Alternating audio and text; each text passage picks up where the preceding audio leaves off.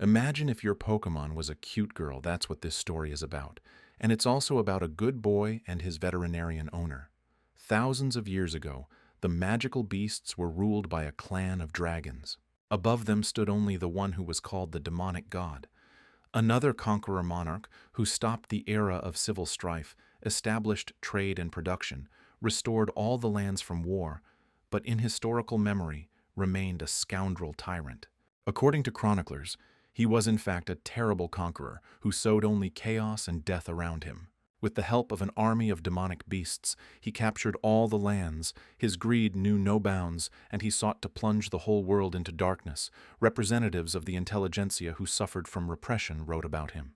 They portrayed him as a real nightmare and a monster who holds the whole world in his tenacious paws, forgetting to mention that he built roads, cities, canals, and other outstanding infrastructure projects. However, the conqueror's reign was short-lived. People rebelled against him, awakening their potential, chroniclers wrote. But in fact, they adopted his methods of warfare. At the dawn of the awakening of spiritual power, some gained the ability to control magical beasts. They began to be called trappers, but even today they are not idle, because wars never end. Riding on their beasts, the most powerful spellcasters constantly repelled the attacks of the dragons. Often battles took place right above the city, and already downed magical beasts fell right onto people's houses if they had not been defeated earlier. Xiao Xinyu, a third-year high school student, simply took refuge in his home when the aerial battle began, and the house began to shake under the blows. The wall collapsed right in front of his eyes, almost burying him in rubble, and then the boy saw something that would forever be etched in his memory. The dragon falling to the ground, a legendary creature whose mere appearance terrifies everyone. Words came from the sky calling for a spirit beast to be bound by blood to the summoner. The fire lion unleashed a second strike to finish off the dragon on the ground, the purple fire instantly killing it. The giant snake's body weakened, and it could no longer hold on to the task, and began to fall down as a limp carcass. Drenched in dragon blood from head to toe, Xiao Xinyu still couldn't believe that he had survived such a mess. That was when he first met the headmaster of the Azure Dragon Academy. Her name was Su Ruin. She landed next to him and deftly jumped off her pink lion. She apologized for the destruction and promised to compensate for the damage on behalf of the academy. After which she walked away with her companions, leaving the guy alone in the dilapidated building. That day, Xiao Xinyu saw the hunters in person for the first time. Before that, he could only watch them on TV screens. Every person in this world dreamed of becoming a beast hunter. For this, it was necessary to pass the exam at the academy and buy a beast. But Xiao did not have enough money. Then, unexpectedly, another terrible demonic beast attacked his stomach, burying its wet nose there. Blue puppy eyes stared at Xiao as if begging for a treat. In appearance, it was the most ordinary dog. Only the mark on the forehead indicated a demonic beast. The dog launched a cuteness attack and began licking the guy's face, clearly asking for cohabitation and friendship. Xiao thought that this little guy had come running here for the dragon or from somewhere else, and he wondered if this dog could be tamed. A similar creature was mentioned in the textbooks, a storm dog. It had a weak bloodline but didn't require much spiritual power, and Xiao thought that he might be able to feed the baby. There were only 3 days left until the national exam, and Xiao didn't have much hope, but he still tried to tame the dog. After that, he immediately rushed to the trapper's shop in Qingfeng City where they lived.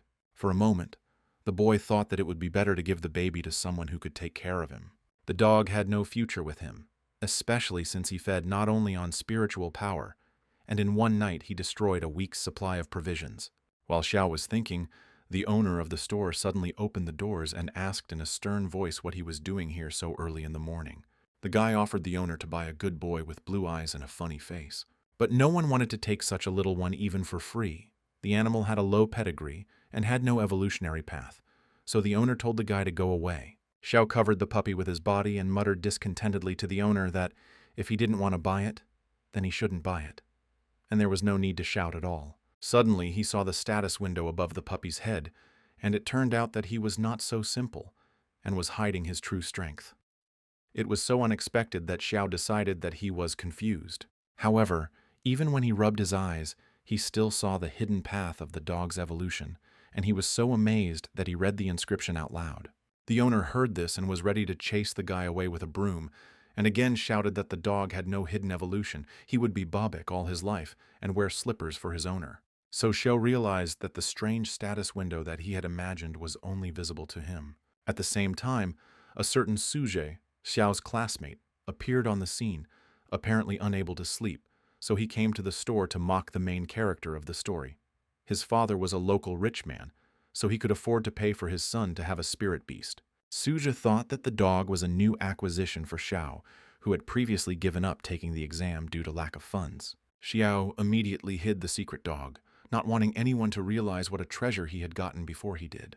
But the rich man's narcissistic son had already realized that it was just a storm dog, which became a new reason for ridicule. Suja laughed loudly and told the boy that he would not have passed the exam even if he had decided to participate, so the bully felt his superiority and this made him very happy. As if that wasn't enough, Suja mentioned Lin, and it was from her words that he learned everything about his classmate. Lin was Xiao's girlfriend, but now she was no longer.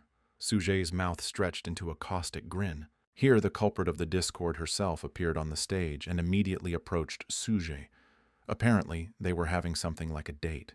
Lin felt awkward, although she was more angry at herself for worrying about being involved with a loser like Xiao, who was still hanging around with mongrels, while the girl herself had long since broken up with him and was dating a rich guy. Xiao did not lose heart and paid them back in the same coin. He said that he broke up with Lin himself, and it was her right to waste her life with a rich idiot, but it was he who helped her when she was at rock bottom.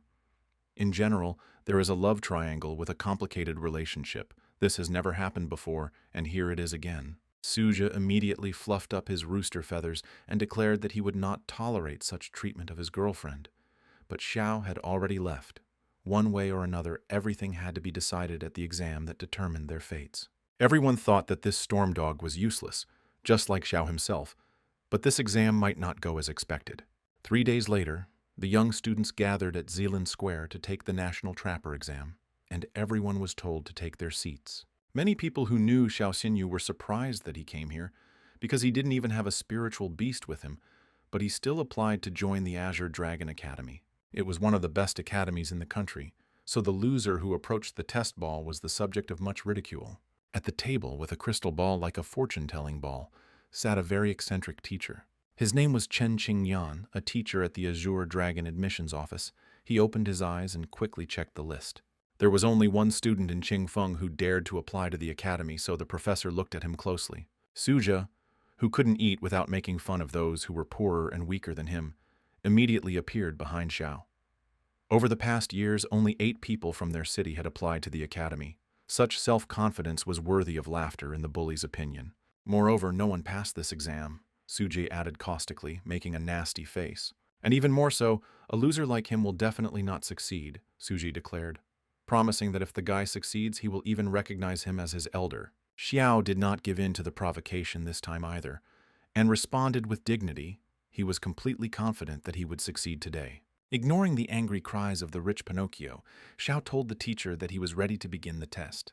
Professor Chen warned the boy that the selection process for the Azure Dragon Academy was very strict, and he risked not getting into anything at all, since he had not indicated other educational institutions in his application. Such self-confidence became another reason for ridicule. Xiao was perceived as an upstart and a braggart. In order to enter the Dragon Academy, one had to score 800 points, and despite this, the guy was determined. He simply believed in himself. The first test was to determine the amount of his spiritual power, and Professor Chen pointed to an amber crystal ball, the kind used by fortune tellers. As soon as he touched it, the ball filled with spiritual power, which it drew from the guy, and began to glow brightly. But the first numbers he showed were not at all impressive. Suji immediately laughed at him, as if he had been expecting this. 300 units, not even close to the threshold. The rest made sarcastic jokes along with him. Professor Chen also looked disappointed. He thought that he had a promising student with character in front of him, but in the end it turned out to be a false impression, and he asked the next one to go.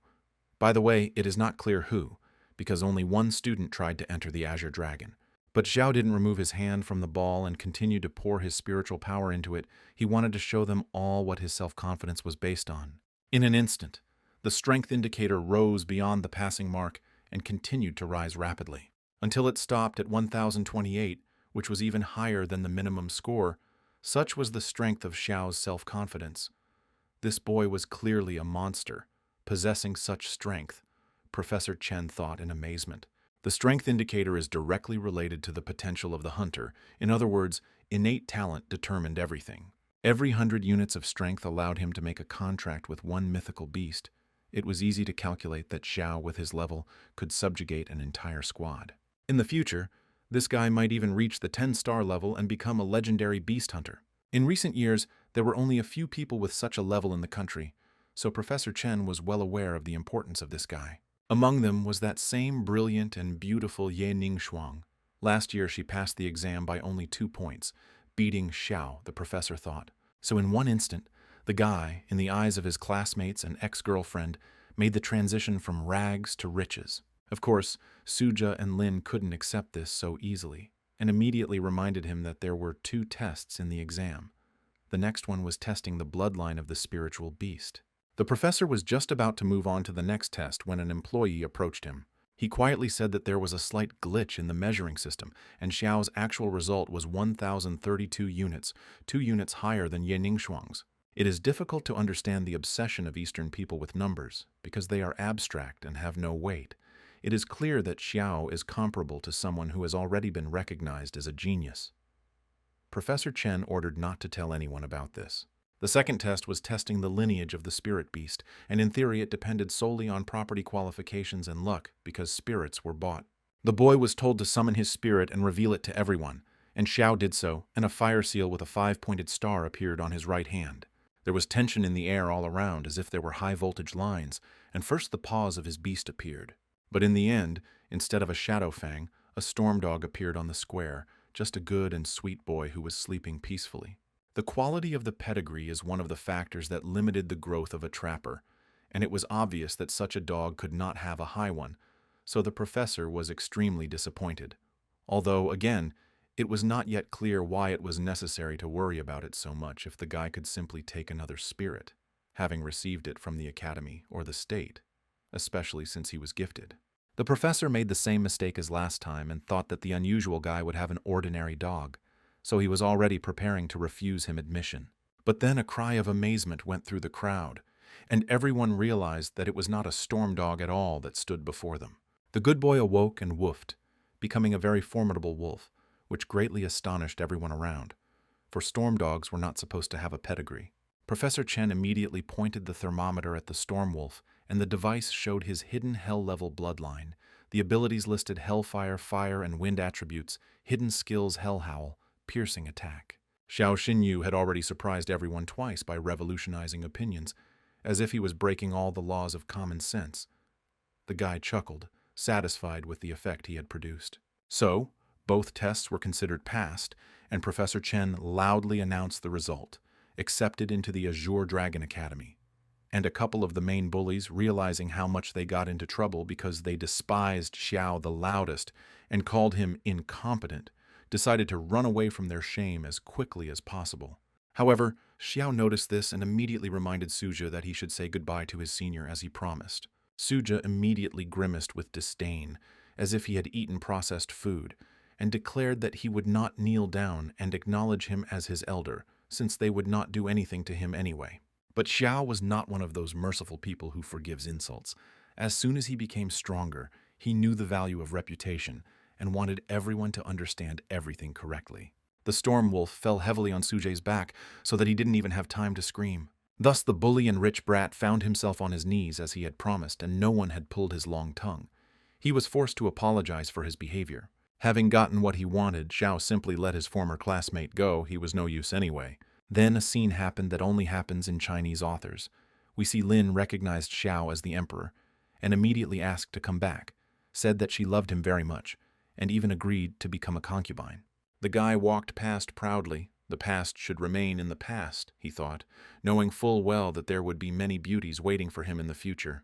Lin continued to humiliate herself and even fell to her knees, begging for forgiveness, thereby cutting off her current game with Suji. Apparently the girl was very desperate, or just stupid. On the way home, Xiao decided to call his sister and tell her the good news. He is now a student at the strongest academy in the country. Pleased with himself, he dialed her number, already imagining how happy she would be. But when they picked up the phone, Xiao heard a terrible scream, after which the signal was cut off, and the guy instantly darkened. The outskirts of Qingfeng City were engulfed in flames. People were running around everywhere looking for their loved ones. All this was happening next to the farmer's market, so there were a lot of people there. One blonde girl hugged the child tightly and, hiding behind a piece of the building, calmed her down, saying that everything would be fine, gently stroking her head. But a wild, huge scorpion had already found them and was expecting to have a great dinner of fresh meat, and thick saliva was dripping from its chelicera. Xiao didn't know what happened. He ran towards the crowd that almost swept him away and looked for his sister. He was roughly pushed in the shoulder countless times, but the boy did not give up. In an instant, he seemed to be at war, with dust and smoke all around, waves of suffocating heat hitting his face, the smell of burning, panicked people running and screaming everywhere, the wounded screaming and calling for help. The cause of disasters and destruction appeared almost immediately. A giant rad scorpion with glowing red eyes. A strong shell, sharp pincers, and a poisonous tail made it a natural-born death machine. Xiao desperately called out to his sister, hoping to shout over all the noise and din that was all around. Then the system appeared before his eyes again and suggested using the Stormwolf skills. Of course, Xiao was ready to use anything, even sell his soul to the devil, just to save his sister. He could already see the poisonous sting moving towards her, threatening to deprive the guy of the only person close to him. Unfortunately, the ability still didn't work, and Zhao didn't understand why. And then he remembered that the director of the Azure Academy, who was sitting on the pink lion, was shouting the words of the spell. And only then was the dragon defeated. It seemed that without stupid theatrical cries of naming abilities, it was impossible to use them. Then the guy decided to try and began to read the words like a spell. The dog turned into a formidable wolf with a cross on his forehead under the influence of these words. As if Xiao had let him off the leash and thrown him into battle, the wolf quickly rushed towards the scorpion. Obeying the master's command, he opened his mouth, in which a monstrous force began to gather. It was like the storm wolf was carrying a compact turbo laser from a star destroyer, because when he fired a volley, the scorpion immediately felt sick. This attack cut the insect in half and protected the girl and child, and the dog immediately returned to its true form.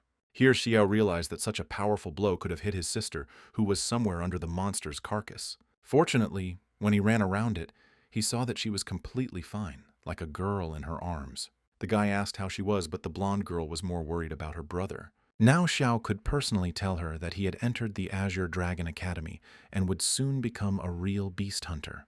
Their touching reunion was interrupted by the storm dog that had done all the work. Xiao introduced his good boy, who was his spirit beast, to his sister. The friend made a woof and extended his paw. This guy knew how to gain trust. I immediately wanted to cuddle him. Once the monster died, the panic on the city streets died down and citizens began to return to find their loved ones. One woman had just returned for her daughter and thanked the guy, mistaking him for a trapper.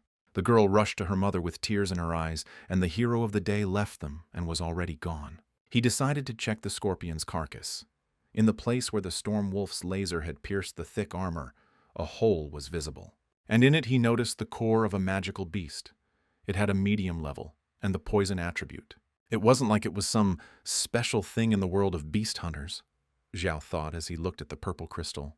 A bad snack was better than nothing, so he immediately gave the core to the storm wolf because it could help him evolve.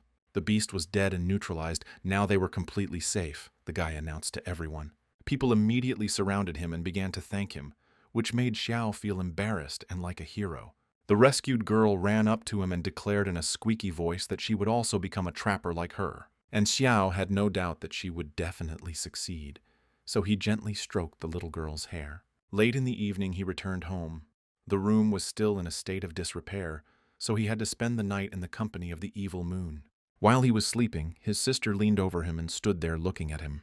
The boy turned over, tossing and turning in bed, and then his sister saw a mark in the form of a dragon on his back and was very surprised. It was so detailed that it seemed like the tiny dragon was living on my brother's skin. The curse of the dragon rune still exists, but the seal of the king's essence was not touched, the sister confirmed to someone on the phone. From which it could be understood that they were not ordinary relatives, and the guy clearly did not have an ordinary fate.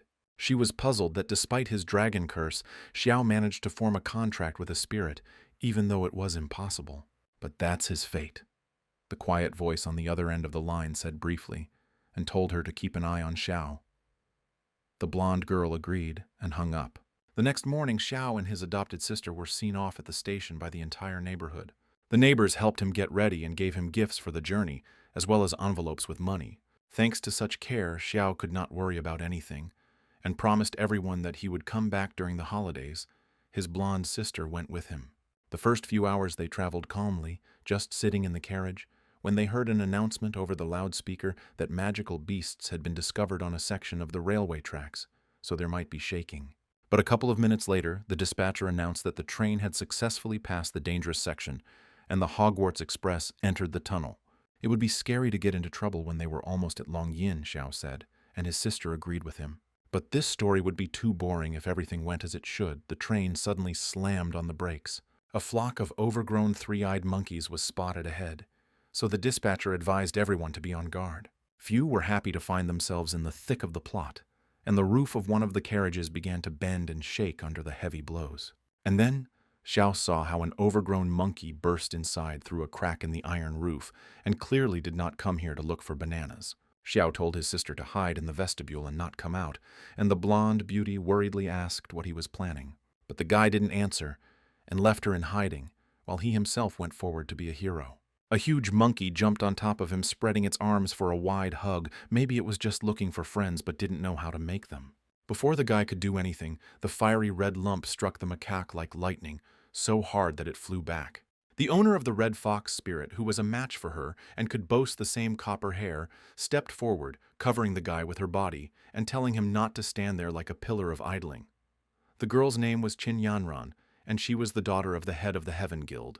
A long staff appeared in her hands, which she wielded quite deftly. Combining attacks with the long pole and the magical fox, Qin began to attack the wild monkey. Xiao stared in amazement at her status, which just popped up in front of his eyes, blocking his view. If you're interested, you can read it. The red beast was a three-tailed fox, small and nimble but very strong. After recognizing the fox and the long pole technique, Xiao realized that the red-haired girl was the daughter of the Heaven Guild master. Xiao heard the civilians screaming that the trapper was here, meaning they were saved, but he still wasn't so sure. The monkey did not come alone, but with a group of relatives. With a terrible roar, another creature jumped into the carriage, and Xiao shouted for everyone to save themselves. The three-eyed monkeys lived in packs, so it was never limited to just one monster, the guy knew. He called his faithful friend and simply a good boy, and he obediently appeared, looking out from his spiritual booth. Although the red-haired girl was a skilled hunter and trapper, there were too many opponents. At some point, Qin herself found herself surrounded by monsters on all sides, and the situation suddenly became dangerous. Xiao acted quickly and decisively. He used the bonds of hell, shouting out the name of the ability loudly, as expected. Thick, magical chains, the nature of which could only be guessed at, bound all the monkeys at once. Qin was saved and now approached the guy. She did not expect that the random fellow traveler also turned out to be a hunter. The girl sincerely thanked him for his help, and the hero modestly, as befits a hero, said that he had done nothing special, and anyone in his place would have done the same. Here Xiao noticed the status of the three-tailed fox.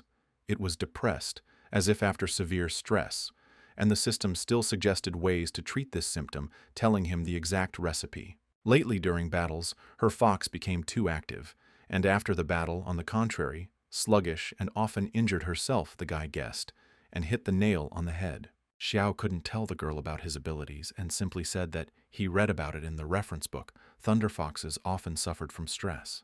Qin was so happy about this advice because now she finally understood why her Xiaoxiao had been acting like this lately, and in joy she slapped the guy on the back, causing him to bend over. The red-haired girl immediately hugged him tightly by the shoulders and declared that now they were friends forever, only she would be the eldest. Sister Xiao, who had already come out of hiding, was quietly watching this scene of friendship. And something in her expression said that she didn't like what was happening, and that the story would be interesting. That's why she immediately stood between her brother and his new acquaintance, putting pressure on him with her outstanding authority, and for this, she even unbuttoned one button on his jacket. She grabbed Xiao's hand and hugged him tightly, saying that he already had one sister and didn't need any others.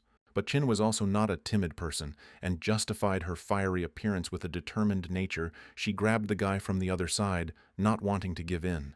The culprit of the discord himself did not know whether to rejoice or cry, and had no idea what to do in such a situation.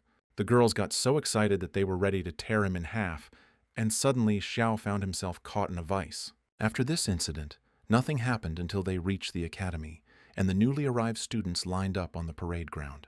The dean of the academy, Lin Kang, and his deputy, Wang Dongsheng, greeted the freshmen on behalf of all the teachers. He asked the students to wait. Their dazzling headmistress would soon arrive. She still remembered saying goodbye to his new acquaintance, and he kept thinking about it. But soon these thoughts were put aside, in anticipation of the real studies he could only dream of. A loud lion's roar filled the entire square and made everyone fall silent. Principal Su Ruyan arrived riding on her pink-winged lion, under the admiring gaze of all the freshmen. The lion flapped his wings, which were clearly nothing more than decoration, since they could not be an anatomical part of him, and came in for a landing. Dean Lin Kang asked the headmistress to say a few words to the students and handed her the microphone. Recognizing the same woman who saved him from the dragon but broke his house, Xiao was amazed. He definitely didn't expect that she would be a big shot at the Azure Dragon Academy. Young and also a beauty, every school should have headmistresses like her. She took the microphone. However, Su Ruyan then showed that she had earned her position not because of her pretty face, but because of it. She told everyone that she didn't care about their background or social status. Everyone had to obey the rules of the academy, and especially highlighted rule number 8. The 8th rule of the academy states that any conflict between academy students is resolved by a duel, according to the rules of God's judgment, a joke. Regardless of who is right and who is wrong, the loser is obliged to take the winner's side. Thus, the cult of strength reigned in the academy. Xiao thought that this rule was reasonable, although harsh. It did not allow the offspring of rich families to use their power in the academy and oppress the weak. But it was difficult to agree with him, because the rich always have advantages, which this system would only increase. However, for especially talented students like Xiao, this rule actually allowed them to easily defend their honor.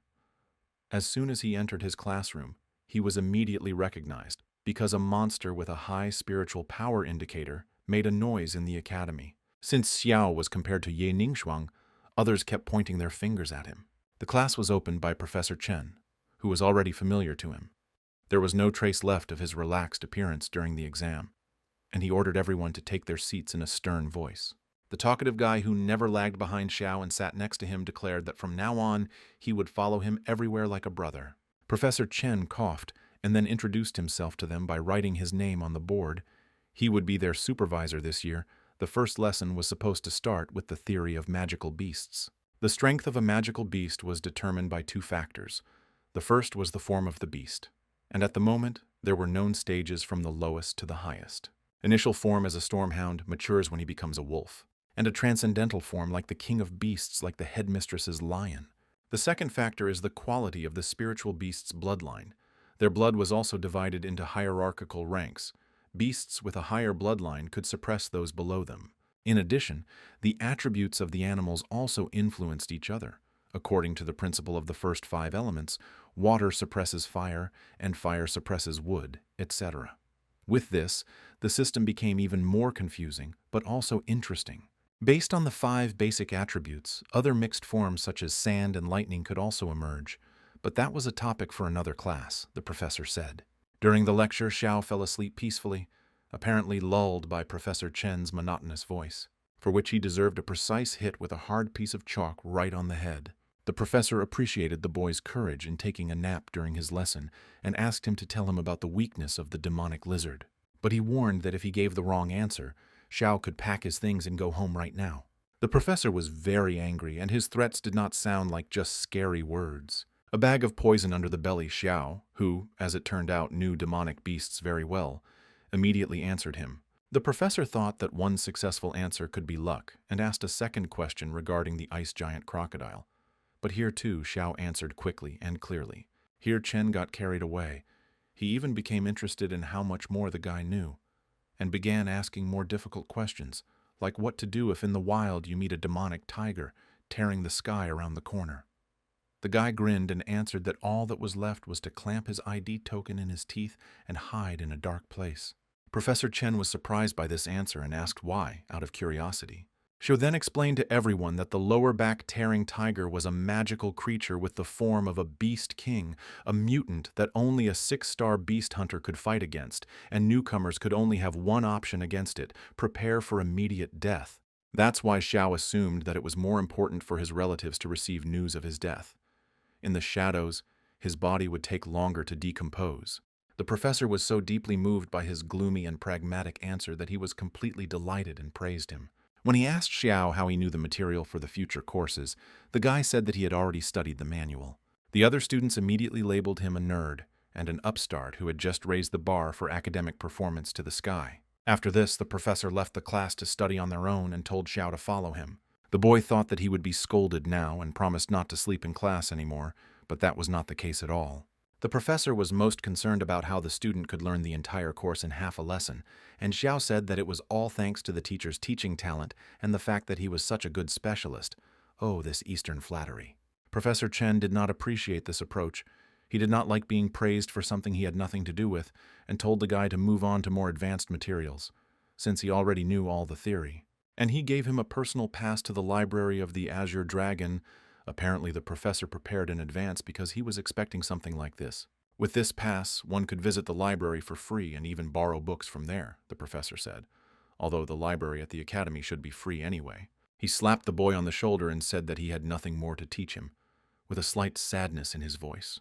The library looked like a completely modern space, with wide halls and high bookshelves. Xiao settled into a quiet corner as usual and surrounded himself with study materials, when a certain Wang Yan, the star son of Vice Dean Wang, burst into the reading room with both feet. It was impossible to just walk in. He would have to make a mess. Those who knew this arrogant bastard, who asserted himself at the expense of weaklings, quickly left the room. The trio of first-year girls huddled together like frightened sparrows, not knowing what to do. Wang Yan reached out to them, clearly with bad intentions, and suggested that the girls stay for some joint activities, but he didn't specify what exactly. The frightened representatives of the fair sex did not appreciate the courtship and, in horror, asked to be let go. At this point, Xiao's patience ran out and he threw the book at the noisy blockhead, since he still wouldn't let him study properly. Wang Yan looked around angrily to see the dead man who dared to attack him, and his followers immediately helpfully pointed out the guy who seemed to not know his place. Xiao made it very clear that he would not tolerate bullying of girls and stood up for them like a true hero whose path always begins with punishing overly expressive bullies. The girl standing behind him warned the hero that he had better not get involved with Wang Yan, who was the son of the deputy dean. Apparently, despite the rules set by the director of the academy, some students still enjoyed privileges. But Xiao didn't worry about this at all. As a true hero, he lived according to his principles and never doubted them, so he didn't care about possible future problems. The bully grimaced contemptuously and ordered the hero to kneel down, kiss his boot, and ask for forgiveness. But Xiao was ruthless. He believed that such people should not reproduce, and immediately made an attempt to cleanse the human gene pool. Wang Yan let out a dying howl like that of an elk in the forest, and he himself fell to his knees after being hit in the most precious place of any guy. His accomplices grimaced, fully sharing the hellish pain and humiliation that their senior comrade was experiencing. Still not having recovered from the blow, Wang Yan began to threaten the hero that the consequences would overtake him immediately, and that he would not leave this library alive. At the same time, the one who called himself the master of the Azure Dragon crawled on the floor like a pathetic worm, holding on to the broken jewel with his hand. At this moment, Principal Su Ruyan entered the reading room with Professor Chen. She was extremely surprised to learn that her academy had another owner. The teachers had arrived when the quarrel began, which meant that one of the students had managed to call them. Su Ruyan didn't particularly like dealing with the conflicts of the brats that kept cropping up in the academy, so she immediately pointed out the 8th rule to everyone: let God's judgment decide everything. To resolve disputes, the academy even had a whole arena. For some reason, the author inserted a picture of the ruins of the Colosseum, because at one time it had ceilings, wooden stands, and fabric awnings for shade. Wang Yan's fighting spirit was a very formidable 6-legged leopard, so the odds for his victory went up, but Xiao was also known as a fiery and talented newcomer. Professor Chen saw hope in the boy, so he kept his eyes on him. Judges and spectators were immediately found for the fight. All formalities were quickly resolved, and the fighters reluctantly shook hands. Wang Yan was determined to smear his opponent into a thin layer all over the arena, to which Xiao suggested that he simply apologize, realizing that the whole quarrel had started over a trifle, but the stakes were already at their highest. Wang Yan immediately summoned his beast, which he called Ice Flame. A six-legged leopard of gray color entered the arena, its snow-white fangs flashing. It was a beast with a legendary bloodline, attributes of ice and wind, skills deep freeze. Any hit would deal additional ice damage, reducing the target's movement speed. He could also summon an ice ball, which would explode into many fragments upon impact. This beast had two attributes instead of one, which made it a very dangerous opponent. Xiao became alert and summoned the Storm Wolf, which he now called Black Fang. This beast looked impressive and beautiful with its thick, jet-black fur. Su Ruyan also watched the fight closely. The Xiao beast interested her. She had never seen such spirits before. This beast most resembled an evolved form of a common storm dog. But everyone thought that a good boy had no path to evolution. Now it turned out that he could become a very good boy, although how Xiao Xinyu achieved this remained a mystery. Wang Yan snorted angrily that he could not be scared by such a show, and began his attack first with a deep freeze. As usual, all the names of the abilities were shouted before the strike, and it was not clear what the basis for this eternal tactical miscalculation was. The leopard swung his front paws, and something like a spell flew from his claws. Xiao responded to this by ordering Black Fang to use rapid dashes. The Black Fang began to jump in a zigzag pattern across the arena and quickly approached Wang Yan like lightning. However, at that moment, Ice Flame jumped on top of the wolf and struck him in the back. Now Black Fang was bound to the arena by ice and could no longer move as quickly. The hellish storm wolf had the attributes of fire and wind, and the six-legged leopard had the attributes of ice and wind, Professor Chen noted. This meant that no opponent had complete dominance with the help of the elements. Wang Yan continued to show off and shout various curses and threats at Xiao, after which he ordered Ice Flame to use Ice Barrage. Even though he had warned of his attack with a shout, the wolf was still caught in it and was completely encased in a block of ice. The tide of battle immediately changed, and Wang Yan laughed triumphantly, confident in his final victory. All he had to do was wait, and the wolf Xiao would simply freeze to death. Everyone watched closely and waited for the hero to respond, but the guy showed no signs of panic or anxiety. Still in a confident voice, Xiao ordered Black Fang to use the dark hunting skill. In an instant, the wolf turned into a puddle of shadow, as if a clot of ink had simply disappeared. This meant that the Xiao beast had not two but three attributes, and the professors immediately took notice of this. Wang Yan was at a loss. He had just been completely victorious. He might have been a disgusting person, but he was still an experienced hunter and had a good command of the tactics of using his leopard. And now he was defeated, having surpassed the pure abilities of the spiritual beast. The wolf jumped out from his shadow, right behind the bully's back. Luckily for him, the leopard managed to react and met the wolf, driving it away from the trapper. Then Black Fang simply returned to his master, the shadow attribute giving him the ability to instantly move around the arena. Claw of Oblivion. Xiao blurted out the name of an ability he hadn't used yet in this fight. Turning into a shadow, the Fang began to attack the leopard since it was impossible to attack the cultivator. Wang Yan shouted at Ice Flame to do something instead of just taking the blows. Su Ruan knew the ability of the Claw of Oblivion. It was given by the attribute of darkness, and when it hit, it would inflict paralysis for a few seconds. It was time to finish, Xiao said, and ordered Black Fang to use his ult. After all, he still had a blindingly bright turbo laser that was impossible to dodge and ignored the target's defense. Having received such damage, the leopard, with strangely drawn paws, as if they were drawn by a neural network, flew away to rest. The winner was determined, and stunned by such a defeat, Wang Yan fell to his knees. He had never lost before, so he could not take the blow well. Su Ruyan also came down to the arena and reminded everyone of what rule number 8 required. It was time to end this farce, she said. Apparently Wang Yan had been an eyesore for a long time, thoroughly annoying everyone with his antics. In front of the headmistress, he had no choice but to kneel. However, he left the arena without submitting to fate, and without admitting his defeat.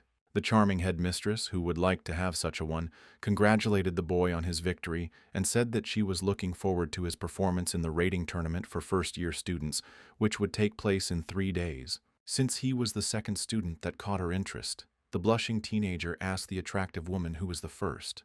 A genius girl with a spiritual power level of over 1,000 points, Yanning Shuang. This was the second time Xiao had heard this name. The first time it came up during the entrance exam. Su Ruan, who was sweet in body and soul, smiled at him again.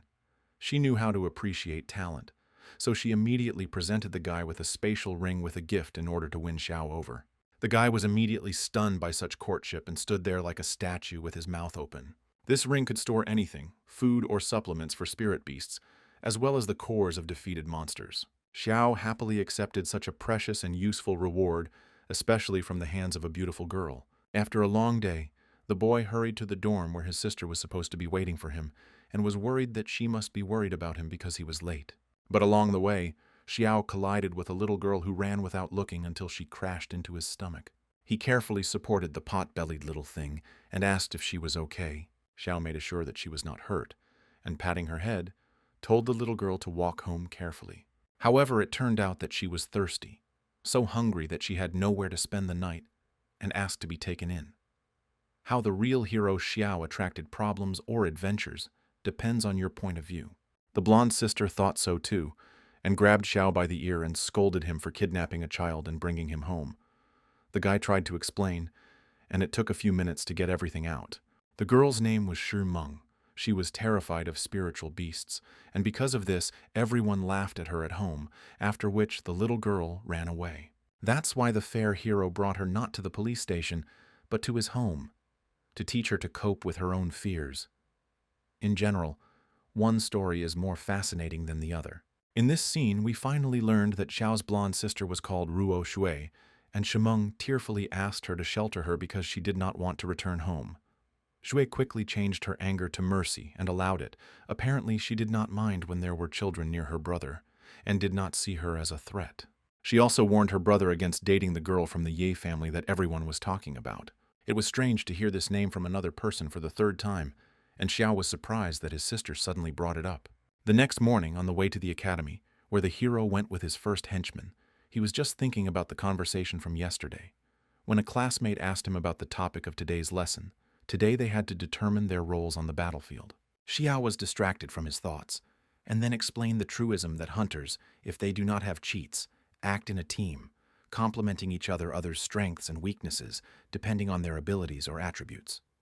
In theory, people were able to gather in larger squads, and even troops, but usually the authors are not able to show such a level of hierarchy. Some trappers had long-range attacks and took up the position of marksmen. Mages had good crowd control skills, which gave them an advantage in group combat.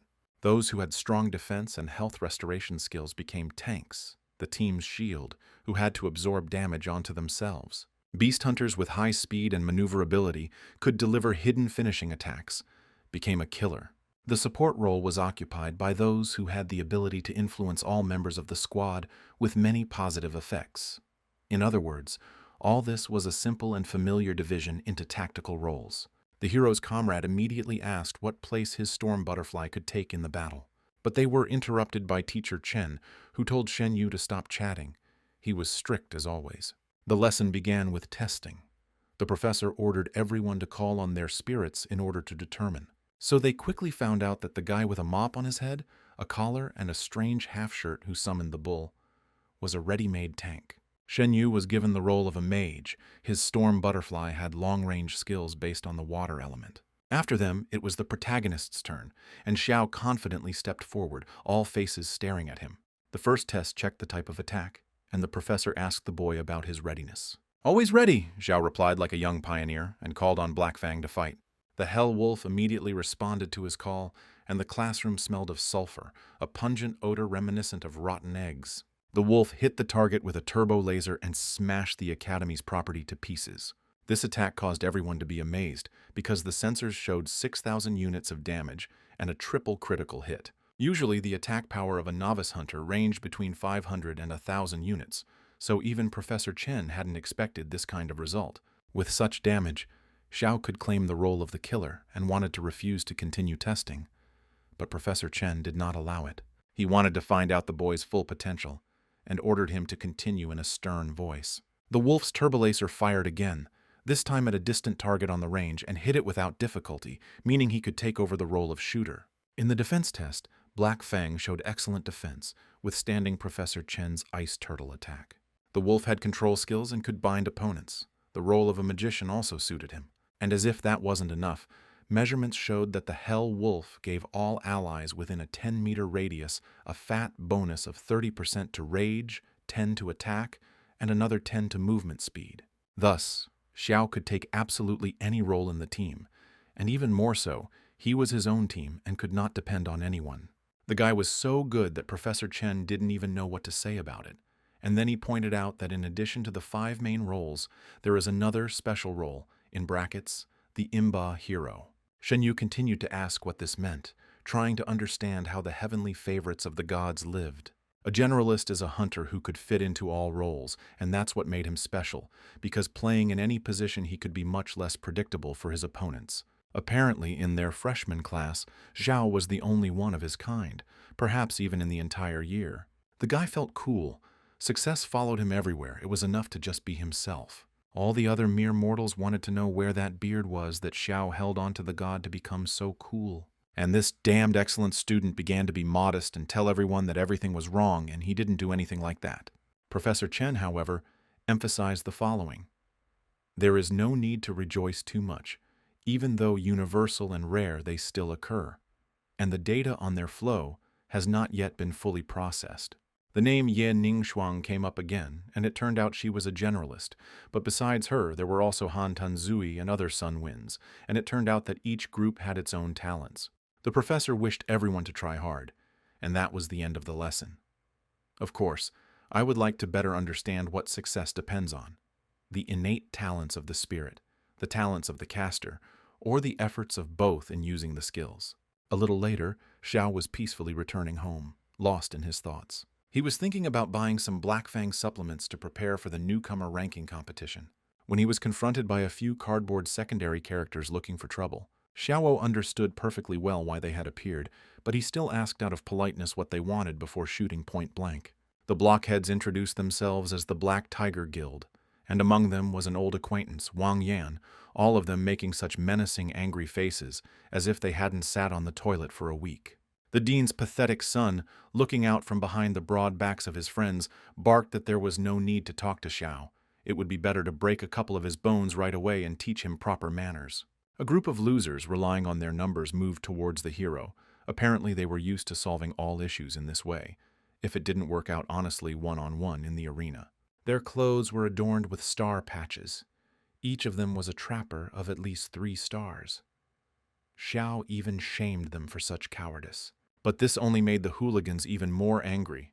They were so pathetic that they were only too happy to curry favor with Wang Yan, whom they called Master. As if on command, the hooligans summoned their spirit beasts. Each had a tiger with different attributes, making them a strong team. The first of the lightning attribute cats rushed at Xiao, but Black Fang quickly reacted to this. Here the hooligans realized that they had not been warned at all about the scale of the problem. The beast Xiao was very strong, and they themselves did not guess that if the guy was weak, Wang Yan would not have called them for help. The wolf, which only appeared to be in its mature form, confronted the thunder tiger in its full form and easily dealt with it.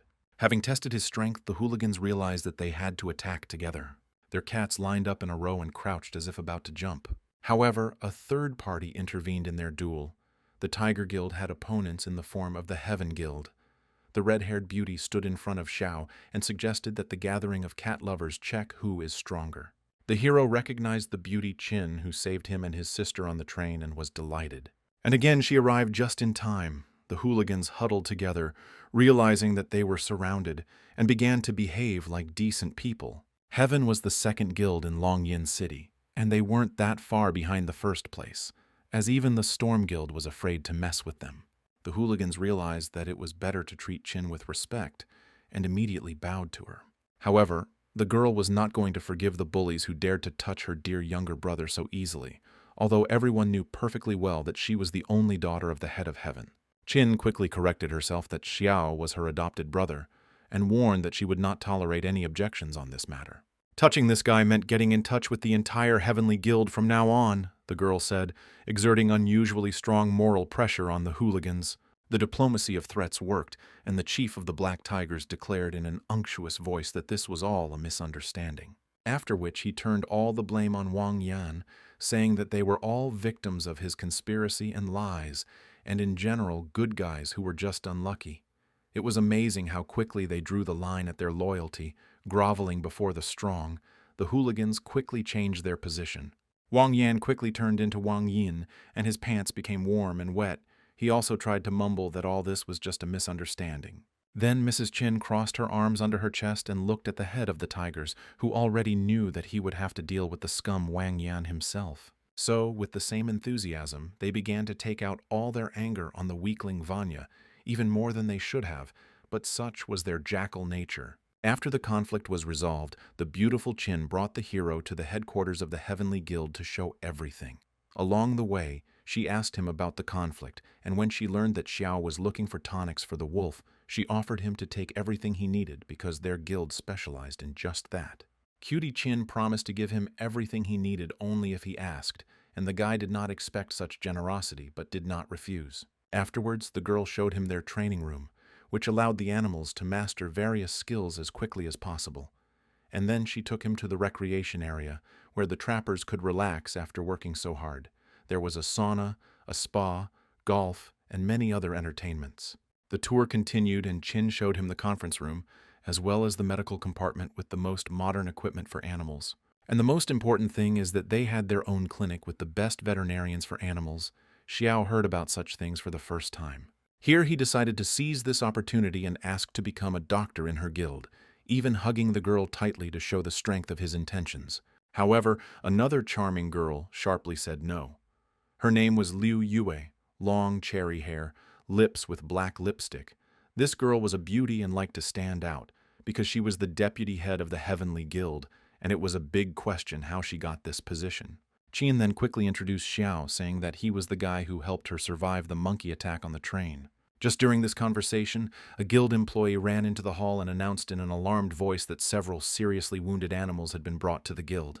However, there were so many of them that there was a shortage of personnel, and something had to be done about it urgently. Liu Yao told him to calm down and asked Yanren to ask other guilds for support. However, according to the assistant, there was no time for this, because the animals were bleeding heavily and could not be stopped. Then the hero stepped forward. He already understood that this adventure was as if waiting for him, and declared that he could help. Rogastiff was wheeled into the operating room on a gurney. Every minute counted, so the doctors were extremely worried. His owner was nearby and begged him to save his beloved animal and simply a good boy. There were many specialists nearby, but no one could stop the bleeding. Clamps did not help either.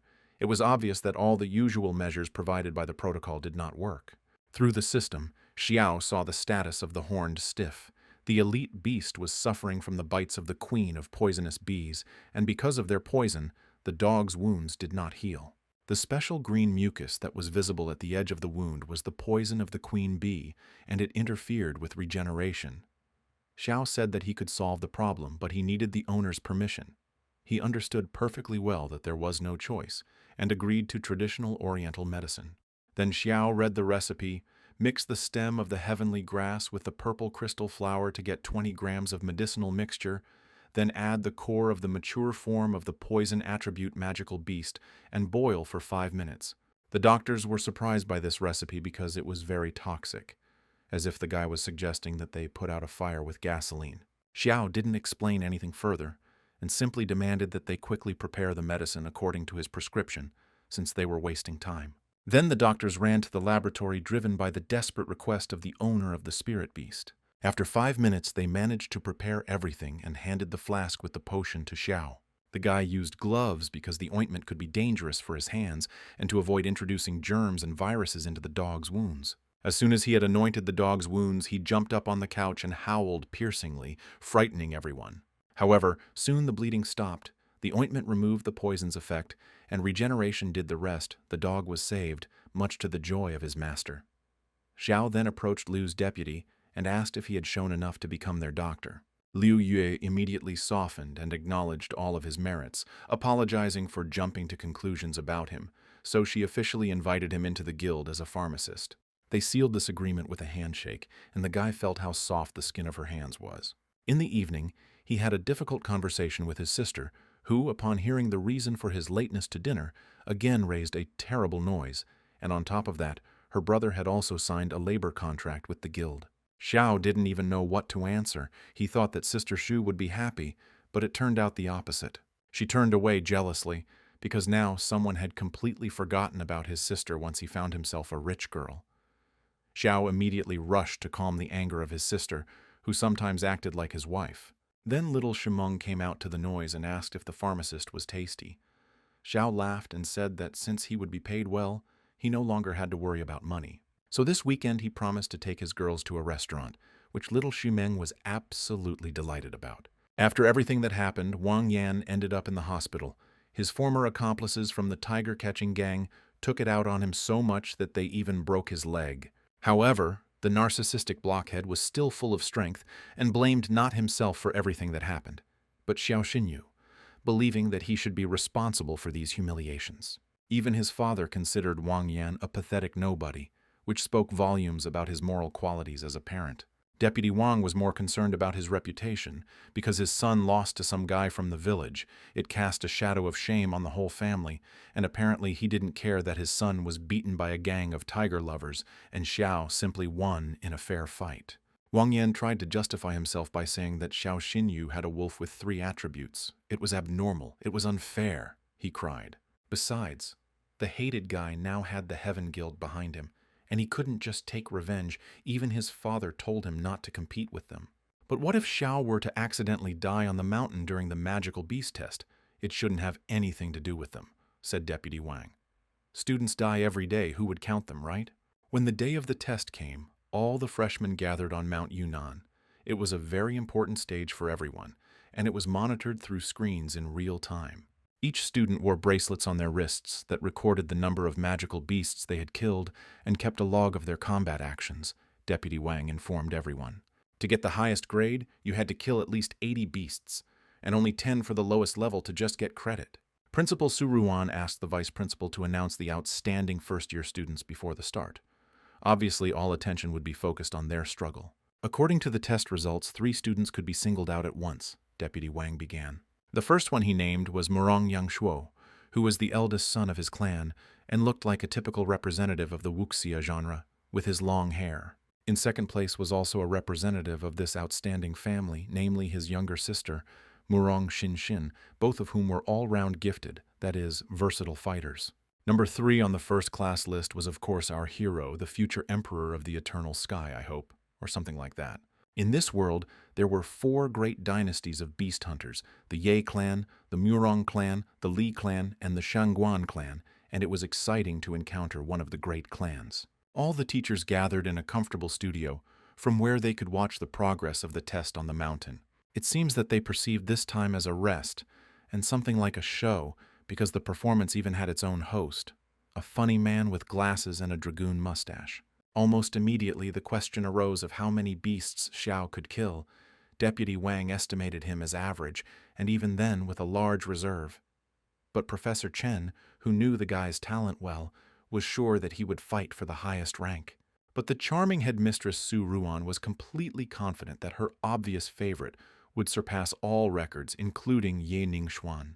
At the signal, the newcomers could begin to enter the zone, and everyone cautiously made their way up the mountain.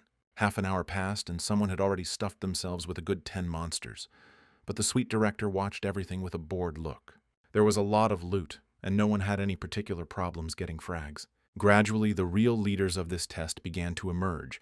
Just an hour after it began, Murong Yangshuo had already killed 43 beasts, which caused a stir among his fans, but perhaps they were simply greedy for his appearance.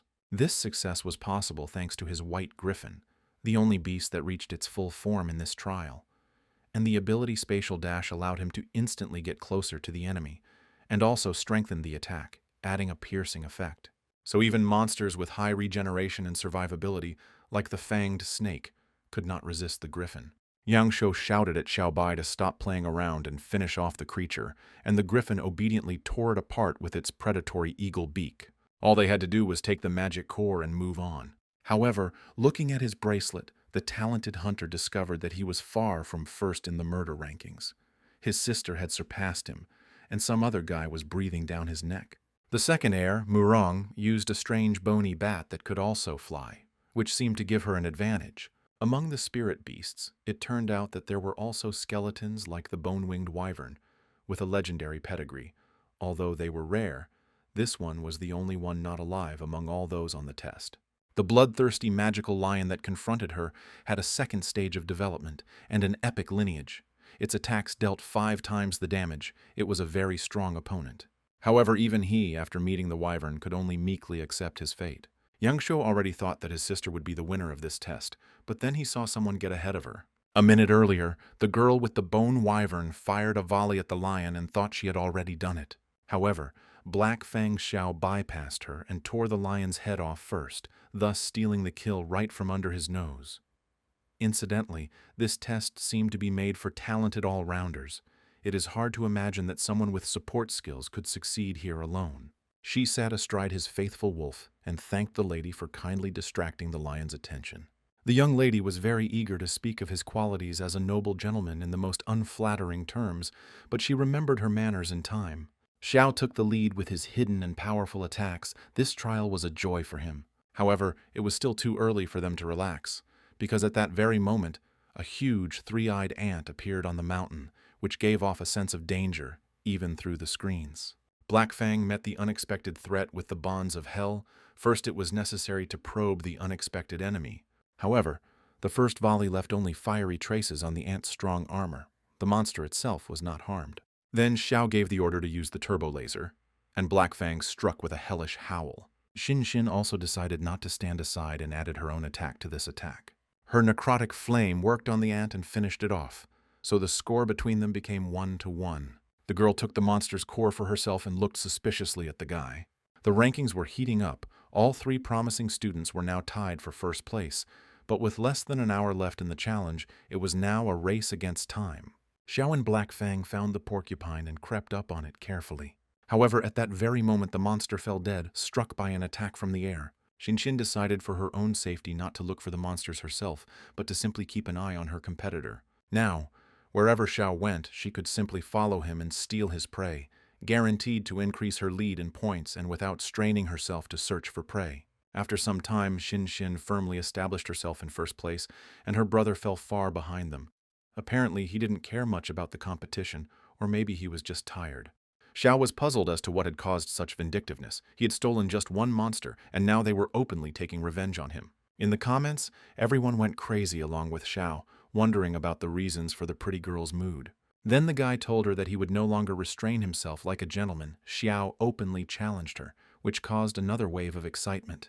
There was less than half an hour left, and it was unclear whether he would be able to catch up with them and surpass Xin. The minutes seemed to stretch into hours, and the confrontation became extremely tense towards the end. Black Fang lunged forward and grabbed some beast before the wyvern could reach it. At the same time, Xinjin actively used her aerial superiority, hunting for flying monsters as well. But before she could hit the bird, a black lightning struck it first, which caused a storm of indignation in the girl. Once again, her prey was stolen from under her nose. There was less than a minute left, and Xiao was sure that Xin would not catch up with him in that time. He was aiming for first place. Here, a wave of indignation washed over him. The scoundrel called him Xin, the only word that a well-bred noble lady could allow herself, so she repeated it over and over again. Xiao was so taken aback by this that he didn't even notice how another magical beast had snuck up on them, wanting to avenge his fallen friends. A furious lion jumped out from its hiding place and destroyed everything in its path. It was a fully developed beast of the 3rd form, which in theory should not have been encountered in the exam. Although Xiao defended himself from his onslaught, he was unable to hold on to the slope and fell into the abyss, right along with Black Fang.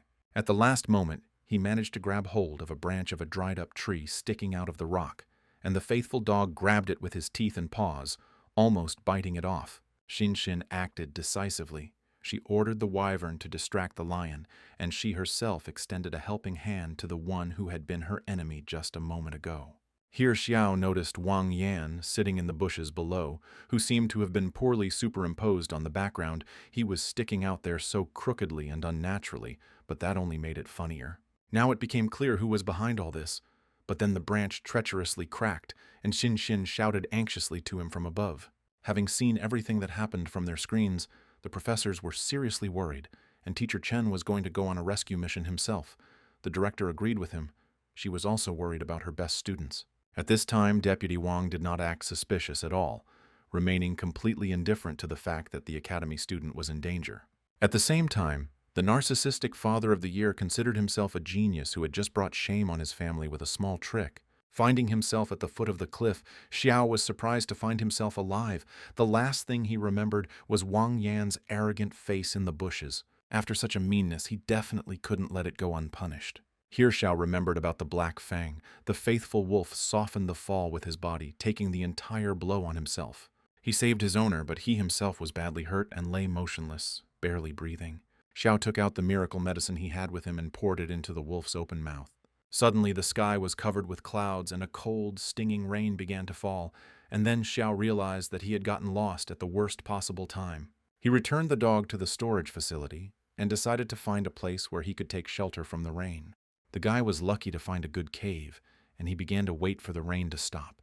Trying to get out in such weather would be too dangerous. The mountains do not forgive mistakes. He did not even notice how two hot coals flashed in the darkness. Xiu knew that his sister must be worried about him, and his rival Xinshin must be worried too. Then he heard a branch crunch and realized that he was not alone in the cave. But it was too late. Someone grabbed him by the throat with a steel grip. "Anyone who saw the Empress's face must die," the long-eared woman hissed mercilessly, and Xiao thought that at least he would die at the hands of the beauty. The status showed that the person in front of him was none other than Kumiho, a nine-tailed fox that had reached the form of the king of beasts. You thought it was just a girl, but no. Spiritual beasts can take on more pleasant forms. As soon as the guy told her about her true nature, the fox recoiled.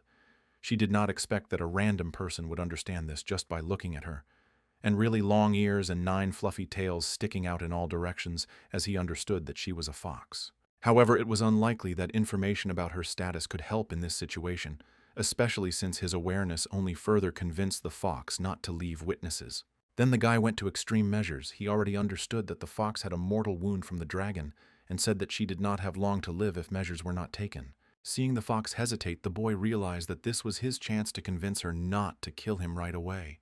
The boy activated the wolf seal on his hand and a bright light hit the fox's face. She let go of him and closed her eyes, as if fearing a blow. But in this way, Xiao was able to free himself. The fox really was sick. She coughed up blood, so his status didn't deceive him. Without proper treatment, she had about half an hour to live. Having received a wound from a purebred dragon, its energy penetrated into the fox, damaging her heart vessels, which caused the reverse flow of blood. Pure-blooded dragons were thought to have gone extinct many years ago, and although the boy didn't understand where he came from, he had to help the fox first.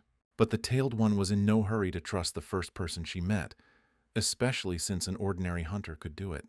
Even if he had correctly identified the reasons, how could an ordinary person heal the wounds of a purebred dragon? The fox asked desperately. Xiao confidently stated that he could cure her, but he had his own condition. Once the fox recovered, she could simply kill him, so he wanted to protect himself and make a contract with her. The proud fox was immediately outraged by such a proposal. The pathetic man seemed to be mocking her by offering to become his servant. However, the guy did not flinch and still considered such a deal possible. She responded to such impudence with another wave of indignation and even rushed towards him. The fox grabbed him by the throat again, ready to tear him apart on the spot.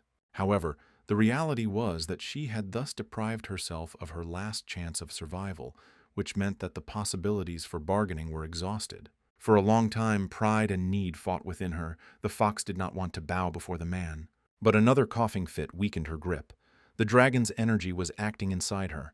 If she didn't conclude the contract now, it would be too late. Under other circumstances, the proud fox would have accepted a martyr's death without complaint, but she still had to complete her sister's task. In the end, gritting her teeth, she gave the man her consent, although she was not particularly happy about it. Xiao hurt his finger and put a seal on the fox. "From now on, it belongs to him," he said as a fire star appeared on the fox's forehead. The fox learned his name and asked if he would heal her now. Of course, the guy was determined to protect such a valuable acquisition that fate had given him, and for this purpose he took off his shirt. It was all part of the treatment, he told the puzzled fox, for the situation was extremely ambiguous. The guy stabbed himself in the chest with a dagger because his blood was needed for treatment, although nothing prevented him from making a neat cut on his arm. But it should have looked less brutal. Pointing to his chest, he ordered the fox to drink his blood from the shallow cut.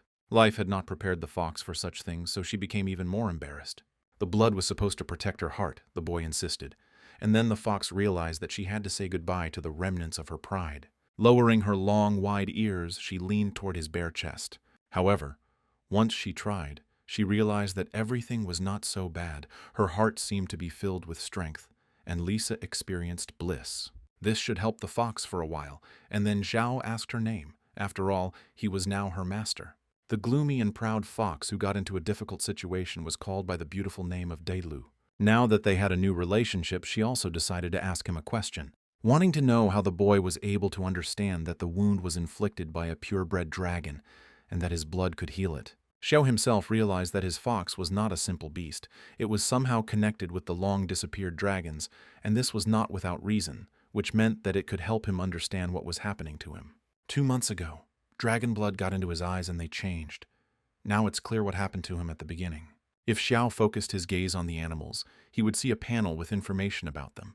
It was through this system that Xiao learned about her wound and the treatment methods. Dailu thought that the boy's eyes were similar to the eyes of the legendary demon god. Rumor had it that they were able to see all the information about any beast, although the guy looked like he was just a mere mortal. Dailu was silent and just looked at him for a while, thinking about it.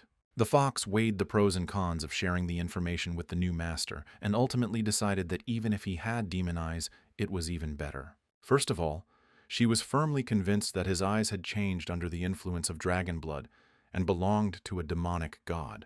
It was definitely not a system like the hero from the books, Dailu stated, although everything Xiao saw looked exactly like it, explaining that it was just a visualization of abilities. However, in addition to visualization, Xiao was also plagued by auditory hallucinations. When he saw the core of the beast, a voice inside told him to lift it because this stone could help the beast to be reborn. The first time it happened was after the Shadow Dragon's attack. It pointed to the crystal that awakened the bloodline of an ordinary good boy. Later, at the Azure Dragon exam, Xiao gave the stone to Stormdog, and he showed himself to be excellent, turning into a storm wolf. Now he thought again, pondering the conditions that made the voice in his head sound. Unfortunately, the couple did not sit comfortably settled in the cave for long. The same lion that had thrown Xiao into the abyss found him again with enviable persistence and attacked them. The lava tiger blocked the exit, so Xiao and Dailu were trapped. He was covered in fire, and the ground melted under his paws as he approached. Before the fire tiger could jump, Dailu threw the master aside, but he still followed him. And when the guy thought that his story was about to end, the tiger suddenly froze in place. Even though Dailu had not yet fully recovered, some wild animal was not a threat to her. The lion-tiger rushed to attack again, this time switching to a new target. He pressed the fox to the ground by force, which angered her because he dared to touch the empress. Then she used her ultimate ability, and the tiger seemed to turn completely to stone. The fox's mental attack worked and drained him, after which the beast fell apart. Now they were safe, but Xiao felt his strength leaving him, and at that very moment he lost consciousness. And then he suddenly saw in front of him a huge dragon that was waiting for the demon's eye in this dimension. It was he who helped the boy's first spiritual beast evolve, and it was thanks to him that Xiao found the awakening blood crystal. It became clear that the kilometer-long dragon coiled in front of him was the mysterious assistant that Xiao had heard. The dragon's blood awakened this ally, but he himself did not know who he was. However, despite this, the mysterious snake was confident that he could make the guy great again. It was funny to hear this from someone who knew nothing about himself. Then the dragon showed the guy his abilities, which he should have already seen, and a status window appeared in front of him. And you could also chat with the dragon, which is what modern technology has brought us to. Now that Xiao had lost consciousness, the dragon decided to appear to him so that they could finally meet. However, their date was not long, and it was already time to wake up, said the dragon, informing that he was always nearby. Xiao woke up in a hospital room and was surprised because he remembered being in the cave before. As soon as he turned around, he saw the charming headmistress and Professor Chen, both of whom were worried about him. According to them, he was found by a rescue team that went out to search when the boy fell into the abyss. And everyone was also surprised that next to the guy they found the body of a tiger lion which was killed in an unclear way. And this raised questions for everyone. Feeling that he couldn't tell everything, the guy simply wrote it off to the fact that he had been unconscious the whole time and didn't remember anything. Su Ruan didn't expect such an answer from him, and she realized that she had been wrong in her assumptions. She promised that the Academy would conduct a thorough investigation and establish the reasons for what happened. In addition, according to the results, Zhao and Xinshin both received the highest rank, setting a new record for the Academy. There should be a rating competition for beginners this weekend. Professor Chen wished the guy to recover quickly and prepare for them. When they left, his new seal lit up on the guy's hand. And then a nine-tailed fox appeared next to him. She returned to his seal so as not to be seen by other people.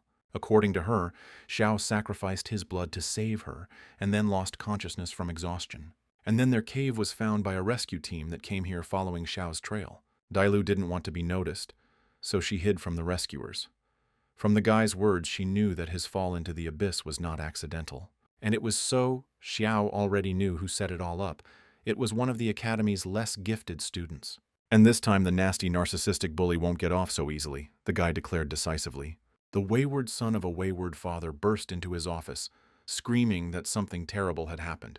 Deputy Wang told him to sit down and calmly state everything. It turned out that information had already spread on social networks that Xiao Xinyu had survived and was feeling well. Wang Yan was sure that they would now get revenge because the Heaven Guild was behind their enemy, although this surprised his father because their involvement in the matter still had to be proven.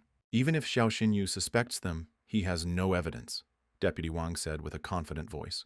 Then the cowardly son timidly asked what they should do next, and Deputy Wang went to the chest of drawers, after which he took out a bottle of poison, which he always kept there on the shelf so that anyone could get to it. And he threw it to his son, as always using him as a bargaining chip, and ordered him to finish what he had started. Late in the evening, Xiao was resting in the dorm when his phone rang. It was his first henchman, Shen Yu, who was very worried about the fate of the hero. He sincerely admired him and promised to help at any moment. Everyone was truly worried about him, and Xiao realized that it was not in vain that he had chosen such a loyal retinue for himself. Here, Shen Yu reported some really important information. The freshman tournament had been postponed, but he was still confident that Brother Xiao would defeat everyone there. The thing is that his disappearance right in the middle of the exam became the most discussed topic, so it was decided to postpone the tournament because a state of emergency was declared and a rescue operation was organized. The freshman tournament was the main event of the Azure Dragon Academy, which was held every year. Participants are divided into teams and randomly placed in the tournament table for fights. The most intense fight is, of course, for a place in the final and 3 prize places. So Shen Yu was looking forward to this event because the future of every participant was at stake. They agreed to meet later and said goodbye. A good result at the tournament early on could attract the attention of the academy and other sponsors, which could provide the financial support Xiao needed. The skills of the beasts depended on the spiritual strength of their master. The stronger the beast, the more spiritual power was required to maintain it and use it in battle. And with the help of the academy's resources, it would be possible to significantly speed up this process, thus avoiding a repeat of the situation where Dailu's skills completely exhausted Xiao. And he needed the fox's power to deal with the damned Wang family. So he absolutely couldn't stand still in his development, Xiao thought, as he lay in bed before going to sleep. Thinking about how to increase the level of spiritual power, he decided to turn to the dragon that lived in the depths of his mind. At that moment, Xiao fell asleep and saw something in front of him that looked like the eye of Sauron. The dragon asked him if he was looking for easy ways, and the guy awkwardly replied that why not, since he was already a cheater. But the dragon had his own conditions. He wanted to return his memories, in exchange promising to help the guy in his goals. Since they could only communicate through deep meditation or special states, which was fraught with risks, the dragon upgraded the system, in general, rolled out an update in the application, and now there is a new panel there. A store tab appeared in which you could buy the necessary items. The dragon promised to give him tasks through the system and reward him with points, which in turn could be exchanged for rewards. For example, one could take a dragon pill, which instantly increased spiritual power tenfold, but after 5 minutes caused weakness. It was a useful thing, but it could only be used at the very end of the battle. The dragon gave the guy a gift on the occasion of the opening of the store. He would have to earn other items himself. It was enough to mentally pronounce the divine panel to activate the system. It sounded extremely funny. At this point, the dragon said that he was done. He was tired and needed to rest, after which he asked not to bother him with trifles. They wished each other a good rest and said goodbye. The next morning, Xiao was ready to rush to class despite his sister's warnings. The freshman tournament was scheduled to take place today, and Xiao wondered if his first henchman was riding after him. Then his eyes fell on a leaf that was carried by the wind, and Xiao took a closer look at its contents. He was wearing a wanted list uniform, and among the especially dangerous criminals for whom a fabulous reward had been assigned was the 9-tailed fox, the very one that had recently become his servant. Xiao stepped aside and called the fox to talk, pressing her against the wall. He had many questions, such as why the imperial family was looking for her, and the proud fox said that she had not hidden anything, he just had not asked her. An imperial search is not some small thing, so you could have warned her about it yourself, Xiao angrily scolded her. Dailu did not pay any attention to his words and offered to give her to him for a reward if that was what he wanted. However, the guy had a different opinion. He hoped that there would be a more trusting relationship between them, and asked to tell him important things in the future. Shangguanlan had put a big reward on her because of one little thing that the fox had taken with her and now showed to the guy after a moment of thought. Xiao stared at the purple crystal in surprise. He didn't know what it was. The dragon's tear, the highest treasure of all, answered Dailu, and in her hands the stone began to shimmer like a diamond. There were 3 great treasures of pure-blooded dragons. One of them was the scale sword, the Dragon King's whiskers, and finally, the dragon's tears. The first 2 were offensive-type artifacts that could be used in battle.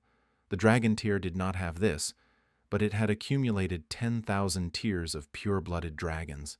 If you use its power, you can reverse time and go back to the past. Hearing this, Xiao's mouth dropped open in amazement. Hundreds of comics and science fiction movies immediately flashed through his mind. He even nervously looked around to see if a time patrol was sneaking up on him.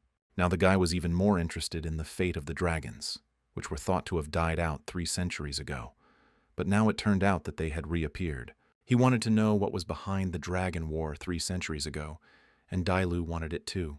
But she was not allowed to finish speaking. Someone called out to Xiao, and the fox quickly hid in the seal. They were Murong's brother and sister, talented, beautiful, and rich heirs of their clan.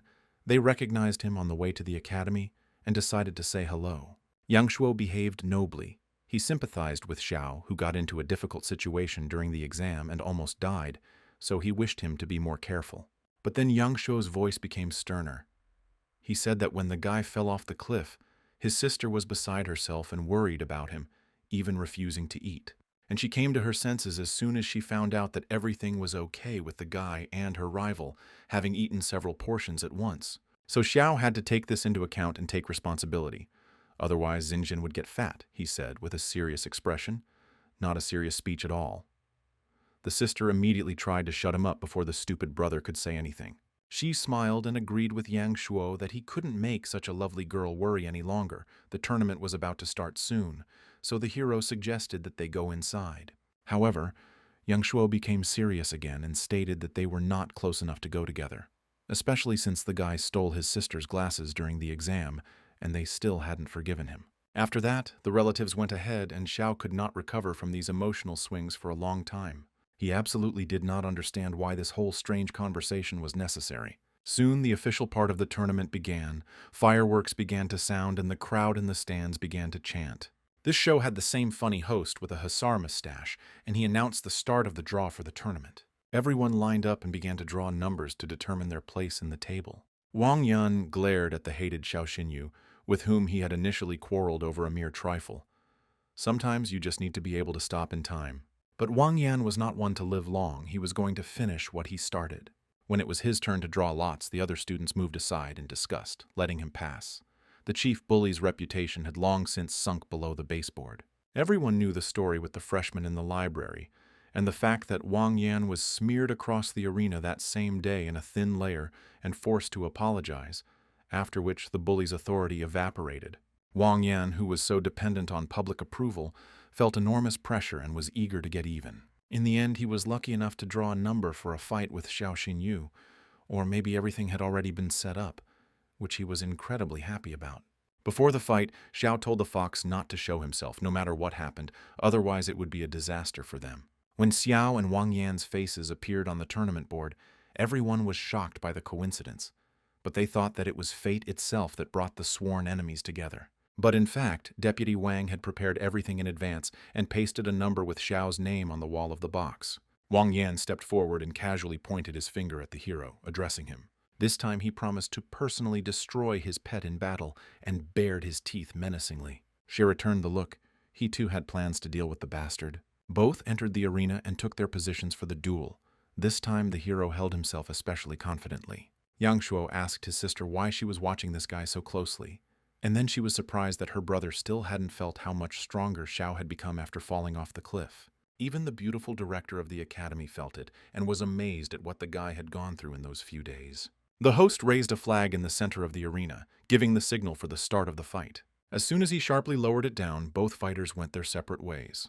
They summoned their beasts, Xiao as usual Black Fang and Wang Yan Ice Flame. Apparently his leopard had recovered from its wounds in the previous battle. All students were shown a board that showed information about the abilities of the animals of both opponents. Xin was the first to notice that there was something wrong with the Storm Wolf's aura. It was much stronger for his cultivation level, although the scanners usually did not make mistakes and gave accurate information. It was more like Xiao was deliberately suppressing the power of his beast in order to use the fight to break through to the next level. The fight began and both animals rushed at each other, colliding in the center of the arena. The leopard tried to get the wolf with his claws, but the wolf was too good at dodging to let that happen to him. Then the leopard fired a volley of ice balls, wanting to seize the initiative in this fight. Its explosion doused the entire arena with cold. However, Black Fang was not harmed. Jumping into his shadow, he attacked the leopard from behind, because he had already seen all these abilities. A hellish howl shattered the arena's foundations, throwing the leopard back and showering him with debris. Everyone saw that Xiao was suppressing the enemy with brute force, and the scales tipped in his favor. Many watched this fight with bated breath, and there was a tense silence in the stands. Waves of cold and heat alternated, so that the presenter no longer knew whether to put on pants or take off his coat. At that moment, Xiao used the Claw of Oblivion, a secret move of the Storm Wolf. A sinister aura, black as night, appeared around him, and the leopard froze in fear of it. The darkness gathered into a clot of ink and struck straight at the six-legged cat. The Claw of Oblivion achieved its goal. Now the leopard could not use his abilities, which meant he was completely unarmed in front of the enemy. However, despite this, Wang Yan did not flinch and shouted that this trick would not work on him twice. Then he threw a blue pill to his beast, and the leopard obediently swallowed it. He even felt sorry that he had such a careless owner. Having gathered his strength, the leopard managed to shoot an ice ball at the enemy again. After that, he surrounded himself with an ice crown, like armor, and could attack without fear of counterattacks. The leopard suddenly became much stronger, and Xiao realized that this beast must have taken a potion that adds strength, but it was prohibited by the rules of the competition. Xiao immediately declared that it was clearly using doping. Then, without wasting any time, Wang Yan unleashed an icy blast on him, covering the entire arena in a crust of ice. His strength was so great that now the Black Fang could not get close to him. The wolf held on, although a hail of sharp fragments swept across his thick skin. Then Wang Yan shouted that he was using an ice hammer. It was necessary to warn the enemy. Suddenly he would not dodge yet. A whole block of ice created from thin air fell onto the arena in the place where the wolf stood. The tide of battle swung in Wang Yan's direction, but everyone had already noticed how unnatural it was. The arrogant scoundrel had already managed to boast that last time he had deliberately given in and not shown his full power. Vice Chief Wang also bragged about his offspring and told the director that his son's talent was comparable to Xiao's. However, Su Ruyan did not become the director for her pretty face, especially since in this situation, even a blind person would notice something was wrong. She already had a premonition of a long and problematic investigation for the reputation of the academy. Both father and son are birds of a feather, she believed. However, the Black Wolf was in trouble now. Although in the last fight he easily avoided the ice with the help of the shadow attribute, now this trick apparently did not work. At this rate, the wolf could not only lose the fight, but also get seriously injured. But it was not by chance that Black Fang killed 100 beasts on the mountain during the exam. Xiao had complete confidence in his pet's abilities. With the help of the Scarlet Flame Lotus, he melted all the ice that was holding him back and was able to move freely again. Wang Yan ordered the leopard to quickly dodge before it was hit by the area attack. But the wolf only filled his lotus with fire even more. There was nowhere to hide from this fire. Such a skill was only available to beasts that had acquired a full form. The boy's boundless talent once again amazed all the teachers at the academy. Wang Yan felt the wolf's strength rapidly growing and felt threatened. He couldn't leave this enemy alive. However, so far the leopard has not managed to break away from the huge fiery flower that has been following him everywhere, devouring the ice from his armor. The tide of battle had turned again, and now Xiao was completely dominating the arena. The hellish lotus blossomed and covered the entire arena, filling it with fire. Under such pressure, the unfortunate leopard felt as if he had found himself in a blast furnace. Eventually, he could no longer move. which meant the end of the fight. And then, in deathly silence, the host with the funny mustache finally announced the winner. After which, joyful jubilation from those who were rooting for Xiao and supporting him was heard from the stands. Everyone turned their attention to the scoreboard. Black Wolf's data had changed. Now it showed his real strength. Xiao had set a new record, which caused increased excitement around his personality. At this time, Wang Yan was completely devastated and broken. He never thought that he could lose twice, even using all the dirty methods.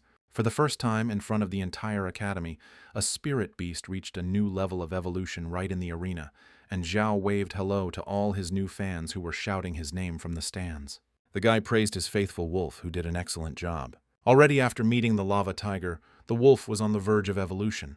After all the battles with many monsters, he accumulated a lot of experience. Xiao used the six-legged leopard to corner the wolf. Then Black Fang, having reached his limit, managed to break through. Then the guy heard arguments from the podium. Deputy Wang was demanding something from the headmistress, and she was answering him dryly. As usual, people of this mindset could not simply accept defeat and continued to scheme even when they were clearly in a weak position. Deputy Wang declared that the dead leopard was proof of a violation of the rules. Surprisingly, the other teachers supported Vice Chief Wang, showing how rotten the academy was, and they said that the violent student should be expelled immediately.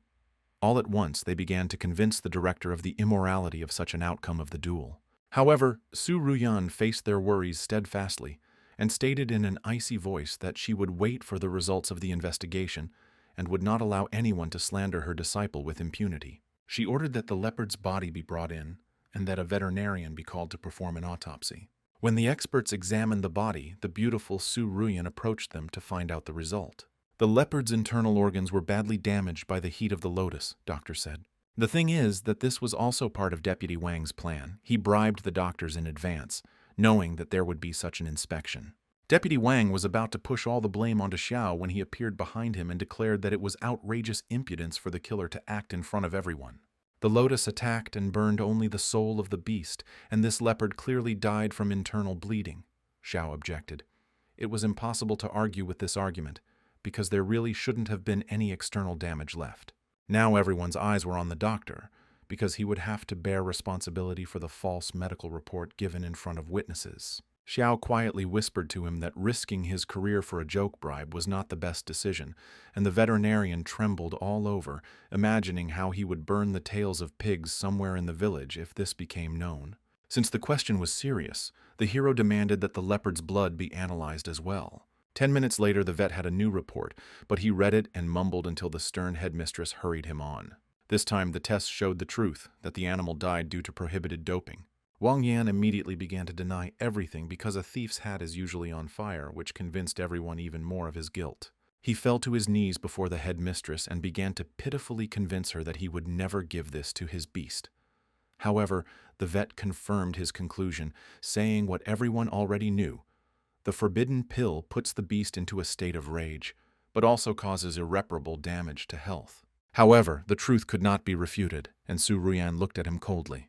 The opinion of all the teachers turned in the opposite direction. Now they were as ready as before to scold the sinking ship of Wang Yan, who begged his father to save him. The deputy did not deny his son's guilt or blame it all on conspiracy and forgery. He suddenly shrank and asked to give his son a second chance.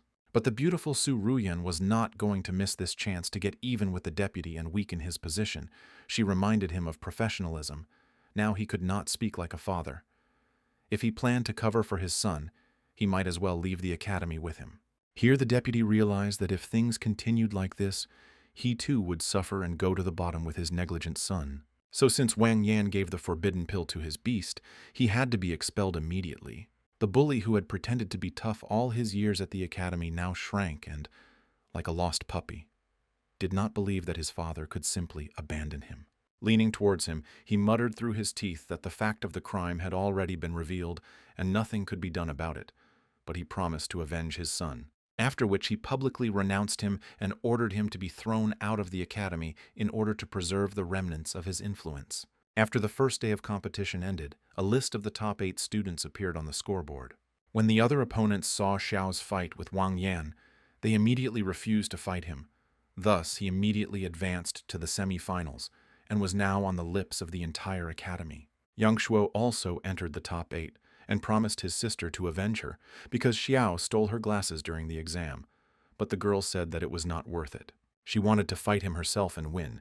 The spirit of true rivalry lived in her. Shen Yu's henchman ran up to the hero to congratulate him on his victory in all the matches of the day. He considered this a great cause for joy and immediately suggested celebrating.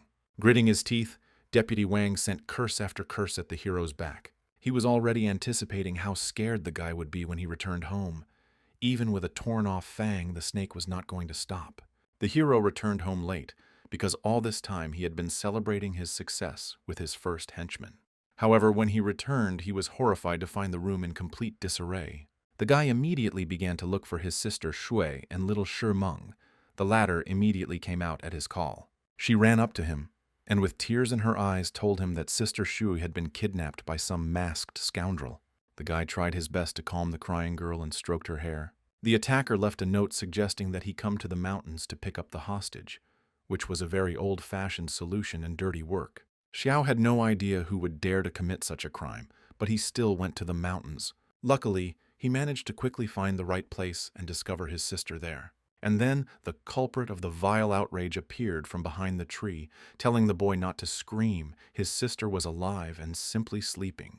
The hero demanded that the hostage be released immediately, but Deputy Wang had not captured the girl for that reason. Xiao didn't have to wonder for long who was behind the kidnapping. He had only one enemy, and that enemy had only one influential relative who wasn't afraid to get his hands dirty. Deputy Wang laughed contentedly and took off his hood, no longer hiding his face, meaning he wasn't going to let the guy go alive. If only he could have such a son, he would make him the strongest hunter in the entire empire, Deputy Wang said with glee, confirming his status as the father of the year. After all, if he were a great father, then Wang Yan would also achieve glory. Life turned out differently, the vile scoundrel said with regret, as if it wasn't all his own fault. He summoned his spirit beast, and a bear with a backpack on its back emerged from the ground. The stone demon bear was armed with a huge hammer and looked very menacing because it had the form of the king of beasts. This beast was constantly in a state of absolute defense and was invulnerable to physical attacks. It could also neutralize any mental attacks, Deputy Wang helpfully explained. Since it was a duel between a one-star beast hunter and a beast king, the scoundrel was completely confident of his victory. However, Xiao asked him not to rejoice too soon, because he had not been pumping up in vain and had kept so many trump cards in himself. This hero knew how to exceed everyone's expectations. But Deputy Wang was not moved by the threats.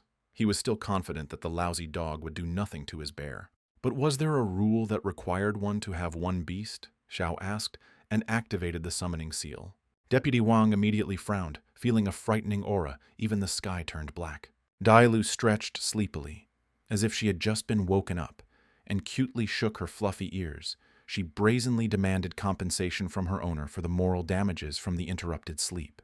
The guy pointed at the bear and ordered her to kill it, after which he promised to let her get some sleep. The fox yawned sweetly again and straightened her shoulders, preparing for battle. Deputy Wang was shaking all over and was covered in sweat. He already felt that he was about to fight a real monster and needed to act proactively. The bear swung his hammer and rushed into the attack without further ado. However, he froze right in front of the nine-tailed fox as soon as she waved her hand.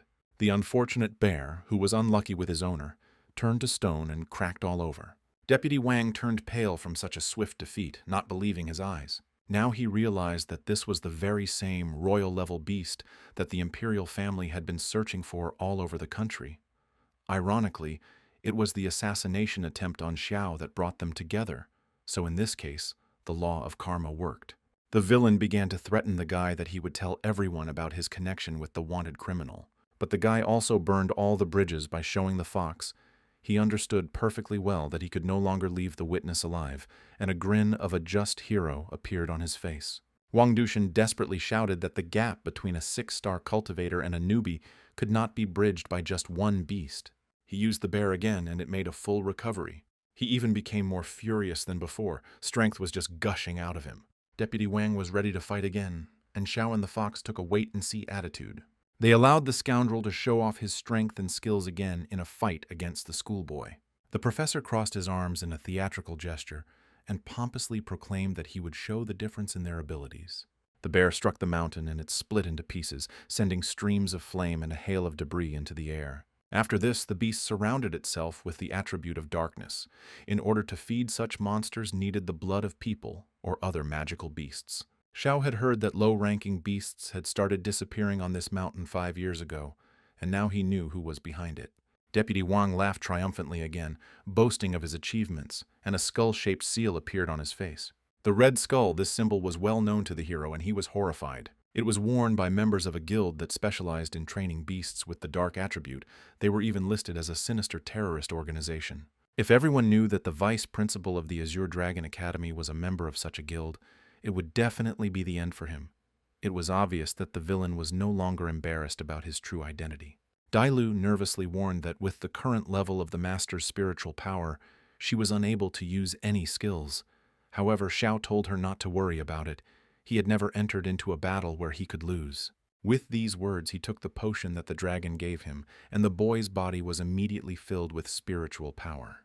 The villain Van did not wait for the hero to complete his preparations and ordered the bear to attack. Xiao made a gesture, and Dailu understood everything without words, preparing to meet the enemy. The menacing bear was quickly approaching, overwhelming with its appearance and mass alone. Xiao used the bloody gaze skill, and the fox took on its battle form, becoming a beast. Then she looked up at the sky and began to howl, directing her power there. And then a huge divine-like eye appeared over the mountain. This eye directed rays of goodness towards the bloody bear and pierced its armor. Mishka growled in pain and found himself completely defenseless against such an attack. Deputy Wang was also injured, but he had no intention of dying.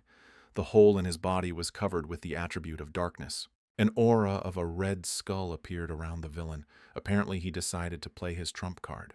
Xiao managed to escape, and the self-destruction spell did not affect him.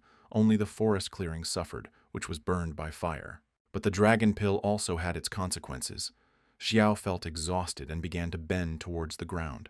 The last thing he saw was the fox's worried face. Just like last time he lost consciousness due to using her abilities, Dailu hit him on the cheek several times, but the boy never woke up. However, someone suddenly grabbed Dayla and squeezed her throat so hard, so quickly, that she didn't even have time to react. Sister Zhui came to her senses and apparently quite misunderstood what she saw in front of her. Or maybe she was just jealously protecting her brother from all possible attractive competitors.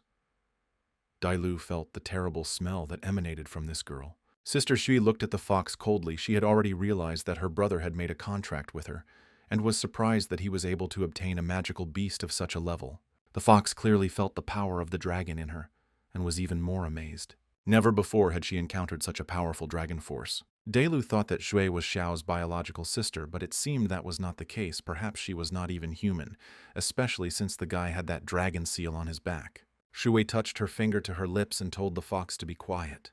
She doesn't need to know everything, the blonde girl said quietly. Having clearly explained who the main concubine in this harem was, Jue released the fox. Now she was playing the role of Sister Shu, and that was enough. She leaned over the guy and looked at his face. To help him regain consciousness, Wei touched her brother's chest and transferred some of her powers. Dailu was worried about whether everything was okay with her master, because her life depended on it. But Shui had already realized that the guy had simply taken a medicine that increased his spiritual power and was now experiencing side effects. The guy will be fine, but he needed about 3 days to recover. When the first aid was finished, Shui walked to the edge of the cliff, after which she began to sing in a special way, filling her singing with spiritual power.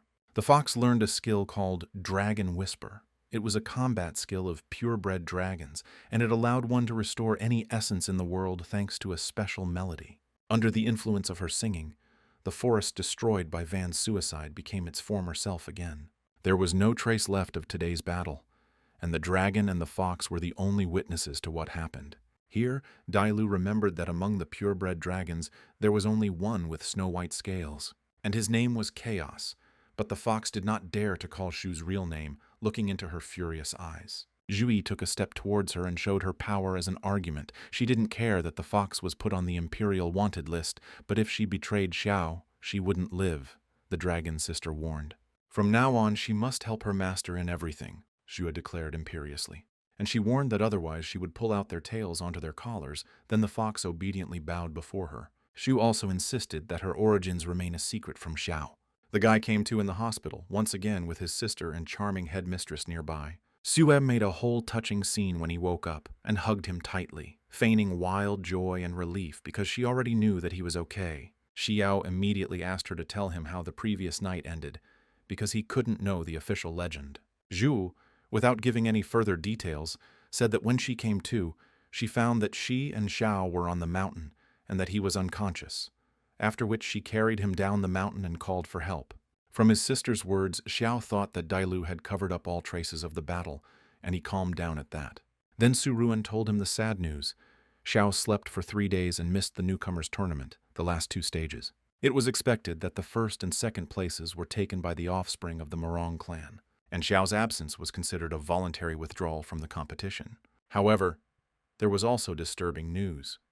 3 days ago, Deputy Wang went missing. Considering that all this happened at the same time, it was difficult not to suspect a connection between them.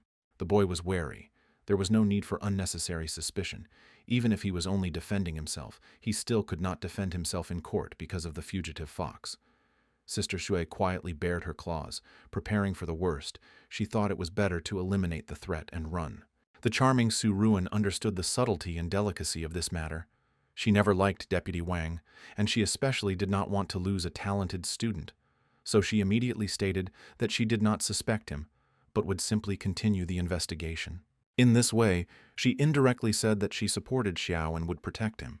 However, the lovely Su Ruan came here not only to check on his condition, but also to report about the supernova competition. This is a major event, organized jointly by the best academies in the country, with the top 3 participants from each side. Of course, Yanning Xuan was definitely considered the most talented of them all, but in last year's competition, she unexpectedly lost to Li Mucheng from the White Tiger Academy. That's why the beautiful headmistress wanted the boy to become one of the 3 representatives at this competition and restore the honor of the academy. For the guy, this should also be a great opportunity to make up for what he missed in the ranking tournament. Xiao was surprised by such an offer, right on his hospital bed, especially since he didn't even know the rules of the competition. Su Ruan told him that in order to participate, one needed to have at least 2 battle beasts, and the beast hunter himself had to be at the 2nd star level, so Xiao had nothing to worry about. There was still about a month left before the competition, and the charming Su Ruan assured the student that he would have time to qualify.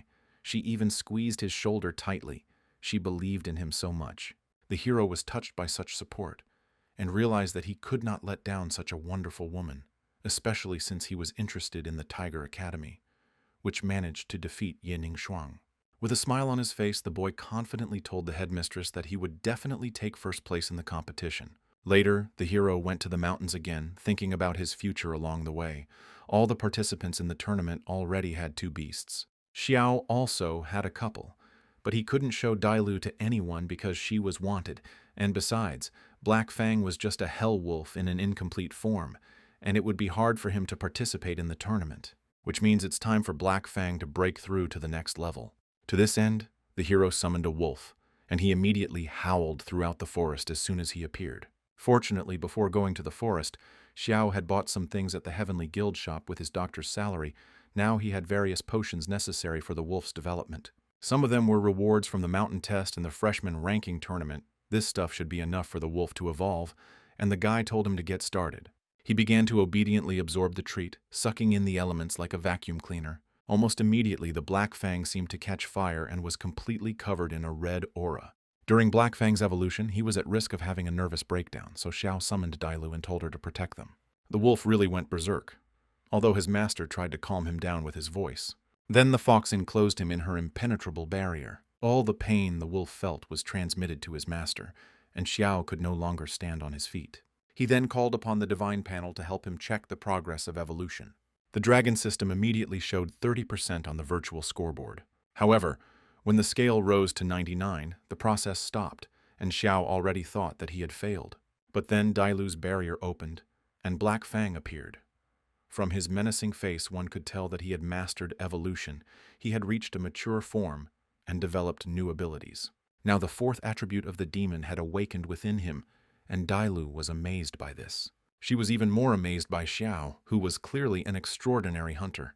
The guy hugged his shaggy friend, who had become even stronger, and now it was possible to conclude a contract with a new beast.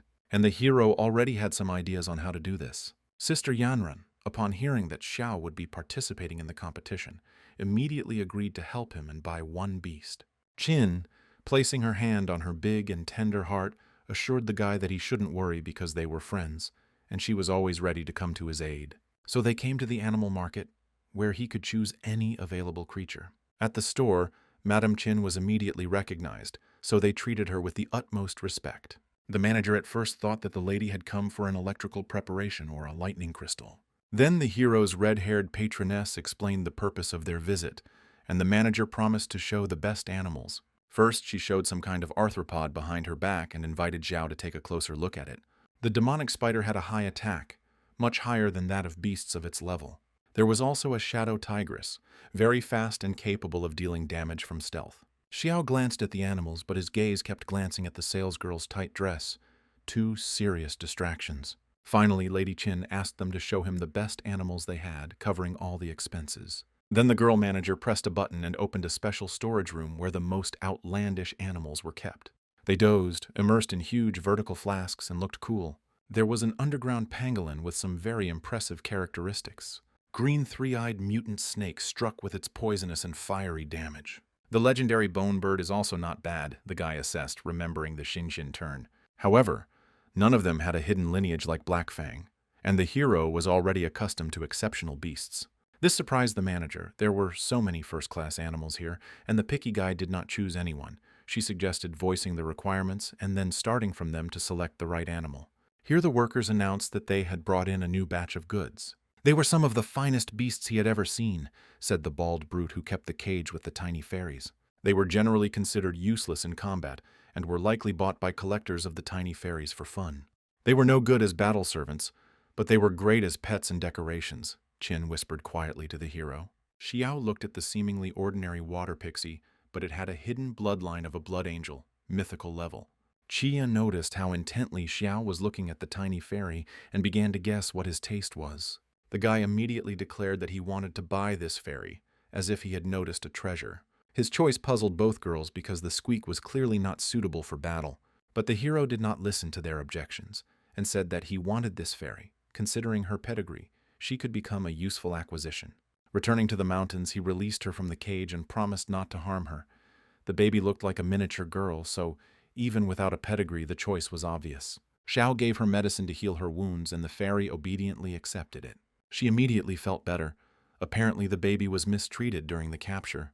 The guy asked if she would agree to become his spiritual beast, even if he had the opportunity. He did not want to force the spiritual being. The fairy thought, even though they had only known each other for a short time, this man was the only one who treated her well and respectfully. She fluttered onto his palm like a hummingbird, which could have meant a sign of consent, and Xiao was delighted. By giving their blood to the fairy, they made a spiritual contract and were now bound by strong bonds. Now that they had made a bloody contract, it meant the fairy recognized him as the master. As Xiao expected, the connection after the contract became deeper, and now he understood the fairy without words. Especially for this little one, he got hold of a bloodline awakening crystal. If she eats it, she will be able to evolve. The fairy reached out to the crystal, which resembled pieces of sugar candy, after which she began to devour it with both cheeks until she felt something piercing her from the inside. Her awakening began and the baby began to shake all over, fluttering in the air. Xiao asked her to be patient a little longer. He saw how she was progressing. And when it ended, there was a real release of power that echoed through the forest with a deafening clap.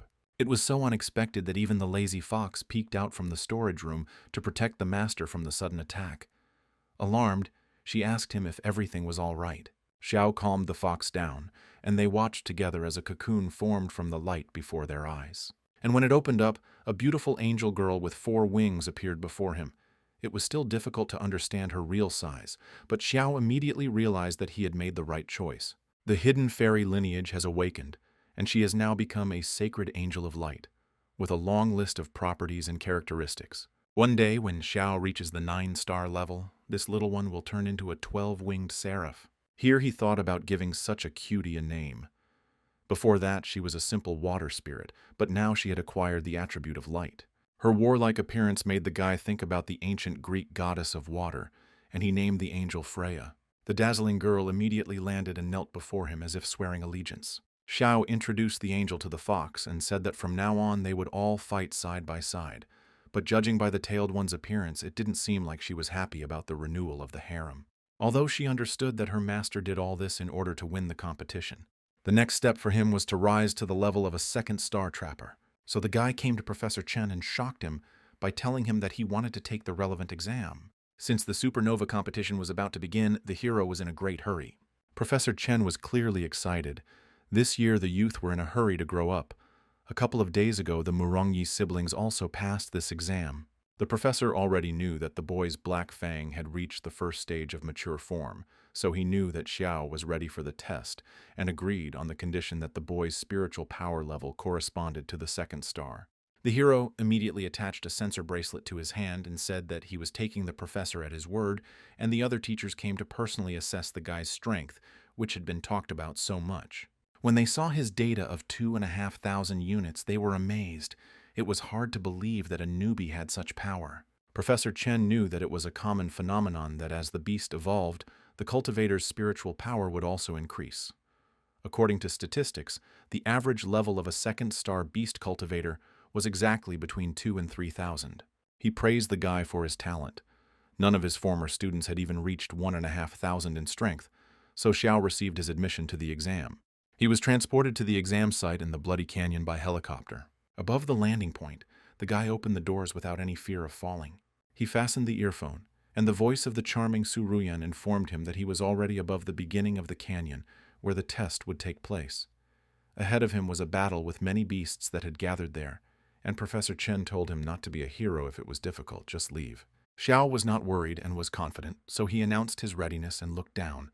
The exam was considered passed if he reached the exit of the canyon. The teachers monitored his progress on the screens. Xiu saw the green light and jumped down towards the whistling wind and the gaping canyon. When the boy entered the crevice, Professor Chen reported it to the director. First, the hero had to fight the iron-toothed crocodiles that guarded the entrance and lazily slept at the bottom. Then he had to fight the blood demon spiders that lived in the demon cave, among which there might be rare specimens of the third stage of mature form. Creepy, vile, extremely unfriendly creatures that were very difficult to deal with.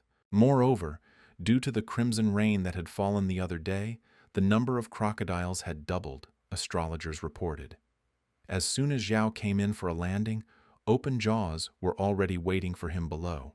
The iron-toothed crocodile was armored and had sharp teeth, as you might guess. They saw a man coming to land and were delighted, thinking that someone had ordered dinner delivery.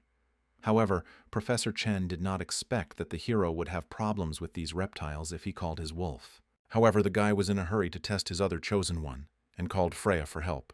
He was immediately surrounded by an attribute of light that gave visibility of what was happening at the bottom of the canyon.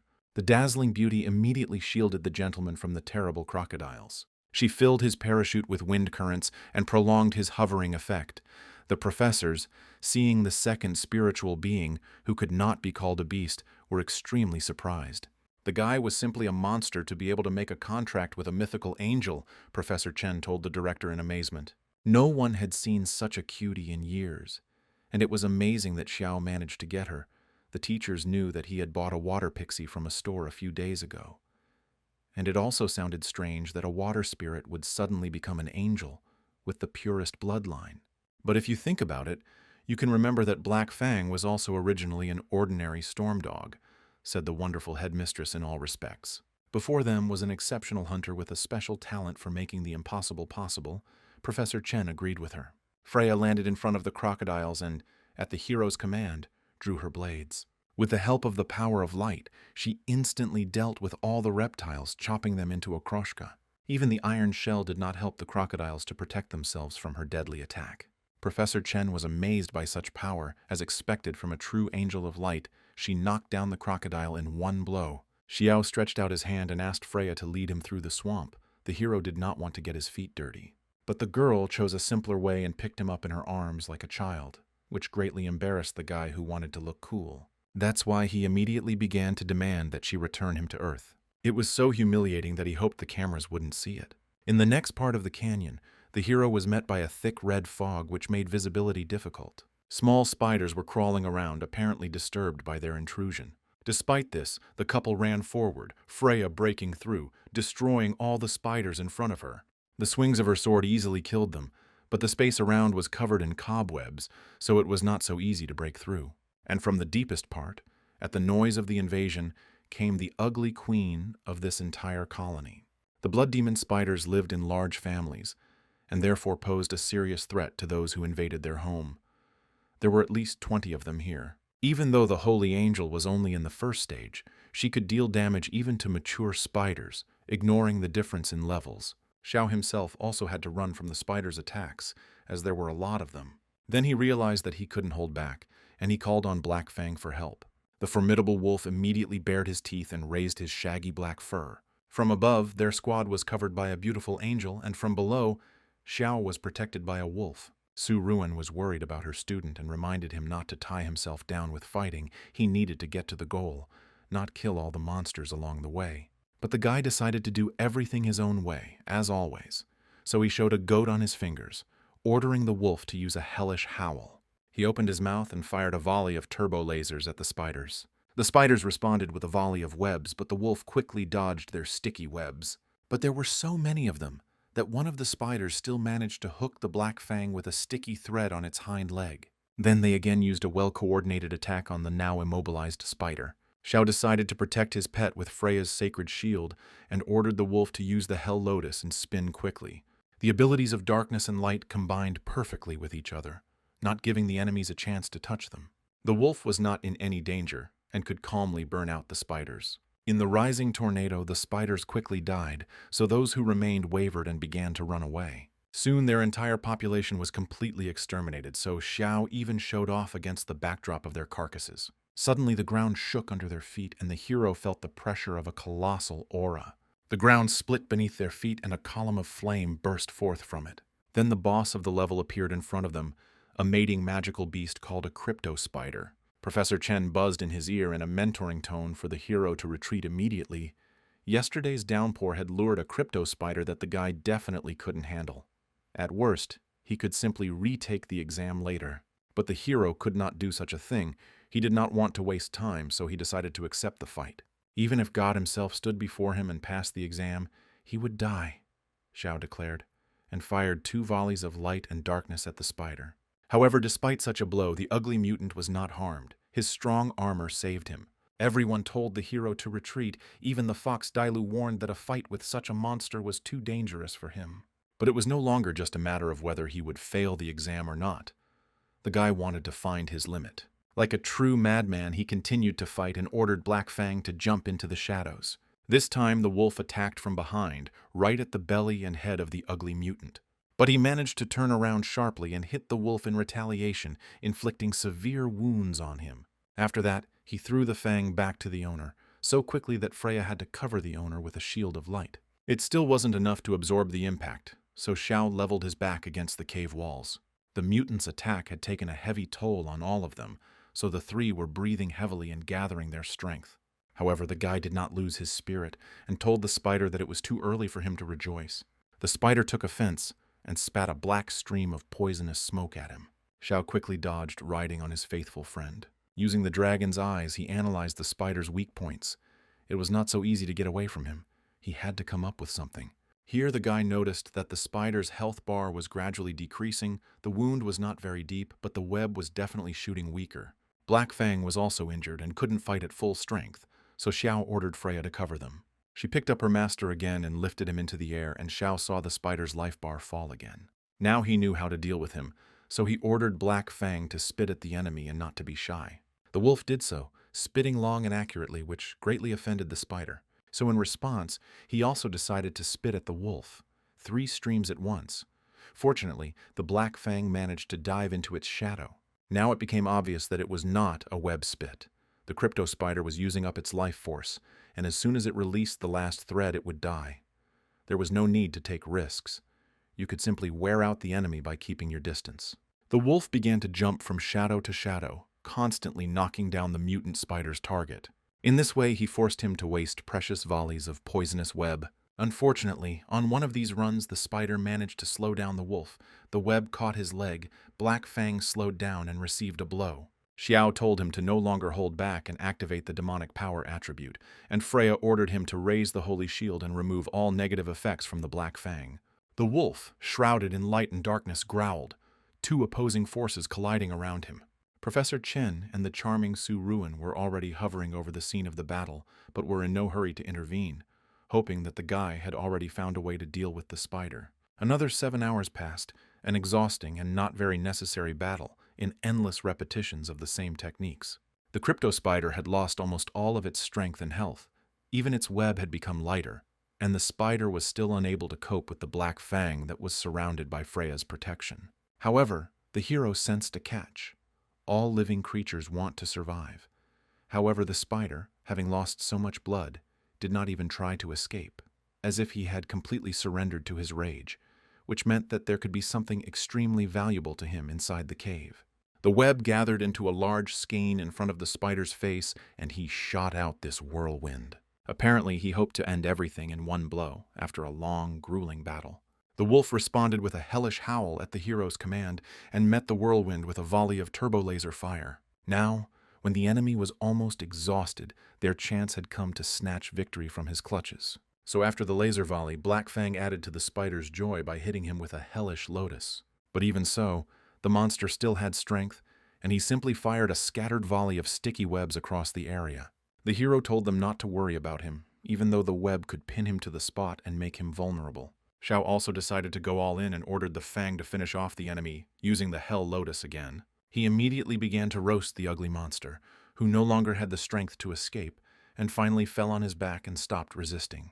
The job was done, and Xiao praised everyone for their good work. It was high time to find out what this monster so desperately defended at the cost of his life deep in the cave. And they went inside, no longer afraid of meeting monsters there. Before the hero could go any deeper, a transmitter crackled in his ear, and Professor Chen ordered him to leave, warning that even a dead spider could move.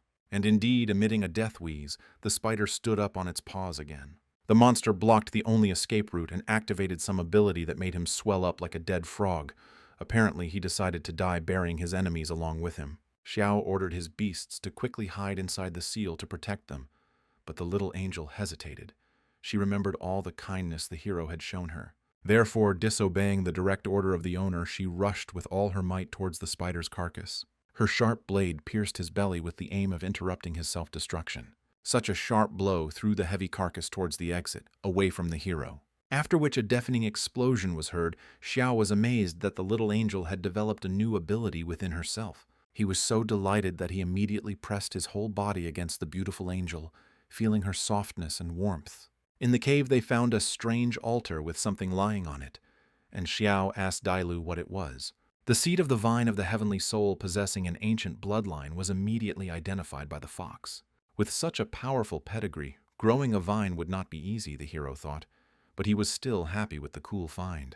Dailu knew a way to grow this plant, although the method was complicated. It required drops of dew from feathery grass, and nectar from a magical yellow flower, and also fertilizer from the dung of higher animals. Xiao was immediately indignant that the plant was so capricious that it required more care than the princess, after which he figured that Dailu should know high-level beasts, but for some reason the fox flatly refused to collect their dung. Xiao smiled and immediately added that he wanted her to just ask for a favor. But the proud fox again refused, speaking unflatteringly about the master, after which they left the cave taking the reward with them. An evacuation plane was already waiting for him outside, and the guy waved his hand at them. 2 weeks later, he arrived in the city of Xiling to the arena where the competition was to take place. There was a crowd of spectators in the stands all around. The scale of the national competition was amazing. The offspring of the Murong clan also appeared near his place. The handsome young Shuo sarcastically greeted the great Xiao. However, the hero met him without much malice, and with a smile on his face, he was especially glad to see Liu Jin, as Xiao decided to call Yang Shuo's sister, and even complimented her on her beauty. Yang Shuo was speechless from this move and spat out his drink. Xiao brazenly said that the name Xin was too long and inconvenient to pronounce, so he came up with a nickname for his sister. Yang Shuo immediately began to shout indignantly that this was impudence and arrogance, and also a great insult.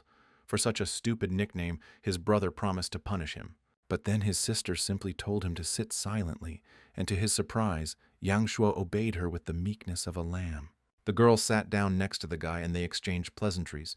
Her first beast had already reached the second stage of its mature form, and the second had awakened its lightning ability. Yang Shuo was completely broken by the fact that his sister was calmly talking to another guy and even adopted a new nickname. Then he realized that his beloved sister had already grown up, and just recently she was sulking at him when he came up with a nickname for her. But with Xiao, everything was different. "This world has gone mad," exclaimed the handsome blond man, raising his hands to the sky. "The cat is friends with the mouse, and his sister has found herself a betrothed." However, neither the hero nor the beautiful Xinxian understood what came over this blockhead. Today they were to fight on the same side, but they did not yet know their opponents, who would be chosen by lot. Then, the cute and curvy Director Su appeared and announced that she already knew everything. Their first opponent would be the strongest White Tiger Academy. They must be smashed to smithereens, Su Ruyan said belligerently. Her words reached another woman with a pleasant appearance that could hardly be hidden by the scraps of fabric she wore instead of clothing. It was the headmistress of the White Tiger Academy, Zhu, and the feud between the old rivals had flared up again. Zhu had come to see their secret trump card that had been talked about so much in the news. The girls dug in their heels in their arguments about who deserved to win. Tiger Academy was lucky enough to defeat Ye Ningxuang once, but that didn't say anything about their strength. It was known that these two had been fighting since elementary school, so they instantly forgot about the proprieties that their status required, and their rivalry had long since gone beyond professional affiliation. In the end, they were only calmed down by Professor Chen, who informed them that the Empress was already here. So the headmistresses exchanged warnings and went their separate ways. The roof of the arena opened and everyone looked up at the sky. The Empress appeared as befitting her status, not like mere mortals through the door. Everyone started pointing their fingers at the still, distant halo of light. And then everyone saw the most beautiful and powerful woman in the country, riding a white noble dragon. Her Majesty Shangguan Lan, Empress of the Dragon State, had arrived. And looking at her, the eyes had a place to linger. Extensive bulges, deep cuts, a sweet, albeit powerful face. Her very presence was enough to make Xiao stare with his mouth open. The Empress landed on the open area where her luxurious throne stood. On the Empress's thin silk robe, the sign of 11 stars was visible, and the hero felt the gap between them, not only in status, but also in power. Her beast was called the Jeweled Sacred Qilin. It had the form of a third-stage beast king, and a divine bloodline. The gap was so big that Xiao couldn't even read all the information.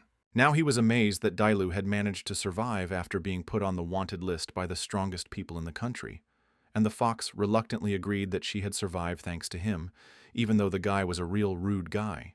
The Qilin was clearly not Shangguanlan's only beast. She had more powerful spirits under her command.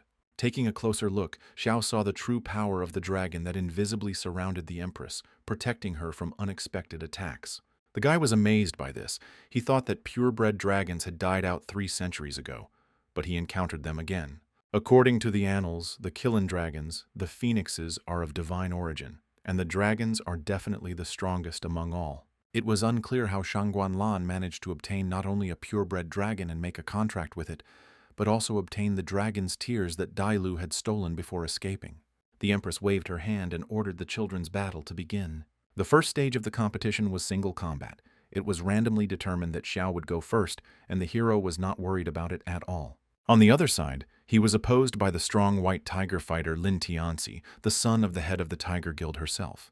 The wolf and the snake met in the center of the ring and hissed furiously at each other, as if they had absorbed the spirit of rivalry from their owners. The snake with the sand attribute was the natural enemy of the Black Fang with its fire, because when opponents of equal strength fought, the one whose attribute naturally suppressed the opponent had an advantage. The sand serpent was the first to attack with its hurricane blade, raising a whirlwind of fire before it. Black Fang responded with a hellish howl, spitting a bolt of darkness at his enemy. The whirlwind and the dark laser collided, but without much effect. Lin suggested that Xiao surrender, then he would lose quickly and painlessly because the advantage was not on his side. But the hero only grinned and boldly declared that he would only need 2 attacks to end this fight. Black Fang fired his turbo laser into the sky, and a stream of darkness shot straight up in a thick beam. At first it seemed like Xiao wanted to melt the sand, but his fire was too weak for that. But the Empress immediately understood that this was not the case at all and smiled. Xiao Xinyu planned to use the 7 colored clouds she summoned, Majestic Lan said. Lin looked at his opponent in amazement. He did not understand what had happened. The arena became dark. Suddenly, the first drops of rain began to fall from the sky. And then Lin, sensing a threat, ordered the snake to go on the offensive. But the moment for reaction had already been lost. The clear sky was covered with heavy clouds, heated by hellish fire, and a downpour fell upon the earth. The sand became wet, and Lin's beast could no longer use sand whirlwinds and blades. But Black Fang had no problem using the Hell Lotus flame. Leaping into the sky, the wolf burst into flames like napalm, no worse than a dragon. The fire lotus blossomed right next to the sand snake, completely engulfing it. The burnt reptile fell to the ground, having lost its strength. As Zhao promised, he turned the tide of the battle with just 2 attacks. Lin was also hurt, so he was eliminated from the competition. The blonde empress appreciated the hero's talent for precise calculation and flexibility on the battlefield. Xiao's personal file did not contain any suspicious features, so Shangguan had the first invitation to the Emperor Soul training camp be sent to him, despite the fact that he was a commoner. When Xiao returned to his place, the team congratulated him on a great victory. After all, they were now allies. Cutie Su Ruan also waved to the hero from the stands and promised to reward the guy when they returned home. At these words, he blushed slightly. Here, the fox screamed in the hero's head that it smelled the phoenix grass, although this plant grew far to the west. Xiao told Qinshin that he would go for a walk. He didn't need to watch other matches. The girl was upset because now it was her turn to fight.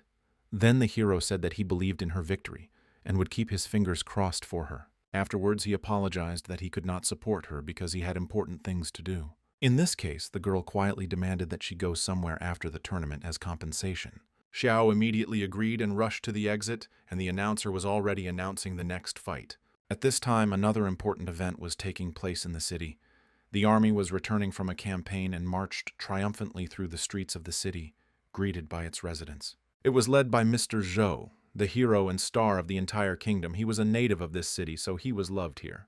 Although he was old, he was still stately and strong, and walked easily in his heavy armor. Next to him, his war rhinoceros, a second-tier beast king with the mythical bloodline of a war monster, towered like a huge wall. General Zhou was an 8-star beast hunter, with a spirit in the highest form, and affection above 100, meaning they had gone through many mortal trials.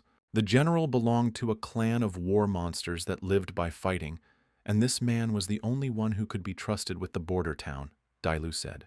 The phoenix grass grew on the Legu Glacier in the west, in the places that the general was defending, and he should definitely have it in his bag, so the cunning fox suggested stealing what was lying around. The hero immediately smiled wryly at such a crazy idea. But then he saw that the general's rhinoceros was limping, and an idea came to him. The boy pushed the crowd aside and shouted loudly to the general that he could cure his rhinoceros. The general immediately recognized the uniform of the Azure Dragon Academy. The boy was the same age as his son, and hardly understood anything about healing in his opinion. But Xiao immediately showed him his license as a healer from the Heavenly Guild, after which he described the symptoms that bothered the rhinoceros in rainy weather. The general was surprised. The description of the itching and ulcers that tormented the animal was accurate, but he could not completely trust the stranger, so he asked about the causes of this disease. Then Xiao carefully approached the rhinoceros and pulled out a tick-like parasite from its skin. It was this sand mantica that was the source of the trouble. The diagnosis was accurate. For many years, no one had been able to establish the cause of the disease, and the general was impressed by this. Rare herbs were needed for the treatment, and Xiao suggested continuing the conversation in a quieter place. General Zhou agreed, and they went to his home, where there were many different ingredients. Xiao was glad for such a meeting, because he could get not only phoenix grass but also a valuable acquaintance. There were many different useful remedies in the general's residence, and Xiao quickly found the recipe he needed. Afterwards, he prepared it, presented it to the general. The remedy was called Extract of the Violet Soul, and it was used to treat sand mantica. Part of it had to be drunk, and the rest rubbed on the body. It worked quickly and had no side effects. Without further checks, the general decided to trust the guy, and immediately gave his rhinoceros the medicine. The effect was immediate. All the parasites fell out of the rhinoceros' thick skin. Thus, the general realized that he had an excellent veterinarian in front of him, despite his young age. Xiao even offered to give him the recipe so that the general could treat his soldiers and animals upon returning to the border, but everything had a price. The phoenix grass was quite cheap, but the magical glowflower was harder to get. But the general promised to solve this issue, so they made a deal. The general invited the boy to stay for dinner, but Xiao refused and admitted that he had run away here secretly, and that at the moment the general's son was fighting with a friend from the Azure Sky Academy. The general also decided to go and watch the competition, since he had long heard about the feud between the White Tiger and the Azure Dragon, and it was especially important to greet the Empress. To his surprise, when Xiao returned to the arena, Xinxin's fight was still ongoing. The fight had reached its climax, but it was still unclear who the winner was. Xinxin's opponent suggested that she surrender so as not to lose in disgrace, especially since she seemed absent-minded from the very beginning. The girl waited for Xiao Xinyu to return and wanted him to see her win so she could prove her strength. Here Xiao began to shout encouraging words to the girl so that she would not give up, because she still had strength left. Both opponents were on the verge of exhaustion, Xiao saw with the help of the dragon eyes. Then he decided to evaluate their spiritual beasts. Xinxin used the first battle beast, the Snowwing Hunter. He was confronted by a demonic wolf of darkness who could create as many as 12 clones of himself. The snow eagle flapped its wings, and winter naturally began in the arena. The wolves multiplied and began to dodge the ice shards that rained down on her from above. Having surrounded the bird from different sides, the wolves attacked simultaneously and hit both wings of the bird at once. It was very difficult to distinguish the clones from the original, and the real wolf skillfully hid among them. There was a way, but it required taking a risk, so Xiao gave the Xinxin sign. He began to cough and put his hand on his chest, obviously giving her some kind of hint. The girl looked at all the wolves again, only one kept his mouth open. He was breathing heavily. Unlike his clones, he felt tired, and he couldn't hide it completely. Taking advantage of the flaw in this illusion, Xinxin ordered her bird to attack again. This time, the ice spikes pierced the wolf, who didn't think the attack would be aimed directly at him. The enemy did not immediately understand that his mistake had already been figured out. Blaming it all on luck, he ordered the clones to move again. But it didn't help, and the wolf again found himself under attack by the snowbird. In the end, Xinxin won and brought their Azure Dragon team their second point in this battle. Everyone began to congratulate the girl on her victory, which she achieved after a long, intense struggle. But the first person she hugged was not her brother, but our hero, whom the beauty thanked in this way for the hint. This completely horrified her brother, and he began to tremble all over. Yangshuo began to threaten the hero to remove his greedy paws from his sister, but the guy did not even think of doing so.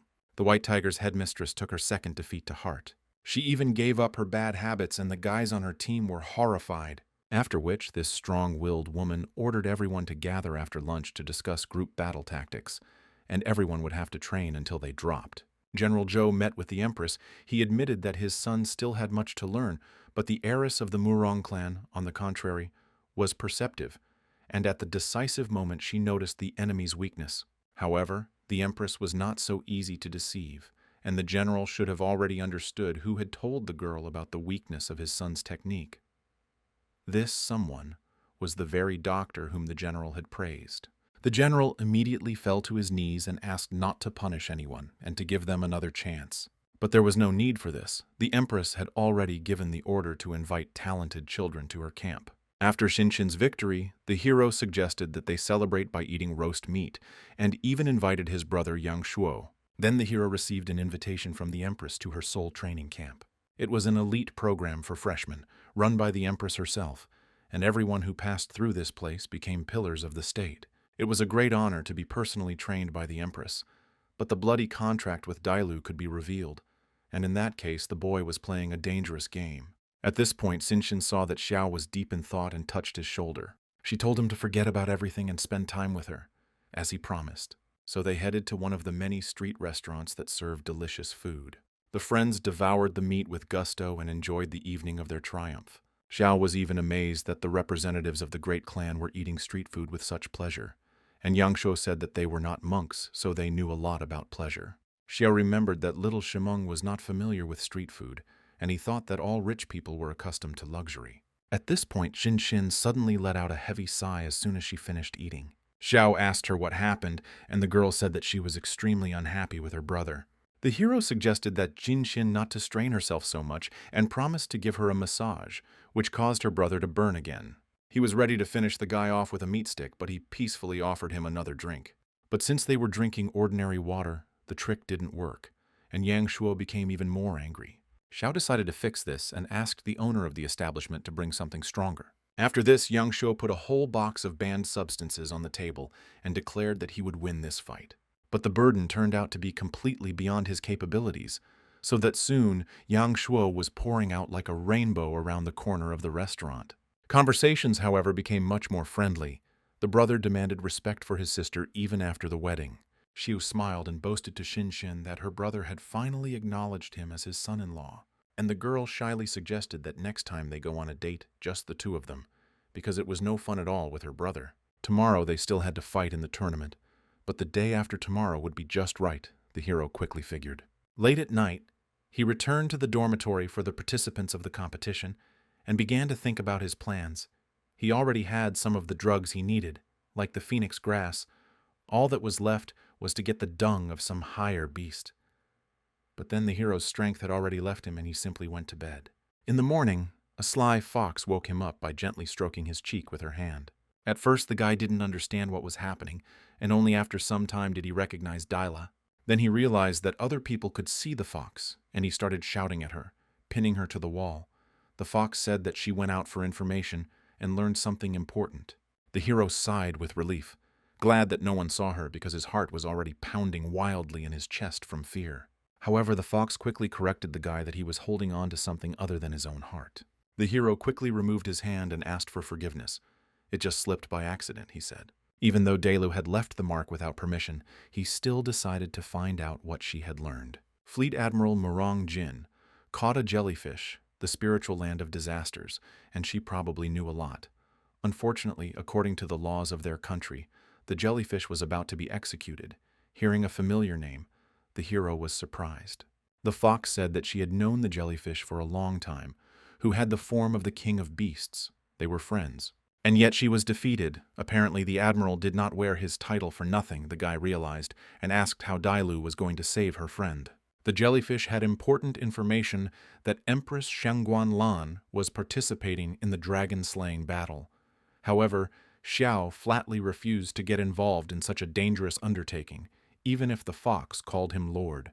They had to break into an underground prison at the fleet headquarters, where thousands of high-level trappers lived. And in the headquarters itself there is an admiral, a 10th star hunter, and possibly the future father-in-law of one of the concubines. To stick his nose in there is pure suicide.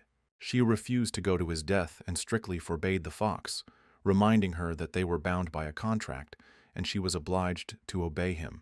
However, he then received a task from the dragon himself, and he had to agree to accept it in order not to be fined. First, it was true, it was necessary to sort out the tournament. The next fight took place in a very harsh place. They fought on a red lake, the waters of which resembled the color of real blood. According to legend, it was formed during the war with dragons, and then a huge dragon fell, whose blood colored its waters. However, these were just rumors without evidence. Then Xiao looked at the lake with his hidden gaze. He was still curious about what was in the water, since jumping into it could leave you without skin. And there at the bottom he noticed both the power of the dragon and the dragon bones.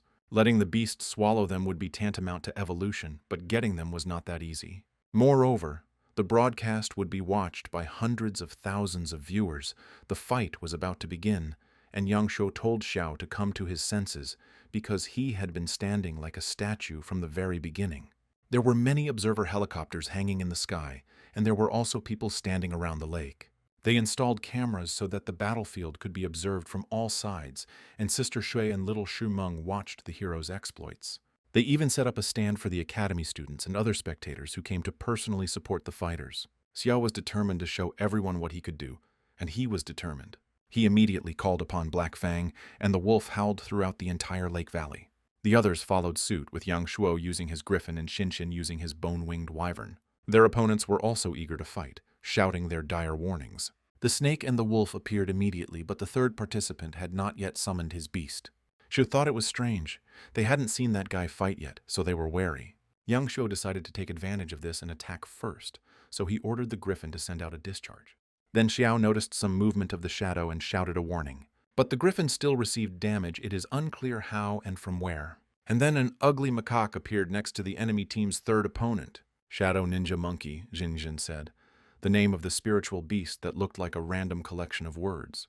It was a beast capable of teleporting several times in a row within a limited area. Their enemy was not that simple. As soon as the Azure Dragon team weakened, the snake and wolf immediately attacked them. They started having problems. The sandstorm was preventing Jinshin from finding the main wolf this time. The leader of the tiger team ordered the wolf to fight with the shadow wolf Xiao. Black Fang also took damage after failing to dodge an attack with an element of the opposite type. Xiao told him not to stop and not to pay attention to the small wounds and to continue to break through the sandstorm. In flashes of fire and light, the Black Fang rushed towards the enemies. Shadow daggers from the monkey flew towards him. The daggers wounded the wolf, piercing his thick fur, and he howled in pain. Then, using shadow hunting, the Fang quickly retreated, but the hero was not upset. He had already foreseen such a scenario. All the attacks were now focused on Xiao. Seeing such meanness, Yangshuo felt that he and his sister had to do something. He then summoned the White Griffin again and commanded it to surround the enemy wolf shadow clones with lightning. It worked, and the white wolf began to quickly jump from the lightning, losing clones. The monkey ninja continued her attack with shadow daggers, aiming first at Black Fang. But this time, expecting such a volley, the bone wyvern Shinshin covered the wolf Xiao with its volley.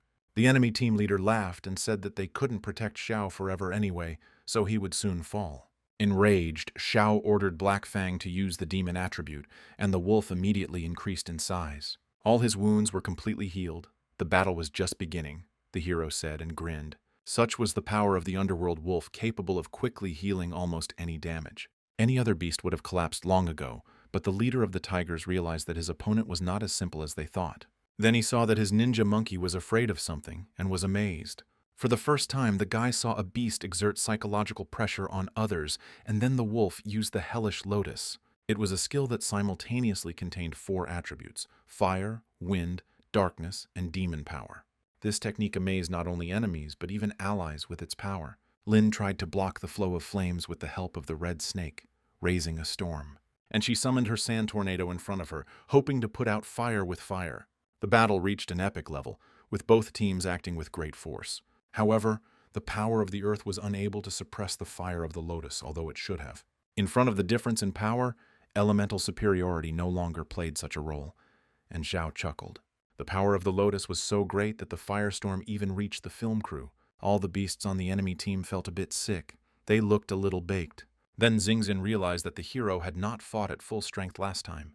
It was time for pathos and arrogance, so Xiao confidently declared that he could defeat 3 people alone, deciding to humiliate those who had obtained their power through personal efforts and efforts. Lin almost rushed into battle, but the leader stopped him. He realized that the enemy was simply provoking him and ordered him to give it his all now. The snake sent out a tornado of sand without changing its basic attack. Now immediacy was more important than predictability. The monkey threw a dozen shadow daggers, and the white wolf also fired something. All this fell on the head of the Black Fang, so the opponents hoped to suppress him. Even with the demon's strength, he shouldn't have been able to withstand such an onslaught, Lin believed.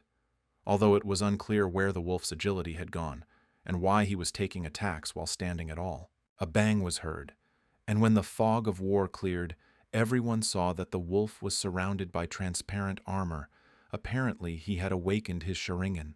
He gathered his flames into the armor and mastered the martial art available only to fire beasts with outstanding talent.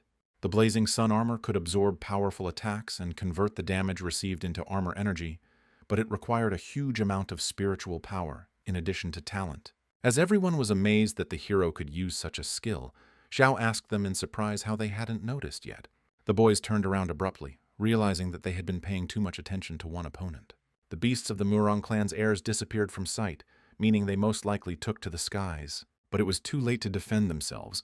All 3 opponents were caught in the storm. The stunned ninja monkey was grabbed by the wyvern's claws, and she dragged it along the ground, leveling the rocks with her macaque muzzle. At this rate, she could simply be thrown out of the arena, and the leader of the tigers realized that he would have to summon a second beast. A stone giant appeared on the battlefield and ordered him to save his comrade. Now that the opponents had summoned the 4th beast, the hero could not hold back either and called on his cutie angel for help. Earth and light collided in the sky, but Freya withstood the onslaught of the stone fist. The tiger leader had seen such a spirit in the textbooks and was amazed that even at the initial level, she could resist his golem. "It's just that his spirit was stronger," said Xiao, who was simply incredibly lucky to get the dragon cheat. And more than once. The wyvern carried the monkey to the edge of the lake and threw him into the red, acidic water. There, the shadow monkey became the first animal to be eliminated from the competition. The scales tipped in favor of the Azure Dragon team again. They had the advantage in the number of familiars. However, the hero was in no hurry to end the fight. He ordered the Black Fang to stand aside and let Freya show herself. The leader of the opponents said that it was impudent that the spirit of the initial form could not defeat the developed form. Lin once again sent the long-suffering snake into battle to teach the overconfident hero a lesson.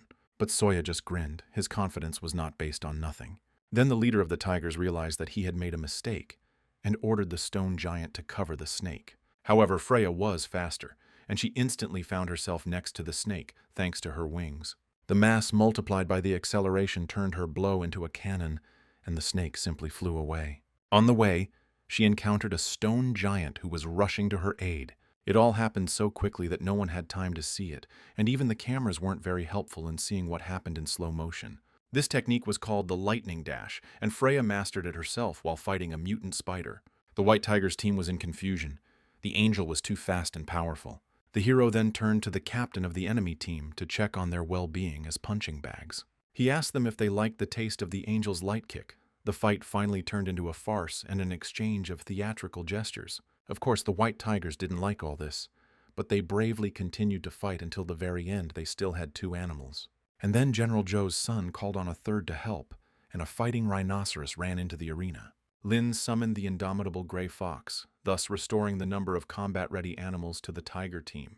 As soon as the fox appeared in the arena, everything around was engulfed in flames. The Murong clan's heirs were not going to stand aside, and it was time for them to give it their all, so that Xiao would not have to fight alone. First, the hero ordered Freya to knock the smallest fox out of the arena, the one that had just been summoned. But in her way again stood a stone giant. He was big enough to keep up with the angel. But the Azure Dragon team definitely had an advantage in the air, with 2 more flying beasts. Freya managed to fly up to the firefox and kick him with her boot, an extremely simple but effective move. At this time, the griffin entertained the thick-skinned rhinoceros with lightning bolts from the sky. The tiger team was thoroughly depressed and shocked, but even then they did not waver. Their spiritual power was rapidly running out, and everyone knew that Xiao Xinyu still had plenty of it. Lin had only enough strength left for the last move. Everything had to be decided in the final exchange of blows. Then their leader said it was time for their signature move. The Azure Dragon team also understood that the enemy's strength was running out and they would use the last most destructive attack, so they were on guard. The headless stone giant used its enlargement ability and quickly grew taller. The snake raised a sandstorm that impairs visibility, and the white wolf used the cloning skill on the stone giant. Xiao told everyone to be on guard, and Shinshin nodded, looking closely at the real enemy among the decoys. The target of the coordinated attack was the Black Fang, as the beast that deals the main damage. But when the giant struck the center, he was already gone without a trace. The Azure Dragon's aviation managed to evacuate the wolf, lifting him into the sky. The wolf opened his mouth, ready to throw napalm, and this image caused painful flashbacks in everyone, and the hero mercilessly ordered to finish them all off. He loved the smell of napalm in the morning.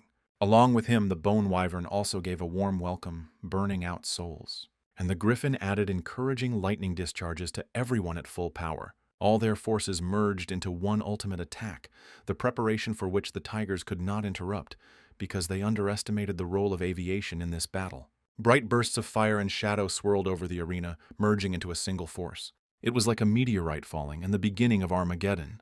A huge cloud of fire and smoke covered the entire arena, leaving no chance for anyone who remained below. The stone giant, the last hope of the White Tigers, was completely destroyed by such ultimate power. The Tigers fought with dignity and courage, but still lost with a crushing score. The forces were unequal from the very beginning. The 3 winners struck pompous poses to show off for the cameras. Xiao immediately grabbed the fragile Shinshin by the waist to share the joy of victory with her. Seeing his sister being groped brazenly on live TV, Yang Shuo became furious again. Then the team of losers approached them and called out to the hero. The boys admitted their defeat. They were fighting a real monster. Xiao took their words as a compliment and smiled modestly. Then he heard their charming headmistresses exchanging pleasantries and turned around. Despite their welcoming and friendly appearance, their hands were shaking from tension, which meant that the spirit of competition had not gone away. Director Zhu told her rival to keep a close eye on the star student. Otherwise, he might end up in the White Tiger Academy next year. But the charming Su Ruan promised that this would not happen. To prove her words, she called Zhao to her place for a minute. And before the hero realized anything, his face was on the front airbag and all thoughts left his head. Su Ruan said that she saved the guy's life, so of course he would choose her side. She was not afraid to say this on live television and show their closeness. What Su Ruan couldn't know was that her message would be received by a very jealous friend who was no less interested in the hero than she was. In the evening, the winning team went out to celebrate, and Xiao was already tipsy after a couple of glasses. They took him home to get a good night's sleep and left him alone. But it was all a ploy to get an alibi. As soon as his friends left, Xiao got out of bed and called Delu to go to the Fallen Dragon Lake. She was very surprised because before this, the hero flatly refused to save the jellyfish. But the guy said that he had found a way, but he needed the fox's help.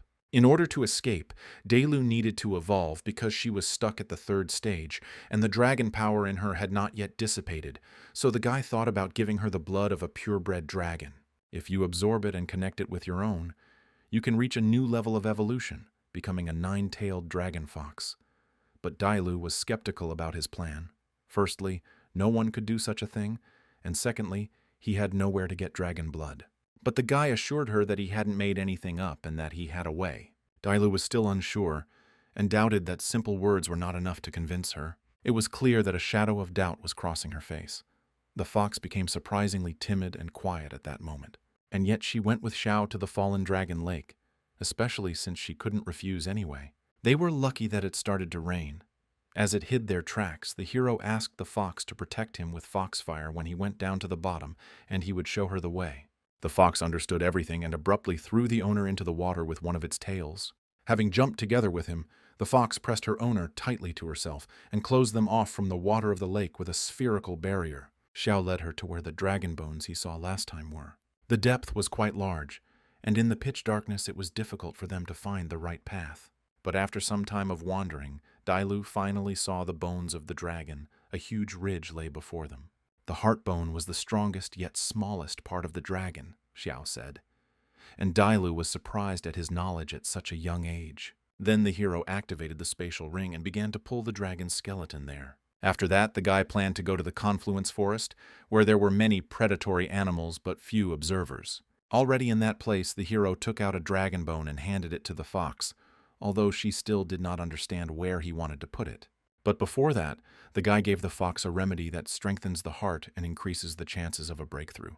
Blood fusion crystal, and this pill he bought from the system store, and he couldn't tell the fox about it. Before the start, he warned that the undertaking was risky, and the fox would face a long and difficult setback if he failed to evolve. Then, the fox herself took him by the hand and said that he himself wanted to become the strongest hunter. But now, he had become so indecisive. From the moment she agreed to go with him to the Dragon Lake, everything was already decided. Delu wanted to save the jellyfish and wanted to defeat the Empress so that she could no longer restrain her. For the sake of freedom, the fox was ready to take risks. Xiao accepted her determination and cast aside all doubts, declaring that they would now begin the merger. Touching the ring, he summoned the dragon's bones, and they spread out in a golden line throughout the forest. The fox assumed its full form and absorbed the bloodstone along with the magic pill. The reaction began at the same moment. The fox's entire body burned unbearably. From this unbearable pain, she rushed through the forest, knocking down trees in her path. The hero ran behind and shouted encouraging words, saying that she would definitely cope. The clearing exploded with multicolored flashes, and the fox disappeared from the forest. She reached the outskirts where there was a city next to the forest. On one of the advertising tabloids, the face of their ubiquitous empress appeared. Before the worst could happen, Xiao grabbed the fox and told her to hold on. There was still a little bit left. He asked her to remember everything she said. If she didn't manage it, all would be lost. Xiao persuaded her to hold on, promising to help her take revenge and then live freely under the sun. He promised to always be there. The fox, hearing such a confession, let out a desperate howl and threw the guy away. The hero thought that he had already failed and looked at the fox again. And then I saw how she again took on human form. Having lost all her clothes, Delu stood proudly and without embarrassment, and her eyes looked imperiously.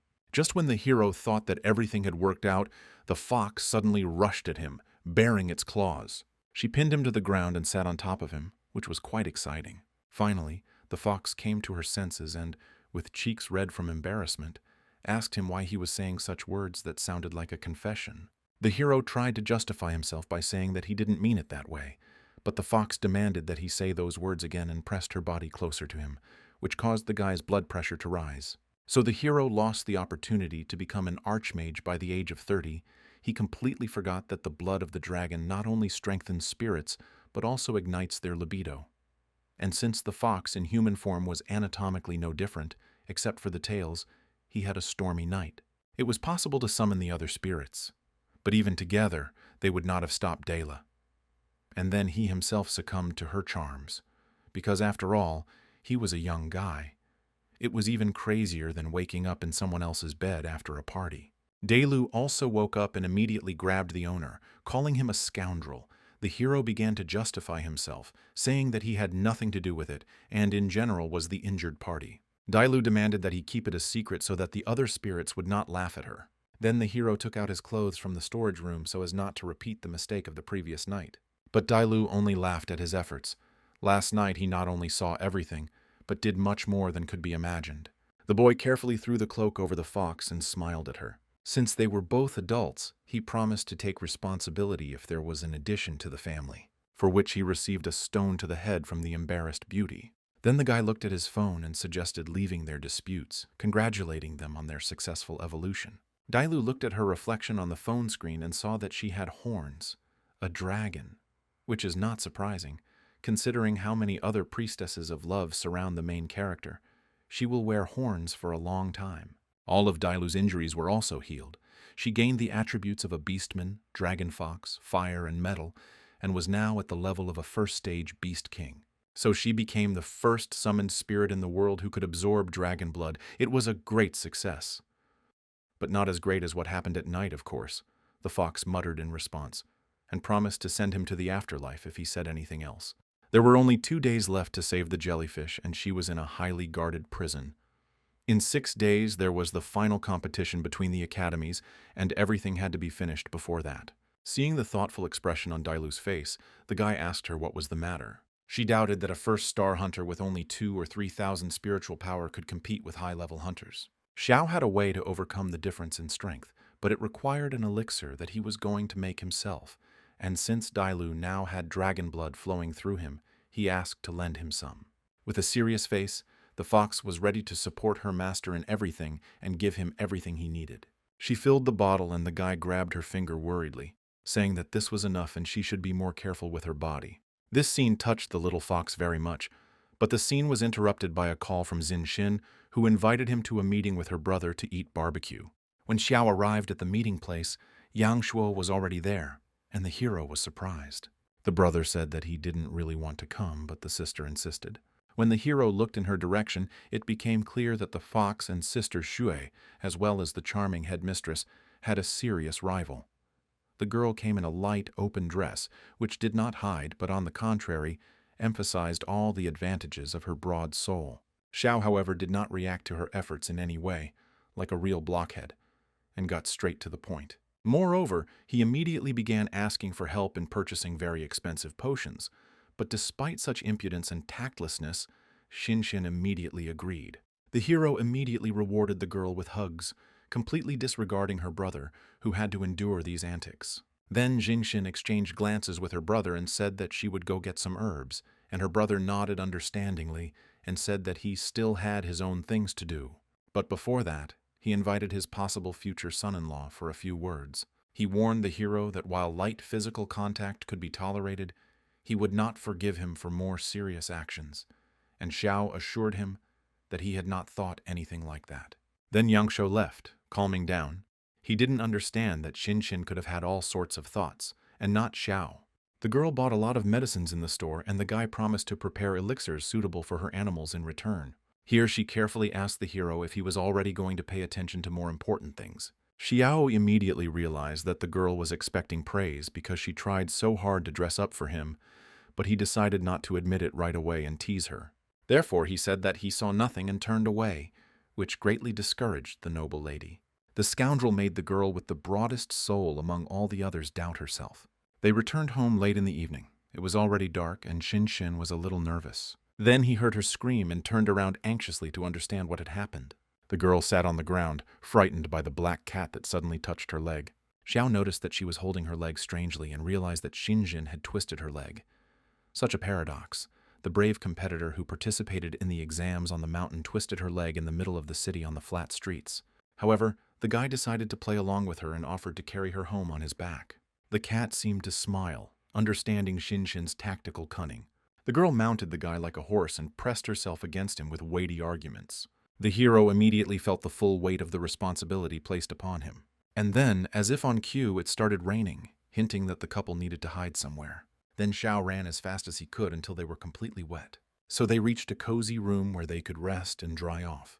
The girl, all flushed, sat timidly on the bed, as if numb, her wet clothes stuck to her body, revealing even more the beautiful figure that was hidden underneath.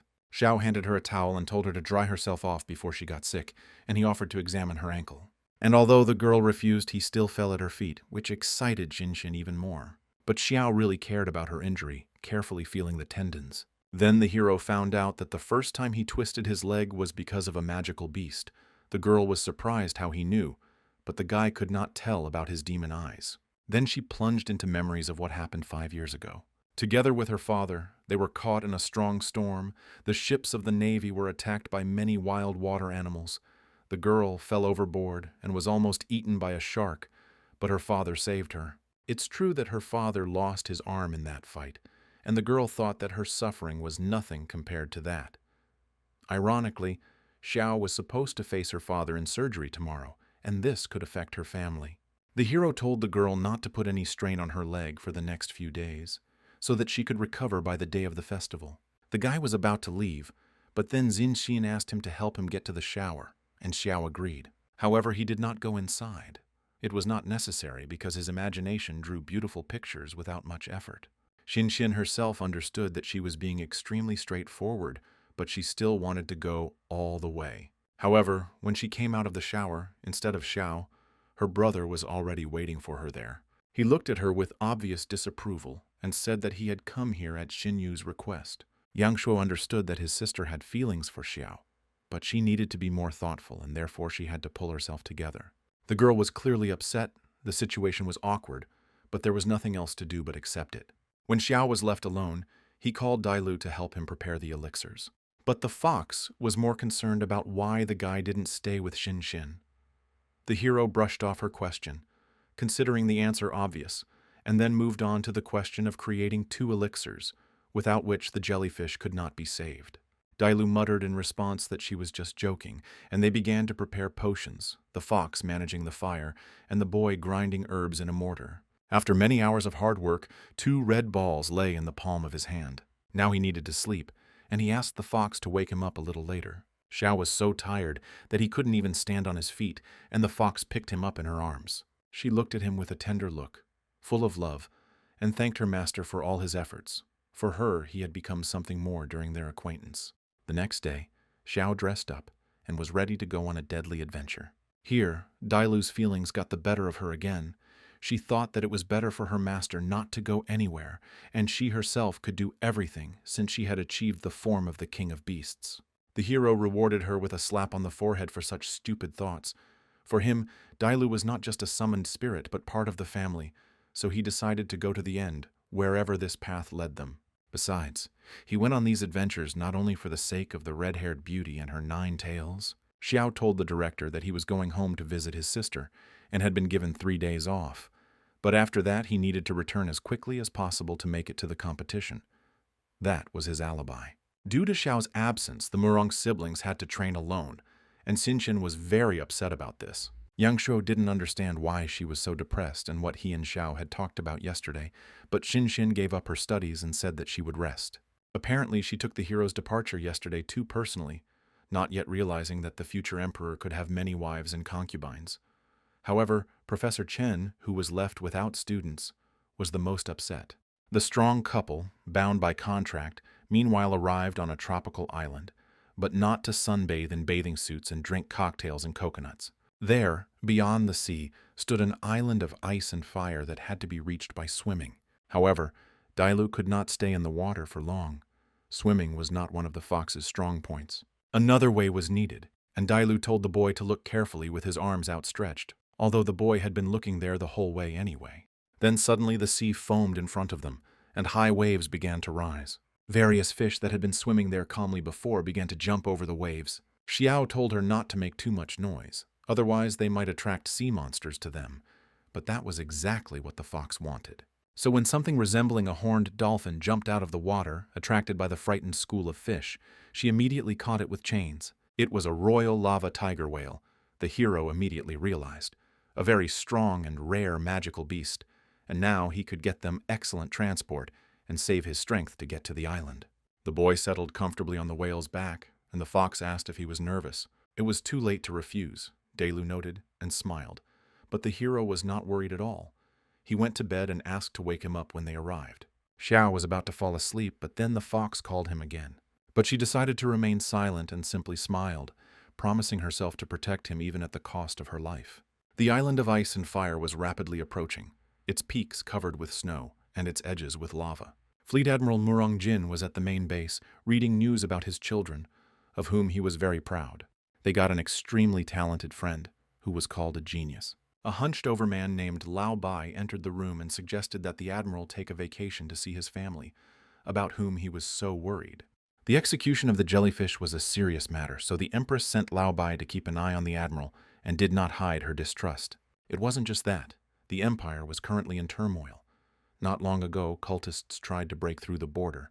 Although they were pushed back, there were bandits all around and chaos caused by the invasion. The worst part is that the people from the Flame Alliance wouldn't let it go so easily, and they didn't know that Lao Bai was here too. He was a general in the ground forces and was sent to defend the base from any invasion.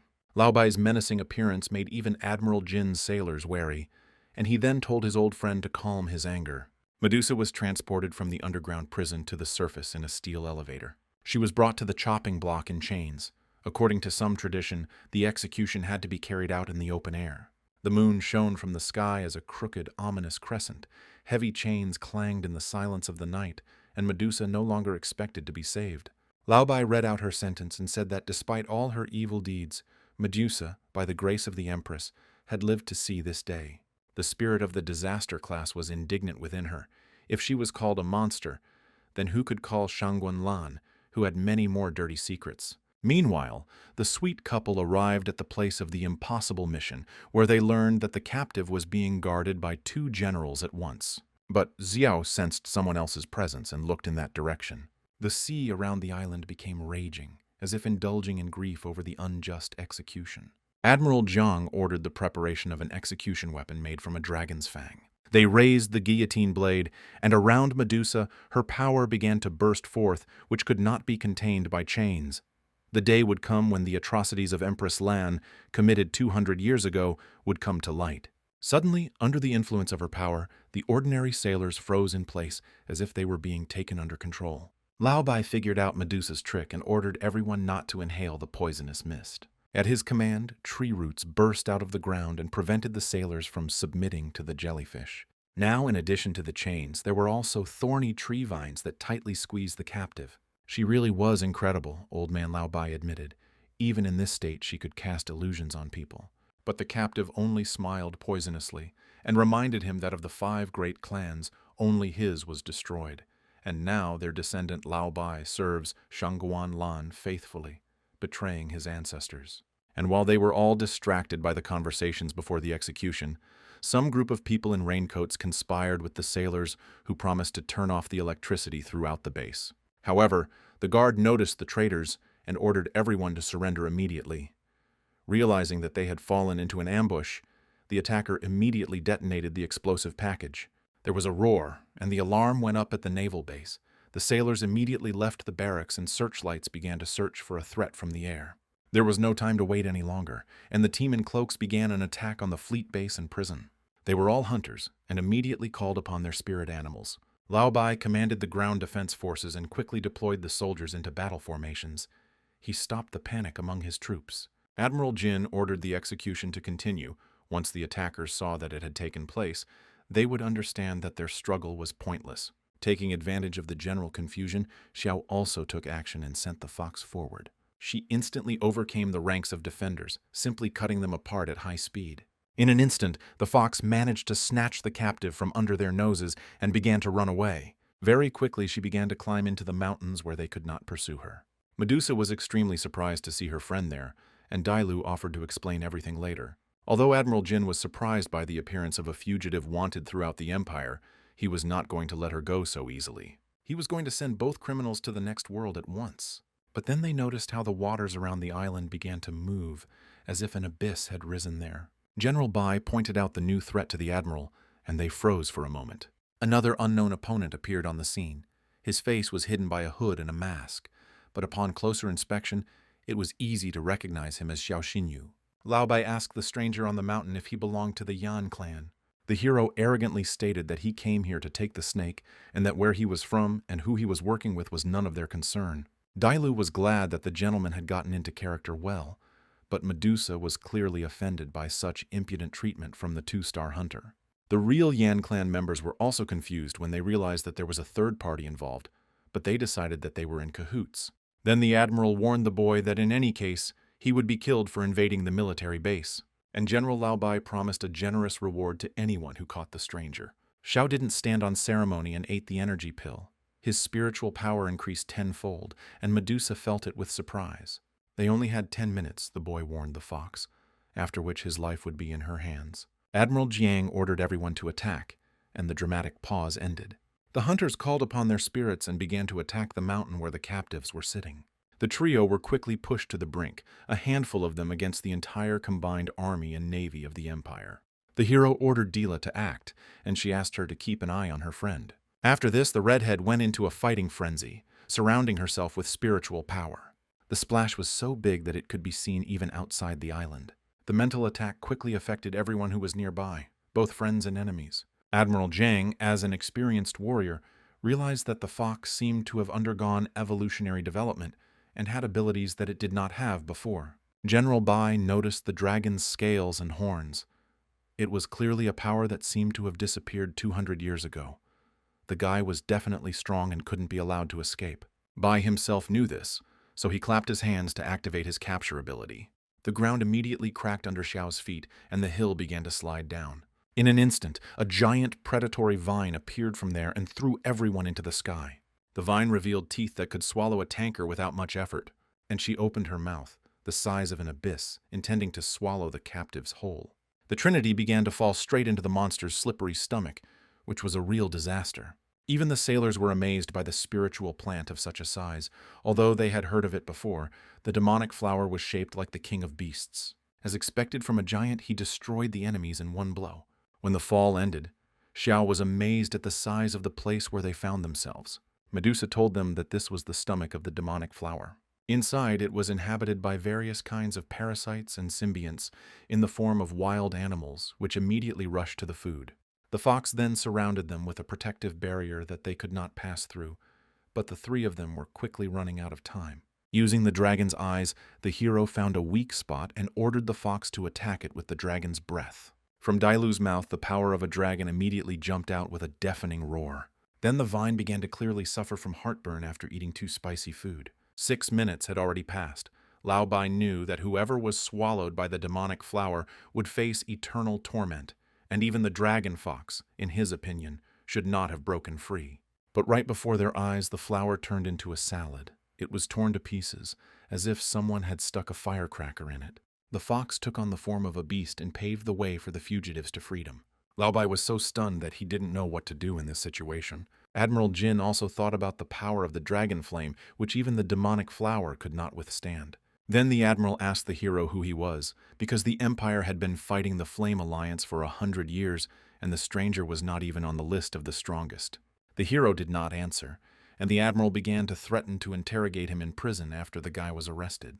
However, at that very moment, a whale of enormous size jumped out of the depths. He opened his mouth and let out a deafening scream, overwhelming everyone in the base. The power was overwhelming, and even the fox had problems. Dailu released her dragon roar again to break the suppression. The force of the whale's cry and the flames collided with a loud bang. However, the fight could not be prolonged any longer. The side effects were expected to begin to take effect within 3 minutes, Xiao warned. The fox herself understood that she needed to leave quickly and raised a storm with her tails. However, General Bai, even after losing the devil flower, could still cause trouble and grabbed Dailu with vines. The plant beast felt no pain, so he could continue the fight. They were surrounded on all sides, the hero realized. It looked as if they had already lost. The vines wrapped tightly around Dela, squeezing her so that she could not escape. At this time, the whale was preparing to finish her off with a water trident. Then Xiao ordered the fox to stop resisting, suppress the dragon's power, and turn off the energy shield. She wondered why she was doing such a crazy thing, but Xiao ordered her to do it. The vines suddenly weakened, and even the whale's trident flew past. Lao Bai was surprised by such a move by his opponent. Admiral Jin was confident that he had hit the target, and no beast could withstand the blow of the trident. Their self-confidence had failed them once again. Suddenly they heard a bang and realized that the invaders were still alive. Above the cloud of dust that rose around, the head of a dragon on a long neck appeared. It was only a dragon soul, which amazed even the experienced veterans. They actually wondered who their opponent was that was capable of such a thing.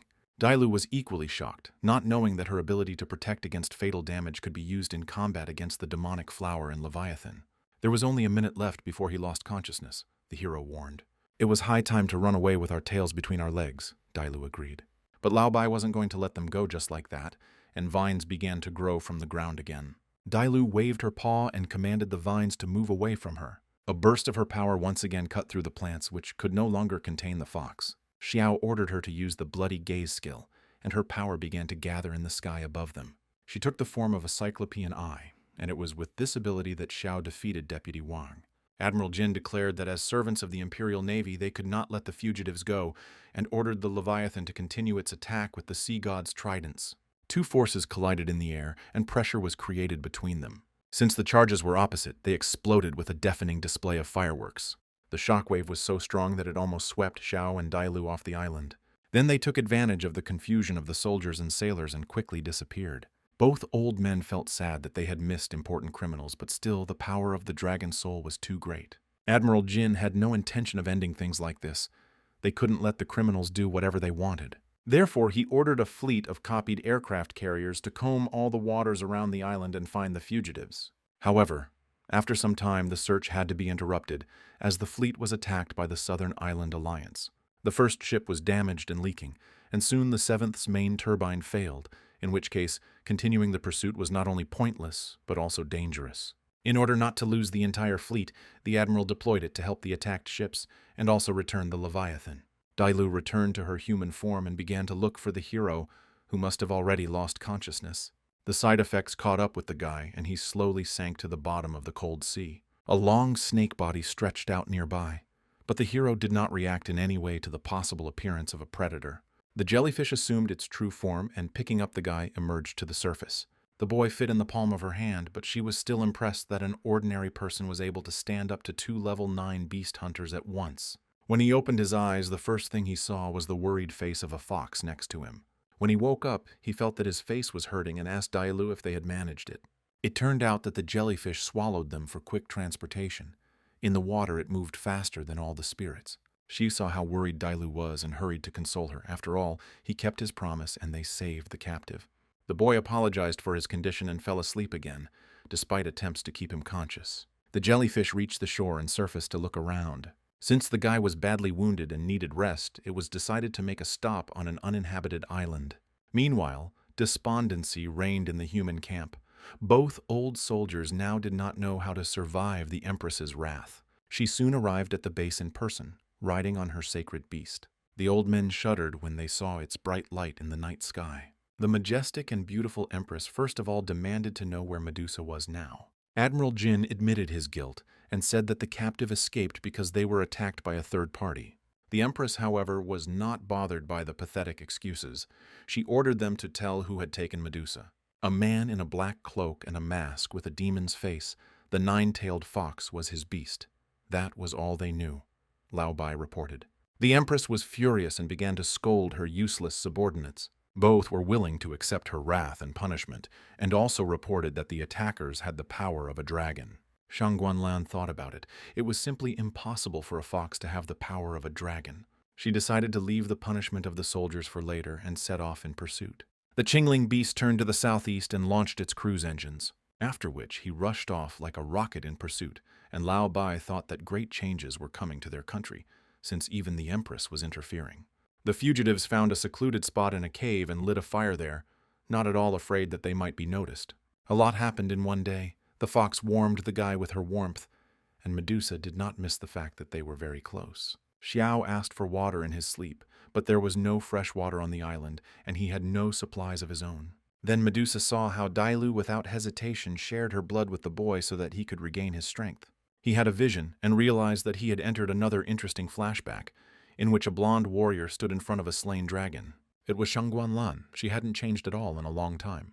As she reached out her hand to him, the vision instantly cracked and Xiao woke up from a deep nightmare. Dailu was still nearby and was very happy about his awakening because the guy had been sleeping all morning. She told him that they had stopped on an uninhabited island near a magical strait. The fleet of the Dragon Empire had no rights here, so the lands could be considered neutral. Feeling the taste of dragon on his lips, Xiao understood what Dailu had done. Since there was no fresh water, this was their only way to save the victim from dehydration. The affection level rose to 99 points. Then a jellyfish entered the cave, sparkling with its luxurious charms without any embarrassment.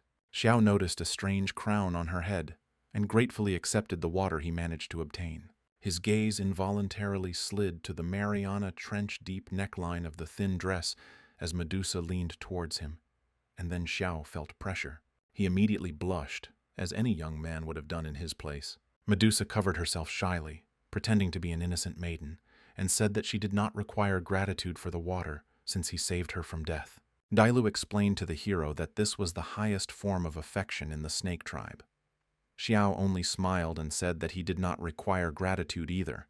It was not difficult for him to help her, but the snake insisted, because her tribe always pays for good, especially for saving a life.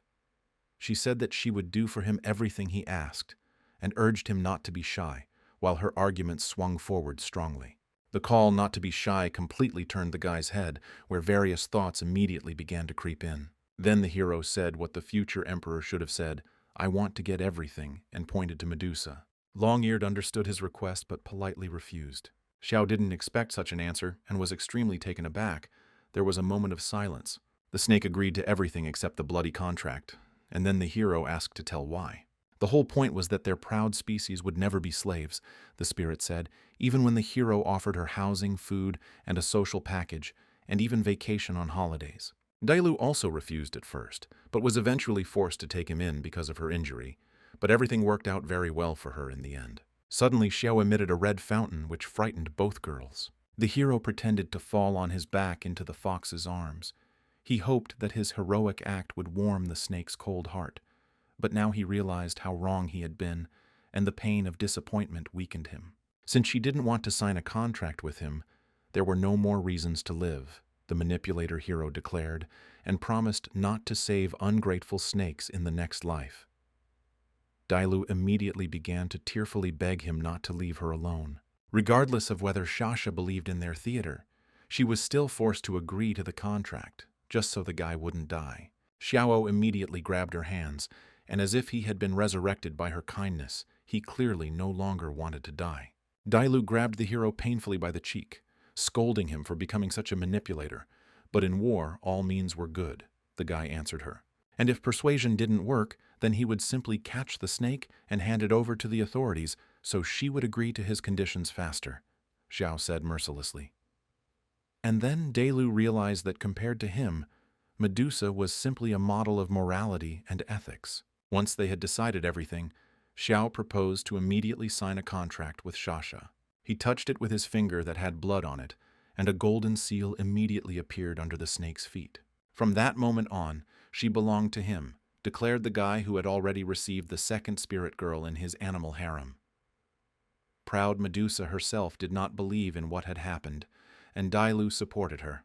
The list of Medusa's properties was impressive. You can read it here. Xiao thought that it would be nice to find a second dragon bone for her. To help her evolve into a page of the world, it was necessary to find the Eye of Rebirth and a magic crystal, the hero found out.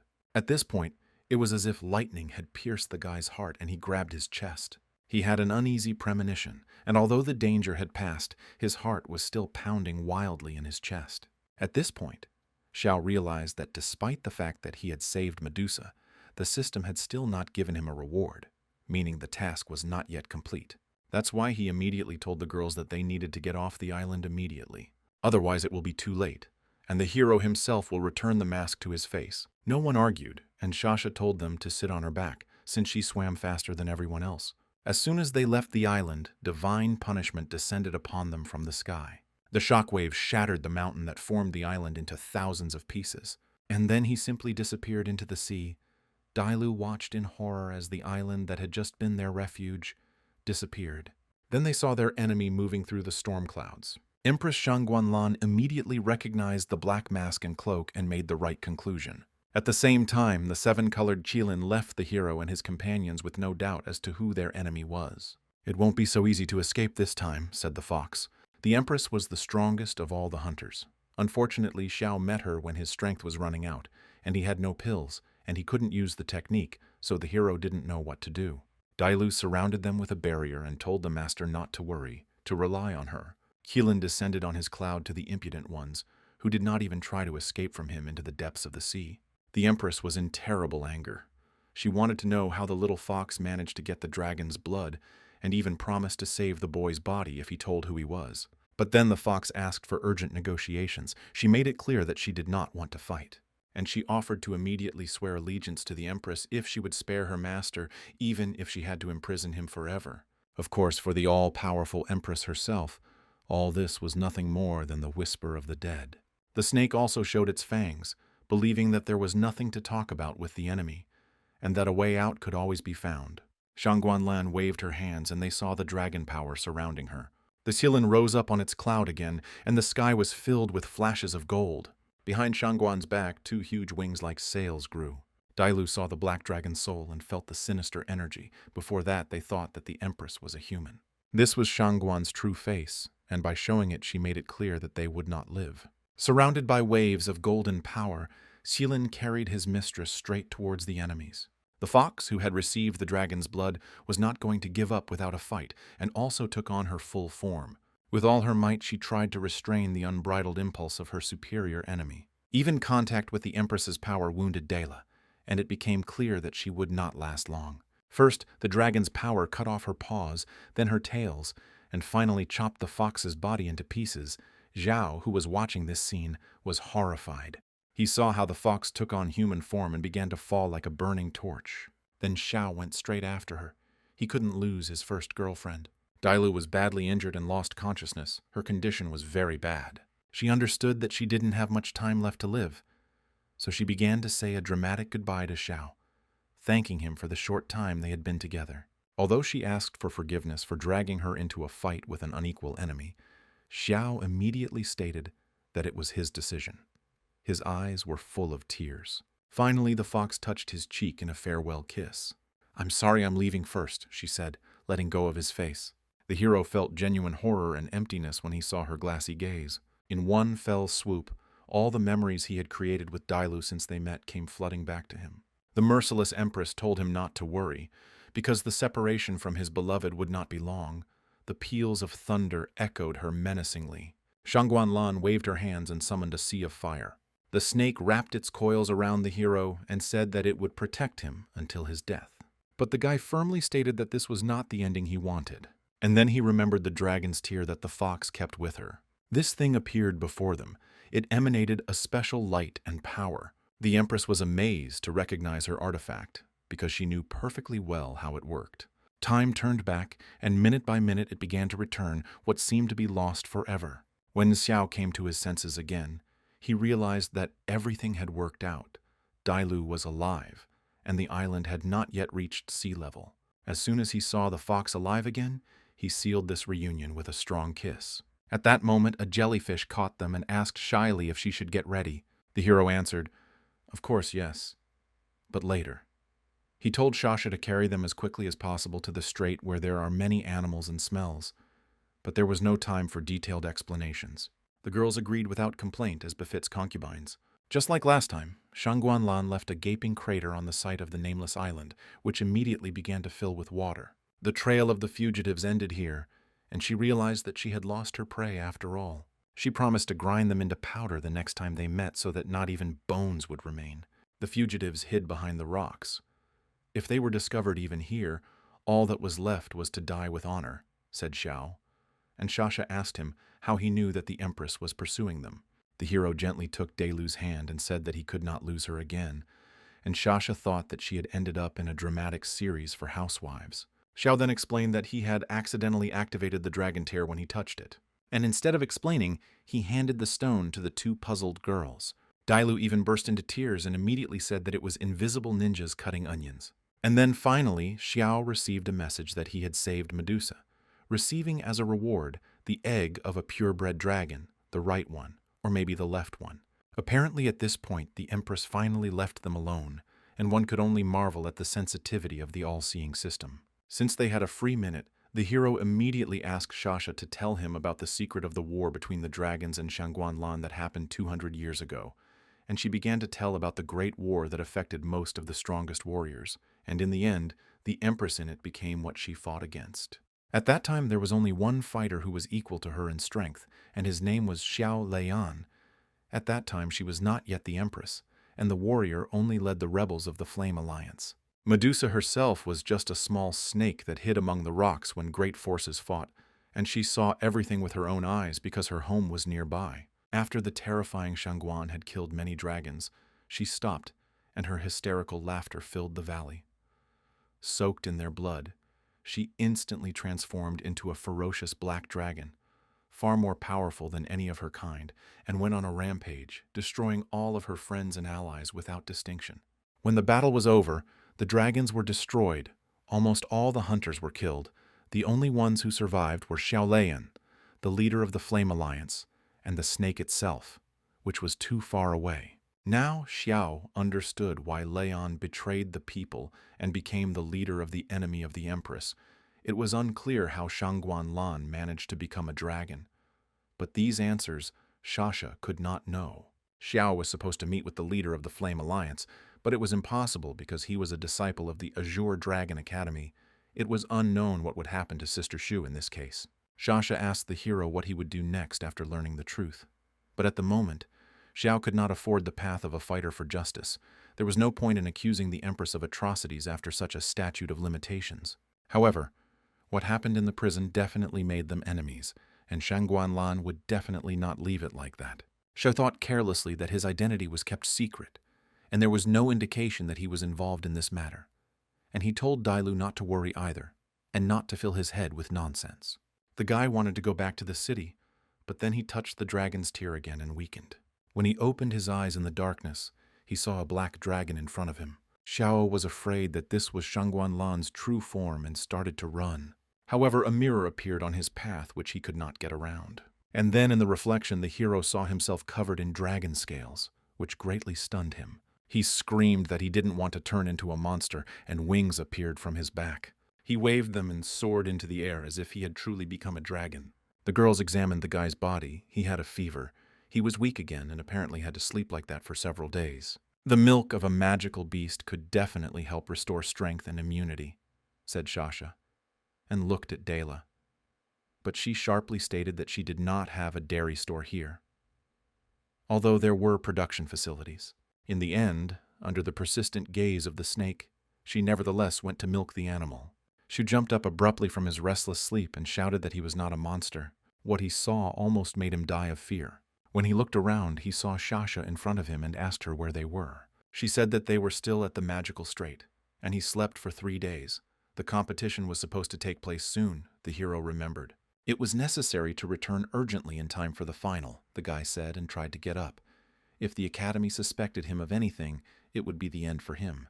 True. He couldn't walk at all, or even stand on his feet, and then Dailu returned to the cave, pleased with herself with a wineskin in her hand.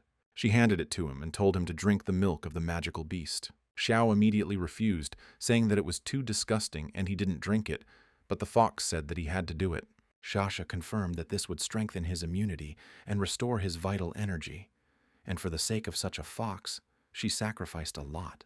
Xiao thought about her words and looked at Dailu, who was silent from embarrassment. And then it dawned on him where the manufacturing plant of this product was located. Shasha told him not to delay because the fox had tried so hard and would be very upset if he didn't drink. Dailu also stated that she had put all her strength into it, drop by drop, so he had to accept it. The embarrassed hero took the wineskin with milk.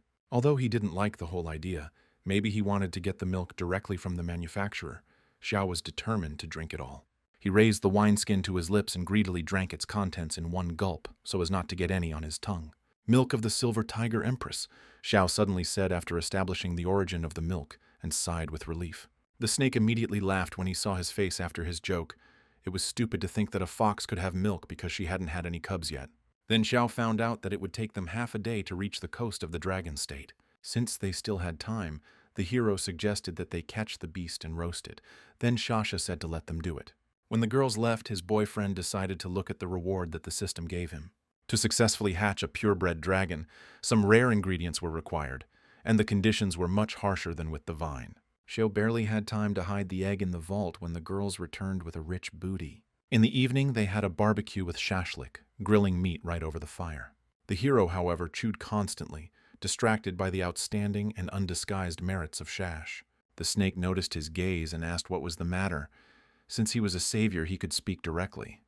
The guy smiled slyly and wanted to know what kind of relationship they were in now.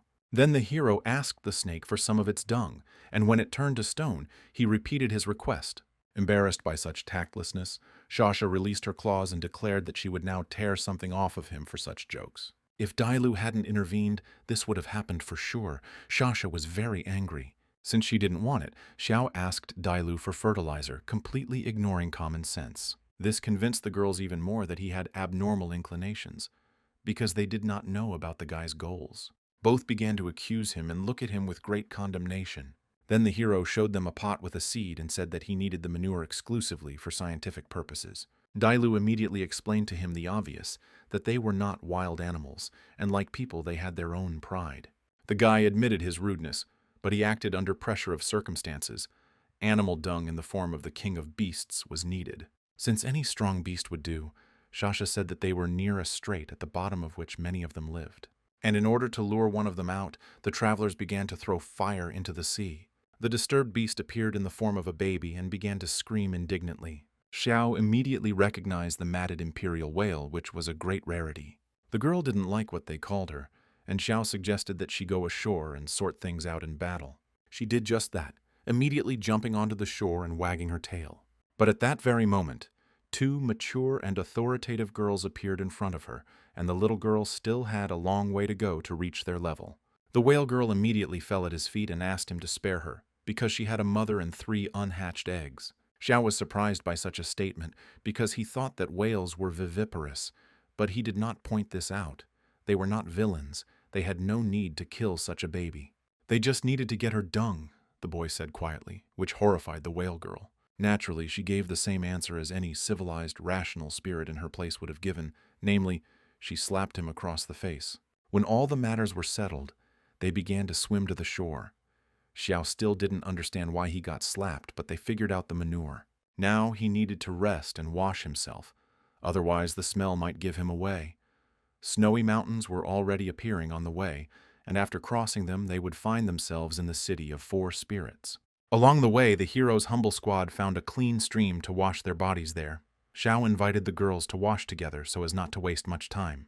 The fox refused, but the 200-year-old snake praised the young man for his endurance. Xiao was glad to see that the girls were getting along with each other, according to rumors. There were also wonderful specimens of the fair half of humanity in the Silver City. Shasha was immediately indignant that she was being compared to some girls, and so the cunning hero realized that she had been in this city after all. After washing, Xiao went away to freshen up and listen to the wind rustling through the leaves. Then they heard the sound of many feet stamping, as if an avalanche of animals was rushing towards them. So a whole pack of storm wolves appeared in front of the trio. Seeing a hair on the hero's hand that had jumped there in search of salvation, the wolves decided that he was their competitor in the hunt and were unhappy. Xiao entrusted his women with the task of sorting everything out, and they readily agreed. Soon they all became soft bedding on the bed. Dailu did not spare anyone. The hero let the rabbit go and warned him that only the strongest could survive, and that he would not be able to help him next time. However, the hare considered the hero's pants to be a more reliable shelter and began to climb there without any embarrassment. The hero got angry and began to threaten the hare with legal action if he grabbed the wrong carrot. Then he finally caught the long-eared one and threatened to make a stew out of him for such antics. And yet the hero softened, considering it fate since the hare was so persistent. It looked like an ordinary electric rabbit, a phone charger with ears, nothing special in its status. However, he had one skill that allowed him to remove the cooldown of ultimate attacks, so he actually worked as a charger. The guy told the girls that he was taking the rabbit with him and would make a contract with him as a fighting beast. Shasha thought that the guy was strange because the rabbit could not evolve. He was even more useless than a flea-ridden dog in a storage facility, she said. Soon the time came for the decisive battle of the supernova, and many spectators gathered for the finale. The team of heroes looked at everyone with pathos from the big screens of the stadium, and they were opposed by the team of the Red Crane. Yang Shuo was very nervous. There were 15 minutes left before the battle began, and the team's main force had not yet arrived and was not responding to messages. Xin asked him to call again, and her brother replied irritably that he had already stopped calling from the phone. But I still decided to call him one last time, just so I wouldn't sit around doing nothing. This time, the answering machine reported that the called subscriber had no funds on his phone. At least he was now within reach, and Yang Shuo decided to transfer some money to his account. And it was at this moment that the hero showed up in the waiting room before the fight and said that he missed them a lot. Yang Shuo cursed that the guy hadn't shown up a little earlier before he sent him the money. But since the heir of the great clan ordered Xiao not to disappear from contact anymore, since his account was now replenished, Xin excitedly asked where he had been all this time if he hadn't been in touch. But the hero decided to immediately divert all suspicions from himself and change the subject, noting how beautiful the girl was today. And she immediately switched over like a lovesick fool to her brother's displeasure. There were 10 minutes left before the battle began, and the participants were asked to enter the arena.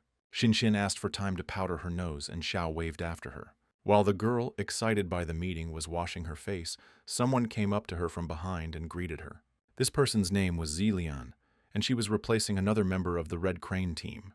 Another contestant had fallen ill, and Zilian had apparently come face to face with her childhood friend and warned her that there would be no mercy in the arena. Xin confidently stated that it was still unknown who would need mercy, and the impudent Zilian shouted after her that she would definitely disgrace her so-called friend. The tall guy in the suit called Zilian and said that it was time for them to go, and she told her brother that she was ready. Holding hands, they walked out together into the blindingly bright arena. Another uninteresting presenter shouted and ranted, trying to liven up the atmosphere of the children's tournament. First, he introduced the Red Crane team to the audience, and they were met with a storm of claps and shouts. The rotten-hearted cutie Zilian was very popular with young and simple-minded male teenagers. Yang Shuo knew those two from the Z clan. Their father was a 10-star beast hunter and the Empress's closest advisor, so the couple were not ordinary people either. According to rumors, Zi Wei could even become Princess Shangguan Qian's husband. But the hero only smirked at this. Only the future emperor is worthy of imperial princesses, he said quietly. They heard the host call their Azure Dragon Academy and walked forward. The Empress herself was the judge of this competition. Apparently, she was experiencing a shortage of young personnel, so she personally conducted such events. Advisor C was also present. He came to accompany his mistress and watch his sons fight. He had already heard about the dangerous newcomer Xiao Xinyu, and now he humbly waited for the outcome of the fight. In passing, he asked the lady how things were going with the search for the man in the mask. They had no idea that they were looking at him right now. The Imperial Association had secretly sent all the Silver Priests to check the 9th and 10th Star Trappers, but so far there was no result. But sometimes you have to look in a visible place, said Advisor Zai. The mask might not be a great warrior, an official, or even a minor figure from the backwoods. At this, Advisor Say directed his piercing, falcon-like gaze at the guy, causing him to shudder, but the hero brushed off this feeling. Although he had survived his meeting with the Empress, his memories of that encounter still troubled him. This year, the tournament was held on the principle of elimination, and the first to enter the arena to fight was Yang Shuo. The hero wished him not to lose in the first battle. They stood opposite each other, waiting for the signal to begin the fight. The first to speak for the Red Crane team was the confident Zi Wei On. Yang Shuo expected to fight with Zilian or Dongfang, but he was faced with a much stronger opponent. As the son of an admiral, he could not lose face in front of his brother and sister. Zi Wei, in an arrogant voice, declared the competition was already over as soon as he entered the arena and promised to destroy their entire team. Yang Shuo readily gave in to this provocation and immediately summoned his Thunder Griffin. At the same time, his opponent summoned some kind of chimera, a three-headed monster that had the heads of a wolf, a tiger, and a leopard. Not only was it the first time that Yang Shuo had seen such an ugly creature, the demonic flame beast, thanks to its lineage, reduced the damage inflicted on it and slowed down all opponents. The main attribute of the mutant was mental strength. However, the white griffin Yang Shuo was not as simple as it seemed. It had a hidden lineage, with attributes of lightning and wind. Xinjin was worried about her brother, and the hero reassured her that Yang Shuo had a chance to win if he attacked the chimera's tail, although with all the cameras on, they couldn't tell him about it. The griffin's advantages were in its high explosive power. But there was also a disadvantage. Everything had to be decided in the first 3 minutes. Xiao thought about whether he should help his friend with the development of the griffin later, or else his low stamina would play a cruel joke on him. The thunderous spear of heaven struck the ugly chimera, but this powerful volley did not leave a single trace on the mutant's skin due to its properties. Moreover, the enemy did not deliberately avoid the strongest attack in order to have a deeper impact on him, the Admiral's son realized. Shiwei grinned triumphantly.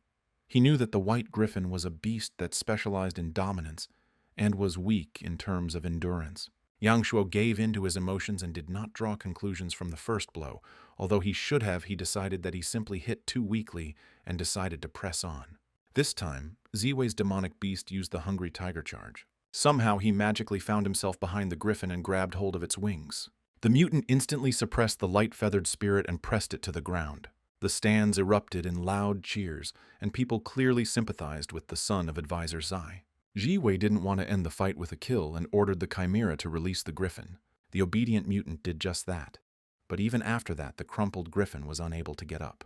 It was just a competition, so Ziwei pretended to be noble and suggested that his opponent surrender. But Yang Shuo rejected this suggestion. He couldn't fail in front of his sister. Xinxin almost shouted a hint to her brother, but Xiao stopped her in time, otherwise Yang Shuo would have been disqualified. But besides this, the guy asked Xinxin to respect her brother's male pride and wait a little longer. The griffin's wings were damaged, and using its skills required a lot of energy. The Admiral's son did not want to lose and was ready to take risks. So he summoned a second beast, a steel gorilla, which immediately appeared behind him. After this, the griffin was able to fly again, and the gorilla was drawn without arms. Yang Shuo ordered the last one to use the giant steel staff skill. Now the gorilla had arms. Apparently they had the ability to extend, and were used for quick movement. The gorilla's steel arm also served as a good conductor, and the griffin used his Thunder Force ability on it. In response to this combination, Ziwei's chimera used a damage absorption skill and surrounded itself with an energy barrier. There was a crackling and roaring sound, lightning crackled, discharges flashed, and the gorilla's heavy hand fell on the target. But even this technique was easily withstood by the chimera, even though Yang Shuo had put so much effort into training it. When Ziwei felt that the enemy was weakened, he ordered the chimera to roar, and it fired a powerful volley. At that moment, the battle was over. The second beast, Yang Shuo, collapsed, wounded and without strength. It was his complete defeat. He couldn't even deal much damage or wear down the enemy, so Yang Shuo felt broken, and Ziwei shouted for the next one. Obviously, such a strong beast is the merit of Advisor Ziwei's father. For a 10-star beast hunter, catching a spirit with demonic blood is easy. Zhao noticed that the Murong clan and Zi had a long-standing relationship and asked Xinxin about it. Once, in her distant childhood, the girl had a quarrel with Zhilian over a bone mouse that the Empress had caught during one of her campaigns. While they were fighting, the mouse injured Zhilian, but not badly. Xinxin was very worried about her then. But Zhilian was offended beyond measure and said that it was all her fault because she took something that did not belong to her. "And the family never forgets the insults," said little Celian, and her eyes turned red like her older relatives. Of course, it was about the eternal struggle for influence over the Empress among the great clans, and not just about children's insults.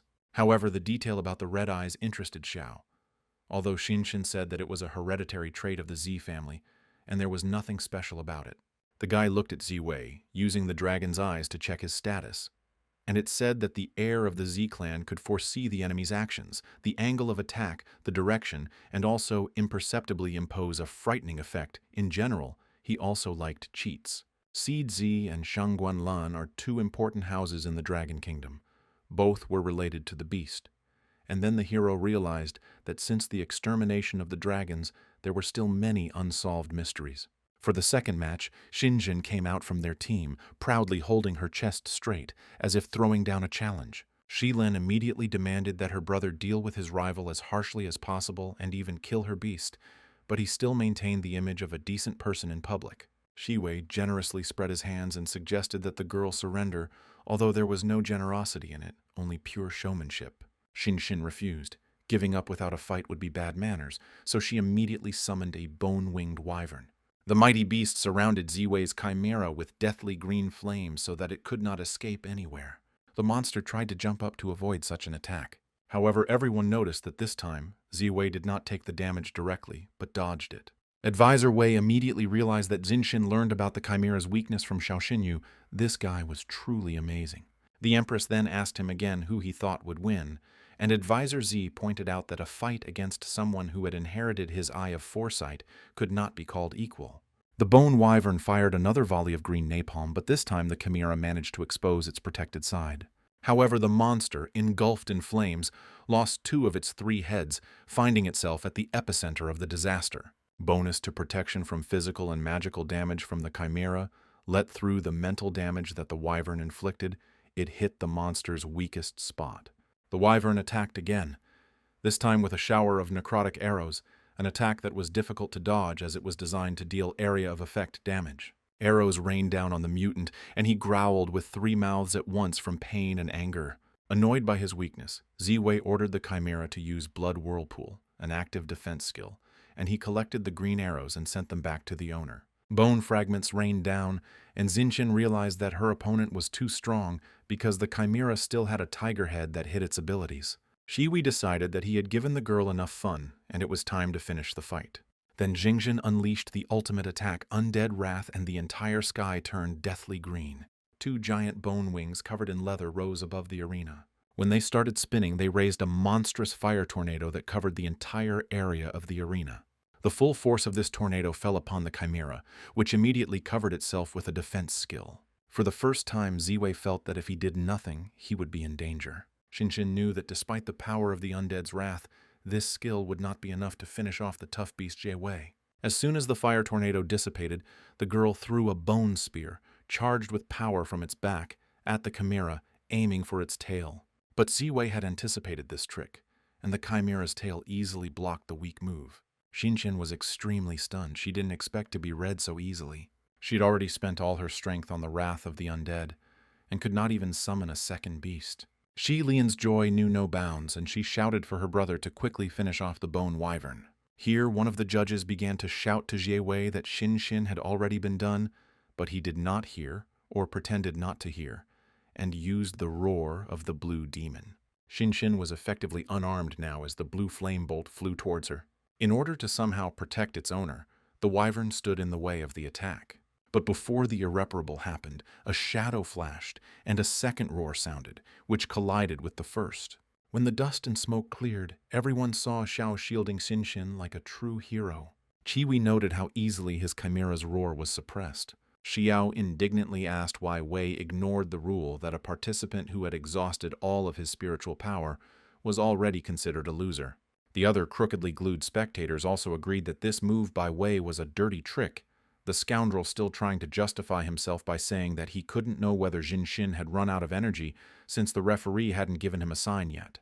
The referee who failed to stop the fight in time was wrong, Advisor Z immediately stated, and called for the incompetent person to be immediately banned from dying for the rest of his days. Xiao looked sullenly at how all the blame was placed on an innocent person, but the Empress did not want to interfere.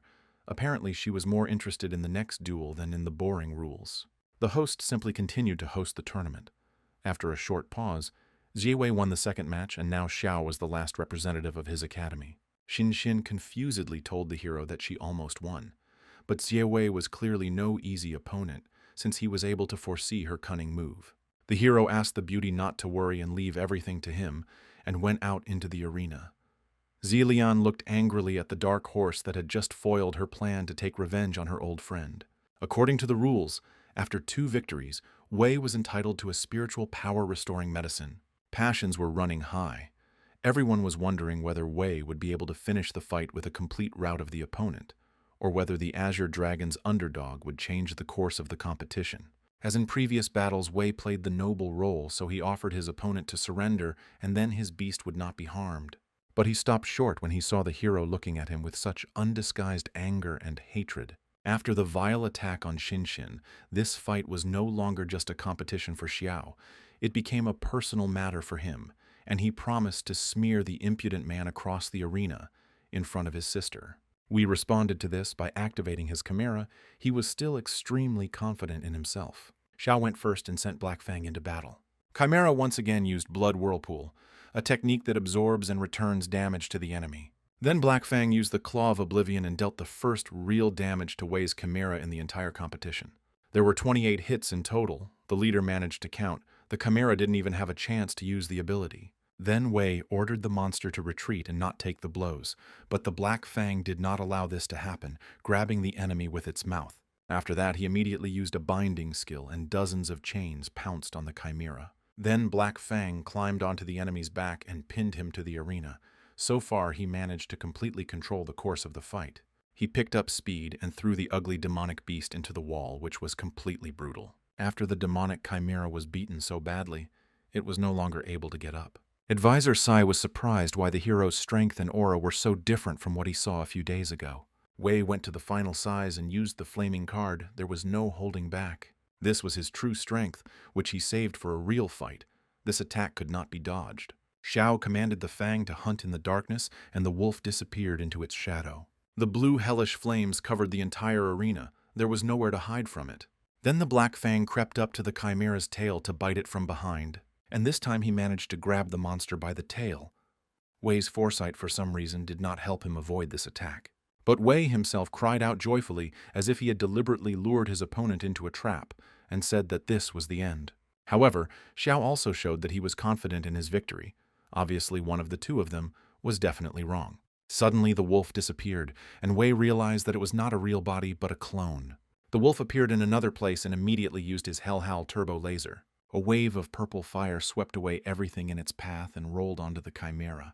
Wei clutched at his eye that had deceived him and did not understand how it had happened that he had been outwitted. After this, he realized that he had to fight with full strength, and one of his gauntlets became filled with power. Wei threw his hand forward and called the Chimera to take its second form. Even after all the damage it had taken, this monster was still able to fight, which showed the clear advantages of noble people. The Chimera stood up on its hind legs, and angular jointed arms began to emerge from its back. 3 heads, 6 arms, 2 supporting paws, the demonic beast was shocking in its ugly appearance. He was completely transformed and began to look even more menacing than before. So what if he had a humanoid form? Xiao asked. He was sure that it wouldn't help the enemy anyway. Having lifted the seal, the guy decided to summon the second beast. For some reason, Wei didn't know who Xiao would summon, although they had already seen an angel in the last competition. But this time, a furry object from the magician's arsenal appeared on the arena. Even the Empress raised an eyebrow in bewilderment when she saw the electric rabbit. It was such an absurd move. Shiwei laughed nervously. He thought his opponent was dangerous, but now it turned out that the person in front of him was just a madman. Such an enemy was not worthy of being called a trapper, said Wei, and ordered the Chimera to use the hammer of 6 paths. Each of the beast's 6 fists contained enormous power, so it was clear that it was an attack with great destructive power, and all of it fell upon the Black Fang. Then Xiao told the rabbit to help them, and it sent a weak blast to the wolf. The charge slightly strengthened the wolf, but it was enough. It is enough that with his howl he summons a pillar of power up to the very sky. Wei prepared to absorb this damage from the Hellfire Lotus, especially since the Chimera's ability to do so had increased 3-fold. Of course, one attack could be repelled, Xiao agreed with him. But what if there were 2 or 3? He showed with a smile on his fingers. Such an ultimate move would take a long time to recharge, Wei said confidently. And then he saw 3 flaming flowers in the sky above him. It was like seeing the gates of hell open. In horror, he ordered the Chimera to use the blood gate quickly and prepared to withstand all this power. It all came down to a confrontation of brute force, the lotuses raining their heat down on the Chimera. One after another they fell from the sky, each one hitting harder than the last. The Chimera stood firm in the midst of the firestorm in its blue bubble. The force of the flame was so great that it split the stones of the arena, showering everything around with a hail of fragments. When the flames died out, the battle was over. Wei had exhausted all his strength and was declared the loser. He was so stunned by his defeat and helplessness that he could not stand on his feet. Perhaps this happened to him for the first time, even at the hands of a commoner. Was it really for the sake of the Triple Lotus that he made a contract with the Electric Rabbit? Wei asked the hero. In fact, it was a single lotus, just used 3 times, Xiao corrected him. He had 1 more in reserve just in case, that is, 4 in total. Wei did not expect such a trump card, and promised to pay back for the humiliation one day. After Xiao's crushing victory, Yang Shuo and Xin Xin immediately regained their spirits. The Red Crane's director said that losing a fight does not mean losing one's dignity, and ordered Leon to leave. She tried to object that she would be crushed into dust after her brother, but in front of her father, it was all in vain. Refusal threatened such consequences of loss of authority that Leon went into the ring and summoned her Crane. C smiled at the girl and said that he had been waiting for her for a long time, which caused confusion. Then the hero declared that he had not forgotten his revenge and promised to kill the beast Leon. She tried to maintain her haughty appearance and said that her father was sitting on the podium now. She suggested that the guy give in and lose to her. The Z family is much higher in status than the Murong family. But she was too naive if she thought that she could actually force the just hero to abandon his path. Water Peacock Xilian attacked first to seize the initiative. But the attempt was too pathetic. He immediately sprawled across the walls of the arena. As Xiao promised, he wanted to destroy the Water Peacock and pointed his finger at the unfortunate animal.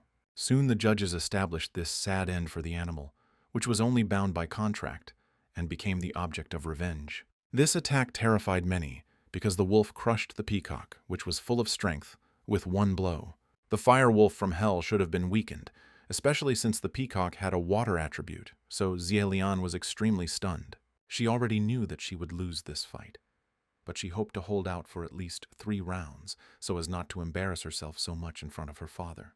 According to the rules, she could summon a second beast, the host told the girl, and she angrily responded that she had already disgraced herself enough today. Shiwi announced his sister's refusal to continue the fight and asked to call the last participant. This guy had never performed before and could be the Crane Academy's hidden trump card. The red-haired guy promised to fight with all his might for his team and offered Xiao to pray for his animals. For this fight, he summoned 3 formidable eagles at once, which were now soaring in the sky. However, they all turned into crispy fried chicken within a few moments, and the red-haired guy gave up. The Crane director grabbed his head in horror from the shame he had experienced. Xiao even felt sorry for his opponent. He thought that he was the strongest of their team and did not restrain himself. The red-haired guy meekly spread his hands. If Ziwei had already lost the fight, what can we say about a commoner? He didn't have a chance from the very beginning. Then the hero's team approached him and congratulated him on his stunning victory. Xiao looked at Shinshin and asked why she was so calm when they had just won. He picked her up in his arms and spun her around. Today's victory definitely needed to be celebrated properly, the hero declared. Shiwei's mask of restrained nobility fell away, and he took out his anger on the drink machine. The awards ceremony for the winners quickly took place in the arena, and the stands exploded with joy at having been able to watch a good fight. And the hero received a reward from the system for achieving the champion of supernovas. He was given a crystal of attributes and a crystal of pedigree enhancement. The attribute crystal allowed him to add another attribute to his beast. He saved it for Freya, but he was going to improve the bloodline of the Black Fang. The Empress herself placed the awards on the winners' necks, which was a great honor.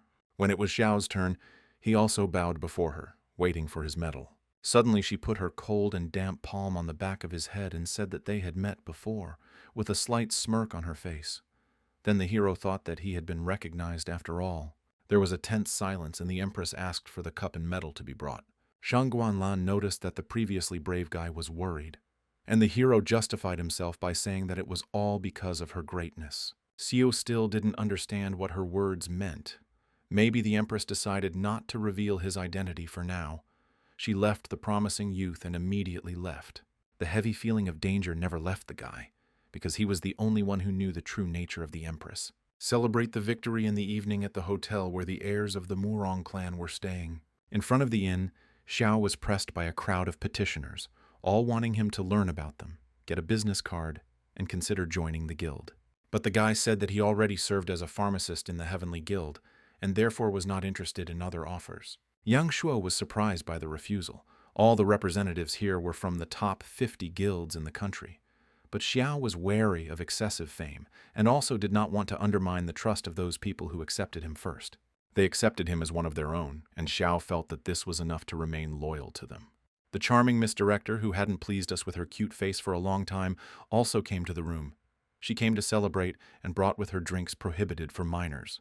When Professor Chen tried to remind them of the rules, Su Ruan ordered a committee to be formed and all the stupid rules to be abolished, after which the professor gave in. After that, this sweet woman clung to Xiao, noticing that he was puzzled about something on the day of triumph, and said that she would help him relax. Xiao immediately took advantage of the offer and asked to show him his legs, and everyone was immediately stunned by such tactlessness.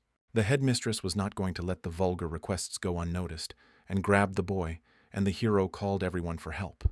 But no one responded, and Suruan took him to a separate room to talk. She managed to change her outfit to a more attractive one in a second and pinned the brave guy to the wall.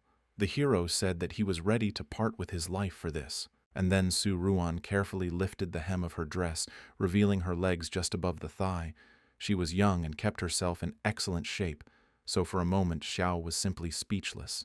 Looking into his eyes, the charming headmistress, it was not for nothing that we had been rooting for her all this time, promised that if the boy received a 4-star certification by the end of the semester, he would be able to do more than just behold beauty. Everyone should have teachers like that. However, their far-reaching plans and discussions were interrupted by a cough. Some modest girl asked not to flirt here. The Empress herself was waiting for Mr. Xiao for a conversation at the palace, which would take 4 hours to get there and back. Of course, the request was just a formality. Obviously, Xiao couldn't refuse and coo a little more with the beautiful Su Ruan. He had to go on a date with a 200-year-old old woman. The imperial palace was built in a traditional style, and the old lady has not changed her habits for 200 years. She walked for a long time through all sorts of passages and rooms, stairs and arches, until he found himself at the right door. Even the entrance to this place was guarded by a golden Qilin beast in the form of a beast king. If the fight started now, it was already unclear whether he would be able to escape at all, so Xiao felt as if he was sticking his head into the mouth of a tiger. The majestic Shangguan Lan, who had not aged a day in 200 years, greeted him comfortably seated on the throne, with her luxurious long legs on her side. In terms of clothing, she clearly did not follow tradition, but she had something to show, despite her age. When the boy entered the dark hall, she asked if he understood why he was called, but Xiao did not dare to even guess. Then Shangguan Lan told him that 3 days ago, an unknown person attacked the prison and helped a dangerous criminal escape, while Xiao himself was absent from the city. It was a serious crime, the guy agreed and squinted, saying he had nothing to do with it. Now he realized how little attention he had paid to his alibi, even though he had said he was going to his sister, but even Zhui hadn't warned him about it and hadn't answered his calls. According to Advisor Zai, a person who hides something can fake his identity and true strength. Xiao understood where she was leading and stated that by this logic, any worker or teacher could be a suspect. Shangguan Lan acted calmly and slowly stood up on the throne. In a tense silence for Xiao, she walked up to him, clicking her heels, but only to simply pass by, watching the guy's reaction. "So he is that man in the black cloak," the Empress suddenly said, which made the hero's soul go cold. As expected, the Empress understood everything. But what was he supposed to do now? Run. But would he succeed? Even a dragon's tear could not turn back time for such a long time. It was possible to fight her, but then his sister would suffer, and the others too. Xiao was tensely silent, not realizing that he was giving himself away even more. When suddenly the Empress ruffled his hair and called it all just a joke. The Empress's servants informed her that the boy was hunting a new beast, according to his sister, and Shangguan appreciated the choice of an electric rabbit. Xiao was extremely stunned, because she only suspected him of a crime. Then the Empress's pale face suddenly blushed and she laughed, calling him cute. That's why she wanted to joke with him. Although Advisor Z had paid attention to him, but Xiao had obtained his first beast less than a year ago, in Shangguan Lan's opinion. He could hardly compete with the 9-star beast hunter. From such stress, the guy thought that he would suffer from constipation for another week. His whole soul sank into his heels, although the words of Sister Shui really saved him. Then the Empress moved on to the main topic for which she had called the guy, and not just to tease him. She was worried about her plans for the future after graduating from the academy, and the hero said that he did not have any yet, because he had 3 years ahead. The Empress took future personnel very seriously, since she personally monitored the younger generation. She told him that after graduating from the academy, a trapper had 3 paths. The first was to join a guild, the second was to serve in the army, and the third was to become part of an international organization of bounty hunters. But the lady was going to offer him a 4th way, and Xiao wondered if it was worth it. The hero was afraid that he would be used due to his position, and even felt guilty for such thoughts. Then, casting aside his doubts, Xiao asked what this path was, and Shangguan Lan proudly told him that he would become part of the Emperor's soul and serve her. This organization was her personal guard, essentially suicide bombers performing the most dangerous missions. Silver priests changed every month, which proved the danger of this profession. The Reds had an even higher mortality rate. They died on missions undercover. To become one of them, you had to have 8 stars, perform a feat in the Imperial Soul, and gain the full trust of the Empress. Seeing the guy still arguing, she asked what he thought. Xiao began by politely expressing his gratitude for the trust shown. The impatient mistress immediately understood from his tone that he was going to refuse, pretending to be a good guy. Then the hero assured her that he wanted to become stronger with all his heart, and was ready to join her guard right now. It was the right choice, and the Empress praised him, patting him on the shoulder. The guy sighed heavily, knowing full well that he had no other choice. Serving the ruler was like living next to a tiger, but it wasn't that bad, because Shangguan told him about Advisor Z's mistrust, and it seemed like she didn't trust the official either. After becoming the Great Black Priest, the boy could even take his place. And having taken the place of the second person in the Empire, one could think about the highest title and only then get the identity of the Black Cloak. Then Shangguan decided to show the boy something, and told everyone to come in, addressing the people outside the throne room. The servants were great, some kind of beast. Because of the bright light, the guy did not immediately recognize who it was. And then he looked at the status of a noble beast, with the Qilin bloodline. Its deity parameters went beyond all reasonable limits, leaving practically no weak points. The Qilin was Shangguan Lan's favorite beast. They were only used by members of the ruling dynasty, and judging by the level, this beast was still a cub. Seeing Xiao's admiring look, the Empress asked him if he liked the beast. The guy was so surprised that she asked him about it again, in a gentle voice. Scratching the back of his head in embarrassment, the hero admitted that in the entire country, and perhaps even the world, there was not a single hunter who could resist Qilin. And if so, then he now belongs to him. The mistress suddenly stunned the guy, which knocked all the breath out of his chest. His exclamation made Shangguan raise her eyebrows in surprise, and the guy quickly asked for forgiveness, citing the unexpectedness of the gift. He was under tremendous pressure, because in the Empire, only Shangguan Lan herself and her daughter owned Qilin. Xiao would become the third, which meant actually becoming a member of the family, which meant the Empress had too high an opinion of him. However, this gift was not just like that, but only on the condition that the guy next month, during the supernova test, takes on a top-ranking task and successfully completes it. This test was conducted for all the participants of the supernovas who entered the arena. The difficulty of the test can be chosen by yourself. In all the years at the Academy, only 8 people chose the highest-ranked tasks, of which 6 failed, and only 2 managed to cope. In this way, the Empress wanted to test his potential and find out if he was worthy of her trust. Then the hero hit himself in the chest and assured the Empress that he would definitely cope completely. Shangguan Lan warned the boy that Advisor Z wanted to promote his son Wei to her guard, but she did not allow it, after which she sent the hero home. Returning to the throne, this powerful woman thought that she had a curious young man, and she herself did not know why she decided to tease him. Old memories came back to her, shaking a rattle by the baby's bed. This is how she felt when Xiao was here. The guy returned home deep in thought and spent some time digesting what had happened. When he looked at his women, he asked why they were so gloomy, and they sighed heavily. Serving the ruler is like living next to a tiger, the fox said. And the boy asked his sweet Dailu how else he could survive if he didn't agree to everything that was offered. Shasha was also worried about her master. She admitted that this was the only way to survive. But she reminded him that in the Imperial Soul, the survival rate was only 10%. One could only wonder where they all went. However, Xiao was not discouraged. He believed that even in a hopeless situation, a path to salvation could open up, according to the Empress. She did not allow the son of Advisor Sai to approach her. It was all because of her suspiciousness. Since she treated even her first advisor like that, the Z clan became too influential. The girls agreed with the hero. And this was his golden chance, because Xiao was a commoner with a clean background. If he became part of her guard, he would not be able to make behind-the-scenes alliances, and she would use him to restrain the C family. And all he would have to do was wait for his time, and then it would be time to kick Shangguan off the throne. The fact that Xiao was voicing such plans out loud already spoke of his overconfidence or carelessness. But the hero had already imagined how the whole country would bear his name, and he really liked it. The fox immediately became indignant, because when he becomes emperor there will be thousands of women around him, and the hero, smiling guiltily, replied that this is not what he meant. It was too late to retreat in any case, Shasha admitted. If they stumbled, I would die. The boy assured the snake that there was nothing to be afraid of. They would win in the end. Full of determination, Shasha knelt down and said that from now on her life belonged to him, and she would follow him even to the next world. Even Dailu was amazed that the snake had suddenly learned to flatter so pleasantly. But in any case, Dailu was also going to follow Mr. Xiao no matter what he was planning.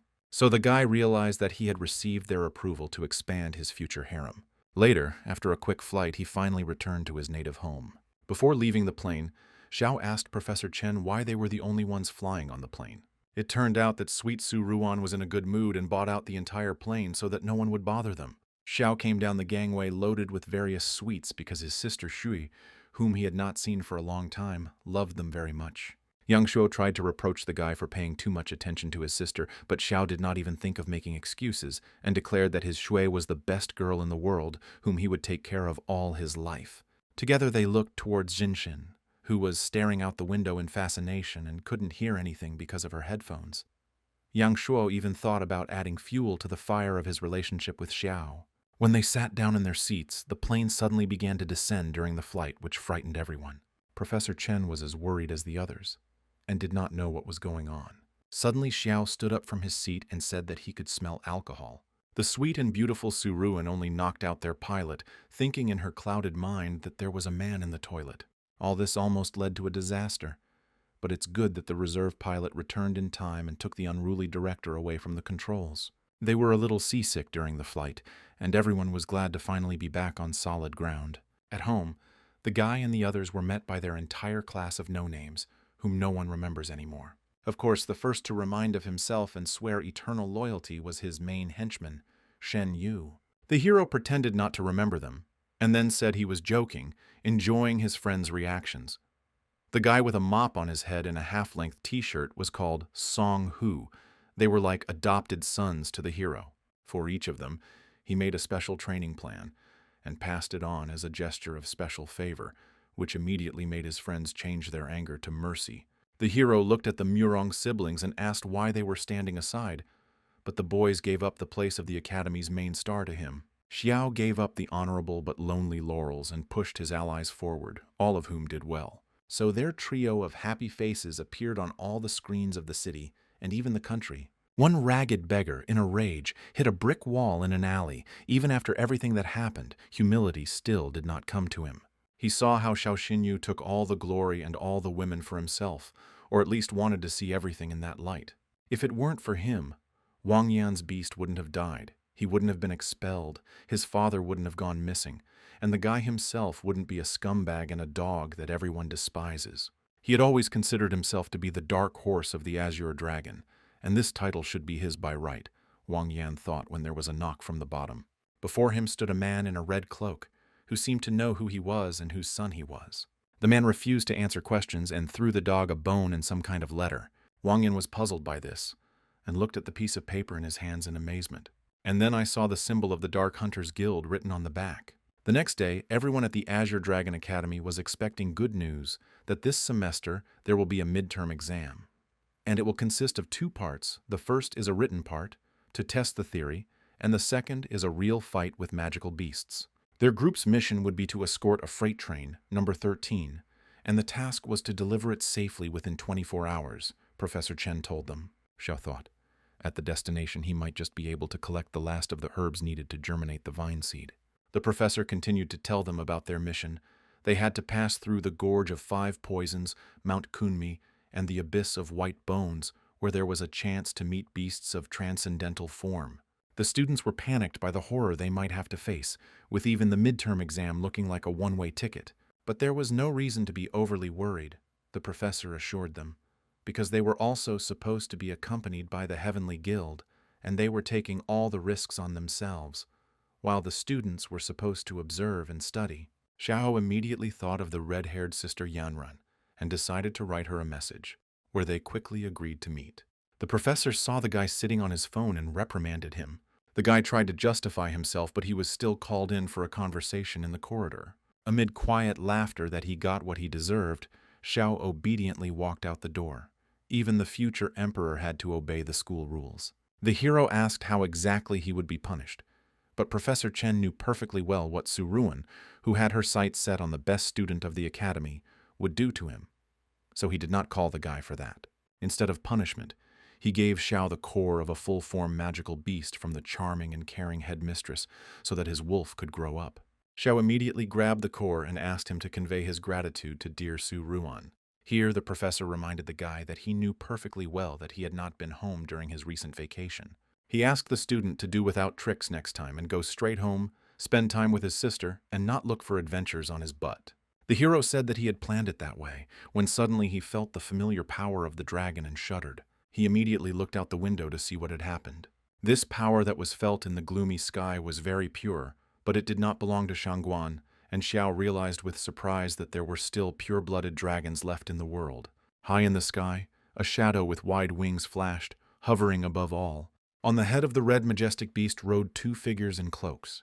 While flying over the academy, the commander-in-chief of the Flame Alliance forces, Ye Mei, noted how much stronger Xiao Xinyu had become and offered to meet him in disguise. However, the stern leader of the alliance, whose face was crossed by an old scar, Xiao Leon, declared that the time for their meeting had not yet come. It was unclear why the leader was waiting, but according to him, the guy was growing very quickly, so their meeting should take place soon. At this point they accelerated their flight, and the hero stopped feeling their presence. For a moment he still stared in amazement at the gray sky. At least it wasn't the Empress, he thought. Late in the evening, after a very long time, Xiao finally returned home and greeted his sister and little Shimeng. Seeing the guy, the little girl immediately rushed to hug him as she missed him very much. Xiao also missed their cute faces, and Shimeng boasted that she watched his matches on TV and promised to marry him when she grew up. The hero gently stroked her head and said that she was too young to think about such things. But the little girl said that she was no worse than all the others. Then the beautiful and apparently unrelated sister Shui, who had just taken a shower as if getting ready to welcome the hero, appeared in the room. She asked little Shimeng not to pester her brother that he had just returned home. Xiao immediately rushed to hug his sister tightly, feeling her warm and moist skin after the shower and also the smell of gel in her hair. His sister accepted his embrace and responded with tenderness. She also missed him. Here, even little Shimeng noticed that their relationship clearly went beyond family, but she didn't attach much importance to it. That night, the hero, without a second thought, asked to spend the night with his sister Shui, and he could understand. She was wearing only a light and revealing nightgown with a deep neckline and barely falling below the waist.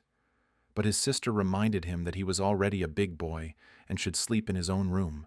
The prankster insisted, because they had slept together since childhood, although it was a forced measure since they had only one room. But now they lived in a dormitory, and also with little Shimeng, who could be adversely affected by their closeness. The hero looked closely at how the child was breathing, and concluded that she was already fast asleep anyway. Then Xue gave in to his persuasion and agreed, but on the condition that it would be the last time, and the hero was very happy. In this mood they lay down in the same bed but at a short distance from each other. We noticed how thin he had become while the guy was away, and she anxiously stroked his face. But the hero told her not to worry, and warned that because of the midterm exam, he would be absent for a long time again. He had to go to the semi-wild lands on the border of the state, but the guy confidently stated that everything would be fine because he had become much stronger. Zhu agreed when he was so small that she could hug him with one arm, but now she couldn't even hug him with two arms. She said that it was okay, and that he could now hug his sister himself, then pulled her towards him and hugged her tightly, feeling her warmth. He promised her that one day he would become rich and buy her a beautiful villa with a sea view where she could collect shells every day. And the hero himself will return to this house after each victory and eat food prepared by his sister. And then he will be truly happy. She quietly answered him that she was looking forward to his dream coming true, knowing full well that she would not be able to be with him all her life. Then Shu asked him to promise her something and extended his little finger to make an oath. Whatever happened to her, he had to live happily, Sue said, and the guy promised her that she would be okay. The next day, Shen Yu, the hero's first henchman, thoughtfully leafed through the textbook and thought about the upcoming exam. It was not so scary to fail it, but to die in the process, or on the contrary, to pass posthumously. Xiao chuckled and suggested that his friend write a will, but he sullenly replied that it was too early to write it off. Then their classmate with a mop on his head, whose name I have already forgotten, suggested going to the cafeteria together and promised to treat them. For this, the hero immediately accepted him as a henchman and gave him the second number. However, they had to abandon the common lunch since the guy already had plans and he left his friends in the classroom. Mop had thought about it. There were only 4 prominent beauties in the academy: Ye Ningxuang, Murong Xinshin, Qin Yanran, and another one with double pupils. By Wanga, the number 1 acolyte, recalled, both of them were more interested in the opposite sex than in their studies, which was normal at their age. However, this girl rarely showed herself in public, and they decided that the hero's most likely target was Jinshin, with whom he was on the same team and who had a strong charm. The heirs of the Murong clan walked home together. A real feast was expected today since the head of the family, Admiral Jiang, had returned home, and he knew how to cook very well. Here, Yang Shuo noticed Xiao's happy face and decided that this needed to be fixed somehow.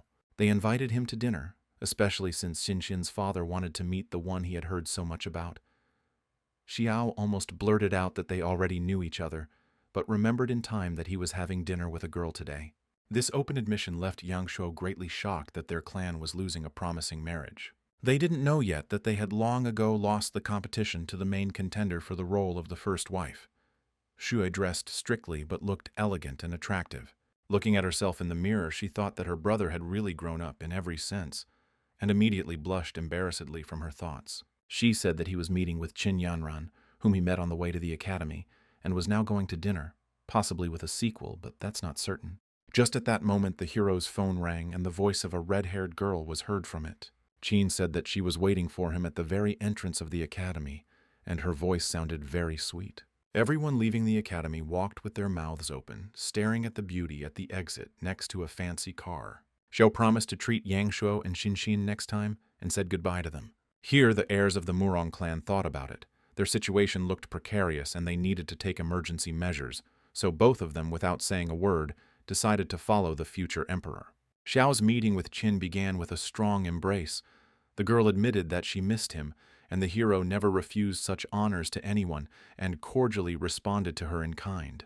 Yang Shuo assessed the red-haired beauty's appearance with an experienced eye and immediately noticed that his sister couldn't relax. Guys like Xiao had many worthy admirers, and if she wants to succeed, she will have to raise the temperature of their relationship by being more assertive.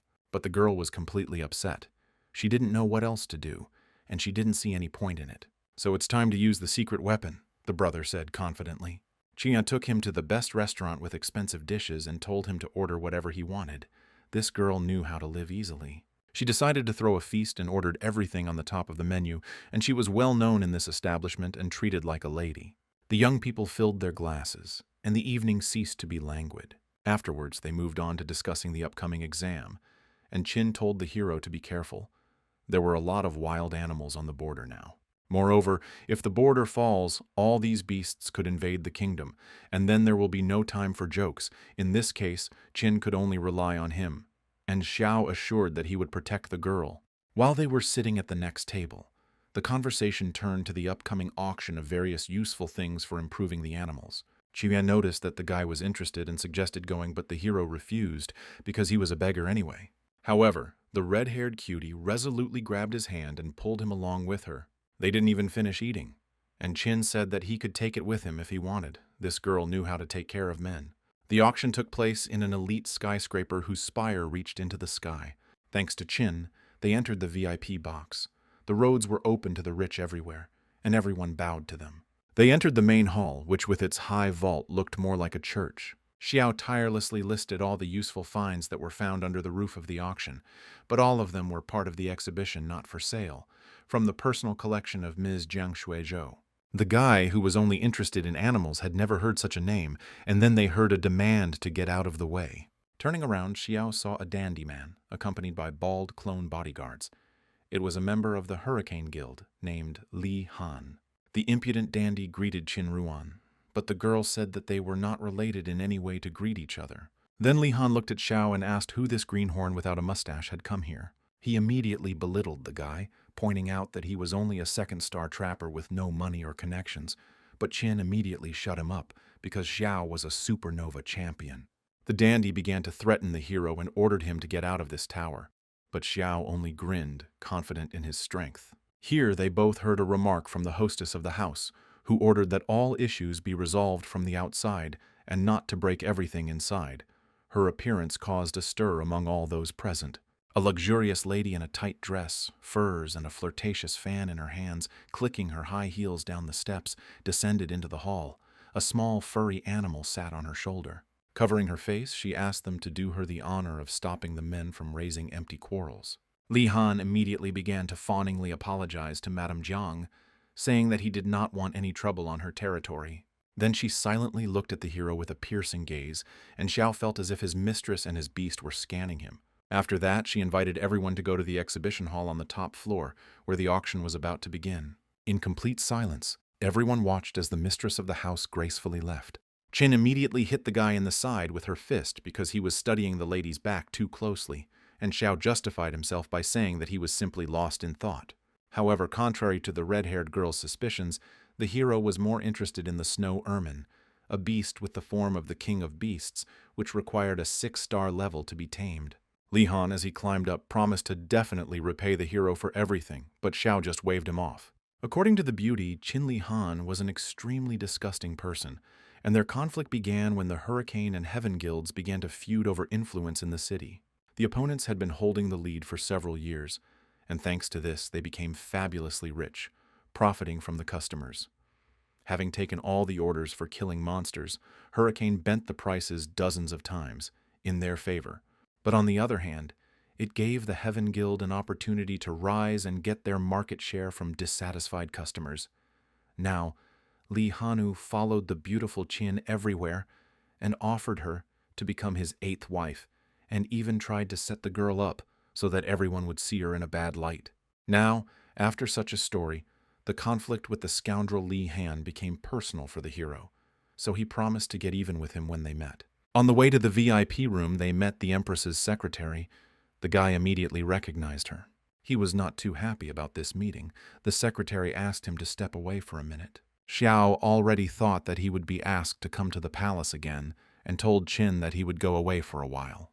But the secretary only handed him the Shangguan Lan token that he had not taken last time. This was the seal of the imperial soul, the symbol of Shangguan Lan herself. Although he was still not strong enough to join the guard, this seal confirmed the high potential and trust of the royal person. The seal was supposed to help Xiao make the right connections and finish his studies at the academy, so he sincerely thanked Her Majesty for it. The secretary herself simply happened to be nearby. She needed to accompany one person to the border, and she was just taking a shower in her room. Xiao, realizing that he had intruded into the private quarters of an important person, looked at Secretary Shangguan in amazement. But she said that since the doors were closed, the lady would not be offended by her. Xiao smiled politely and hurried out of the room before a big embarrassment occurred. The beauty Qin asked him if everything was okay, and the guy replied that nothing would have happened to him, but he himself was extremely worried. However, the cunning fox was not so easy to calm down. In this she was similar to Dailu. Because what else could you think about when a guy spends time alone with a beauty in a room? Although she spoke about her suspicions with humor, so as not to strain the guy, he still decided to justify himself, and said that in 5 minutes he still would not have managed to do much. Qin pressed herself against him with her whole body without any embarrassment, and touching the hero's face, she decided to find out what kind of women he liked. Rich and luxurious like Mrs. Jiang, or strict and sweet like the one he had just left with. She did not forget to ask about herself. The hero immediately declared that, of course, his taste was beautiful and heroic girlfriends like the charming Qin. He knew a lot about flattery.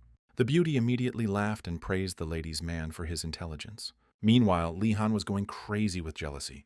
Sitting in a throne-like chair, he was indignant about Qin's closeness with some commoner. His servant offered to drag Xiao out into the alley after the auction for a talk and tickle him with steel, but the self-confident dandy said that waiting was not his style. Then the servant showed him something, holding a bundle of papers in his hands. It turned out that they had already obtained Xiao's personal file and learned that he had a wonderful sister. The scoundrel Li Han was already greedy for beautiful girls, and when he saw the refined Xiao, he even drooled. The bidding was in full swing, everyone shouting out sums that amounted to a fortune as easily as if they were pennies. Xiao didn't understand the logic of all these fans of showing who's cooler. They were ready to buy an item worth no more than 3 million, raising the price 3 times. But Chin explained to the naive boy that it wasn't just about the objects. All these men wanted to buy Madame Jiang's attention. The hero immediately noted that no matter how luxurious the lady was, she could not compare to Chin's beauty, and the red-haired girl accepted the praise, realizing that it was nothing more than flattery. This did not stop Xiao from admiring the lady. There was some kind of incomprehensible mystery about her, and he wanted to get to know her if possible. It was time for the next lot, and the assistants, at the behest of the mistress, brought out the 9th item. The rarest treasure that could bring a dying beast back to life, the dragon horn root, was shown to everyone by Madame Jian, an item that could be mistaken for a piece of jade. The price started at 80 million. The auction attendees were speechless. It was the first time they had seen such a treasure. Everyone understood that it would not be a pity to pay even 800 million for this item. Xiao's eyes also lit up at the sight of the dragon horn, and he grinned greedily. Then the hero resorted to trickery to attract everyone's attention. He spilled a glass of expensive wine on himself and loudly announced this mistake. Everyone turned to look at the troublemaker, and Li Han did not miss the opportunity to make a sarcastic remark about the common people not knowing manners. Madame Jiang immediately asked for help to get the young master to the restroom, not wanting to stop the bidding. However, the impudent guy in front of the entire respected public asked the lady to personally show him where the restroom was. This immediately caused a storm of indignation from those who could not even imagine such a request in their dreams. Jealous fans quickly united in their persecution of the unknown newcomer. Li Han turned to Qin and asked if she understood the real face of the one she came here with. But despite the general indignation, Mrs. Jiang treated the unknown beggar boy as if he were an honored guest and agreed to help him. The beautiful Qin realized that the guy did everything on purpose to get closer to the gorgeous Mrs. Jiang, and decided that next time she would also wear a similar dress since the guy liked this style. Xiao and the mistress of the house went into the restroom. She also realized that the guy had put on this whole show to talk to her personally and handed him a towel. Then the hero informed the lady that the root put up for auction was a fake. He said it so categorically that she was forced to immediately declare that their house carefully checks everything that is put up for sale, and if he wanted to joke like that, then he had better leave. The guy spread his hands. He was only a second star trapper. While she had a Beast King-level ermine sitting on her shoulders, there was no reason to try to deceive her. Such insight surprised Madame Jiang, and she agreed to listen to his arguments. The dragon root grew in an icy valley in the north of Long Country, and absorbed the energy of heaven and earth there, which gave off a light, grassy aroma. And since Ms. Jiang's lot did not have it, Xiao assumed that perhaps it was Zhao Long's bloody mustache. Since they really looked very similar, it was decided to conduct an additional check. After some time, the check was completed, and Madame Jiang admitted that the guy was right. The Lingnan clan wanted to deceive her, and she thanked him for his help.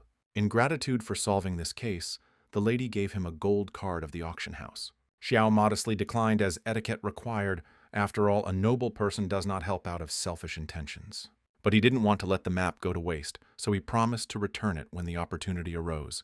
And Mrs. Jiang smiled, and thought that the spirit of Cao Tao had been reborn in this young man. At this point, she asked him to return to the hall since the auction had to continue. "The leader has a worthy son," Madame Jiang suddenly said, looking at the hero's back. Since their conversation took quite a long time and the dragon root was removed from the auction, this stirred up a new wave of rumors. Xiao returned to his seat as if nothing had happened and was rewarded with a questioning look from the lovely Qin. Of course, she couldn't help but be curious as to why he was leaving for another woman while walking with her, for the second time in a row. The guy smiled and only briefly said that he had managed to become friends with the lady. Although Qin reproached him for developing their relationship so quickly, Xiao quickly reassured her that their relationship as brother and sister was still much deeper. Mrs. Jiang apologized because her old friend ordered the root for himself, and therefore it had to be removed from the auction. Of course, she couldn't tell the truth. The next lot was a special magic core with the attribute of sacred light. "The starting price is 10 million, the lady announced, and the stone really did sparkle. It was incredibly difficult to purchase a spirit beast with such an attribute, so for most buyers this item was useless. This core was stronger than even the blood of demons, just what the angel Freya needed, Xiao thought. Sister Qin immediately noticed that the guy was interested and offered to buy him this thing, wanting to at least win his favor in this way. Before the hero could answer, she named the price at 20 million, doubling the purchase price. But Li Han took advantage of this and really wanted to get even with the guy. He accepted the bet and raised it by another 10 million. Cutie Chin frowned, but it was too late to retreat, especially since Li Han was involved in this matter. So she raised the price to 40 million without slowing down. But Li Han didn't want to give up his position either, and had already offered 50 million. It was hard to say what he would have won if Chin had suddenly refused to bid. Li Han stated that he was willing to bargain until Chin emptied his guild's treasury. Xiao had already understood which way the wind was blowing, and asked Sister Chin not to strain herself so much, because in the future he would still have opportunities, although such a quality might not be found. Here, Mrs. Jiang stepped in again and easily intervened in the bargaining process, realizing exactly how she could return the favor to the guy. Since Mr. Xiao was the owner of the gold card and her friend, she unilaterally withdrew the lot from the auction and simply gave it to the hero, considering that this is already the second lot that was simply removed from the auction, and also because of a young guy. It is not surprising that fans and admirers of the luxurious Mrs. Jiang have many questions. Many have spent their fortunes on her auctions, but only received a silver card, so the open favoritism towards a younger and more promising guy greatly outraged them. Li Han was also indignant, and angrily asked the lady if her friendship with a stranger she had met just 5 minutes ago was worth so much money. But in response he heard only a cold remark that this was her personal business and personal responsibility, which should not concern anyone. Here, Xiao himself was puzzled by such attention. Receiving a gold card was already a generous reward, but did the lady really value his ability to analyze objects so highly? Li Han angrily admitted that Xiao was quite the lady's man, but what would happen if his pretty face was hurt one day? This was said with a clear threat. The bald clones from among Li Han's guards immediately surrounded the box where the hero was sitting. The guy himself remained calm, and the brave Qin asked the bald-headed monks what they were planning. Li Han stated that he came to teach his future brother-in-law a lesson and show who the big guy is in their town. These words made the hero unable to stand aside. He could tolerate insults as much as he wanted, but not an attack on his woman. However, it turned out that the scoundrel did not mean the beautiful Qin, but the charming Shui, and in his dirty language said that only thanks to such a sister, the guy was still alive. The scoundrel also spoke in the most vulgar terms about the girl's beauty. Leaning towards the hero, this feeble-minded and courageous scoundrel declared that he would stop courting the obstinate Qin and would rather pay attention to the sweet Shui, and that night, in principle, he thereby signed his own death warrant. Xiao used his strong fist as a sealing seal and immediately knocked out a couple of the villain's teeth.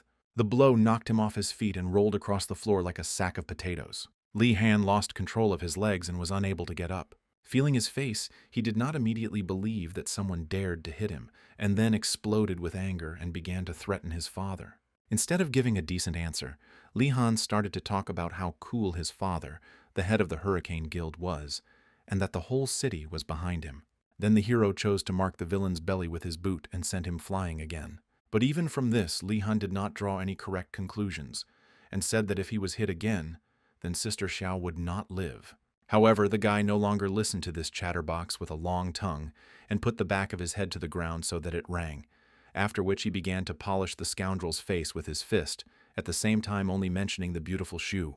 The timid and useless bodyguards doubted whether it was worth saving the master, but were afraid that Xiao would simply take him hostage, so it was decided to call the guild for help. Xiao only let go of the bastard after his hand became tired from working. Li Han no longer looked so confident, and looked more like a bloated dog corpse. The bodyguards pulled him away to give him first aid, but no one dared to tie him up with Xiao. Li Han barely moved his tongue and ordered Xiao to be destroyed on the spot, but the bodyguards were in no hurry. They liked to receive their salary, not work. And then the scoundrel Li Han's father appeared, wearing a suit and a vulgar cloak with a fur trim. Seeing the face of his son, who looked as if he had fallen into a beehive, the father was horrified. The cowardly son hid behind his father and pointed his finger at the offender. Xiao didn't hide or run away from anyone. He behaved confidently, feeling that he was right. The luxurious Madame Jiang hid her face behind a fan and chose to watch without interfering. Li Han's father ordered to catch the impudent man and break his arms. This time the bald ones did not dare to disobey and rushed to Xiao. Here the guy was covered by the beautiful Qin. Her arguments even grew from excitement, and she said that the guy was a member of the Heavenly Guild, so if they wanted to attack him, it would lead to an open conflict. But the hurricane chief knew that Chin's father was not in the city at the moment, so he could teach her a lesson and still get away with it.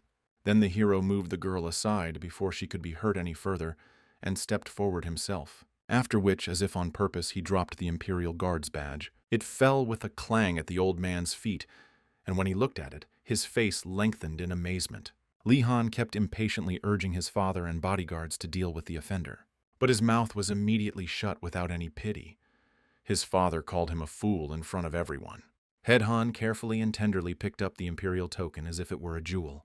He respectfully blew the dust off it and handed it back to Xiao, smiling obsequiously, and began to apologize for the inconvenience, and was also ready to make amends and buy the guy everything he needed. Military advisor Zhaozhong, the 4 rulers, the generals of the 3 armies, all these people are Shangguan Lan's confidants, the pillars of the state. However, they are not the ones who enjoy the greatest trust from Her Majesty. To strengthen her position in the country, the Empress created a guard that obeyed only her. Each of them could give their life for her at any moment, and therefore enjoyed the privileges of the owner of the seal. Seeing the seal, consider talking to the Empress herself. That was the unspoken rule. The stupid fool Li Han still didn't understand the difficult situation they were in, and bewilderedly demanded that Xiao be punished. But the father was so angry that he was ready to give up on his son. The hero reminded the chief that Li Han wanted to cripple him, and the old man even threatened to kill him. This had to be explained somehow. Then the chief continued to obsequiously assure the hero that this was all a small misunderstanding. As a token of gratitude, he was ready to buy anything at this auction, but the fair hero was not interested in money. He did not want to have such a reputation. Since Chief Han admitted his mistake, Xiao considered himself entitled to choose their punishment, and the old man smiled unctuously again, agreeing with the bearer of the seal. For insulting the sisters and threatening to kill, the hero wanted to break the impudent man's arm and pointed at the confused Li Han. Seeing the leader hesitate, Xiao suggested that he take the punishment himself. Then the old man asked which arm exactly needed to be broken, and the hero pointed to the right one, which still retained mobility. The scoundrel was thoroughly frightened. His former pomposity had disappeared somewhere, and he was shaking all over with fear. At that very moment, his father struck a powerful blow and broke his son's arm without any mercy. Screaming in pain, Li Han fell and began to roll on the floor, looking pitiful. Satisfied with this, Xiao ordered them both to get out of his sight, and he sounded imperious as he did so. Chief Khan assured the hero that he would punish his son to the fullest extent, after which he ordered the mountain bodyguards to quickly take his son away. Xiao returned to Sister Qin in triumph and suggested that they leave this place. Even though everything happened in front of dozens of witnesses, Ms. Zhang called on everyone to remain silent, using her authority. When they left the hall, the charming Qin asked him why he had taken such a risk, since if it weren't for the token, he really could have died. But in reality, this is exactly what the guy wanted. It was all part of his big and bold plan. From the very beginning, the guy pretended to be a weak, innocent lamb in order to provoke this attack. There were other important witnesses to these events. A lady with cherry-colored hair falling below her waist asked the secretary if she had made a note. And then she asked to send it to her mother, and the Empress's secretary bowed low, accepting the order. The luxurious Madame Jiang was also delighted with the performance of the one she called Young Master, who turned out to be much smarter than they thought. Late in the evening, Chief Khan visited his wayward son in the hospital, who asked him indignantly how he could allow a plebeian to break his arm because of some seal. The fool never realized his mistake. The leader told him to either run away or bow when he saw Xiao next time. The Empress herself was behind this guy.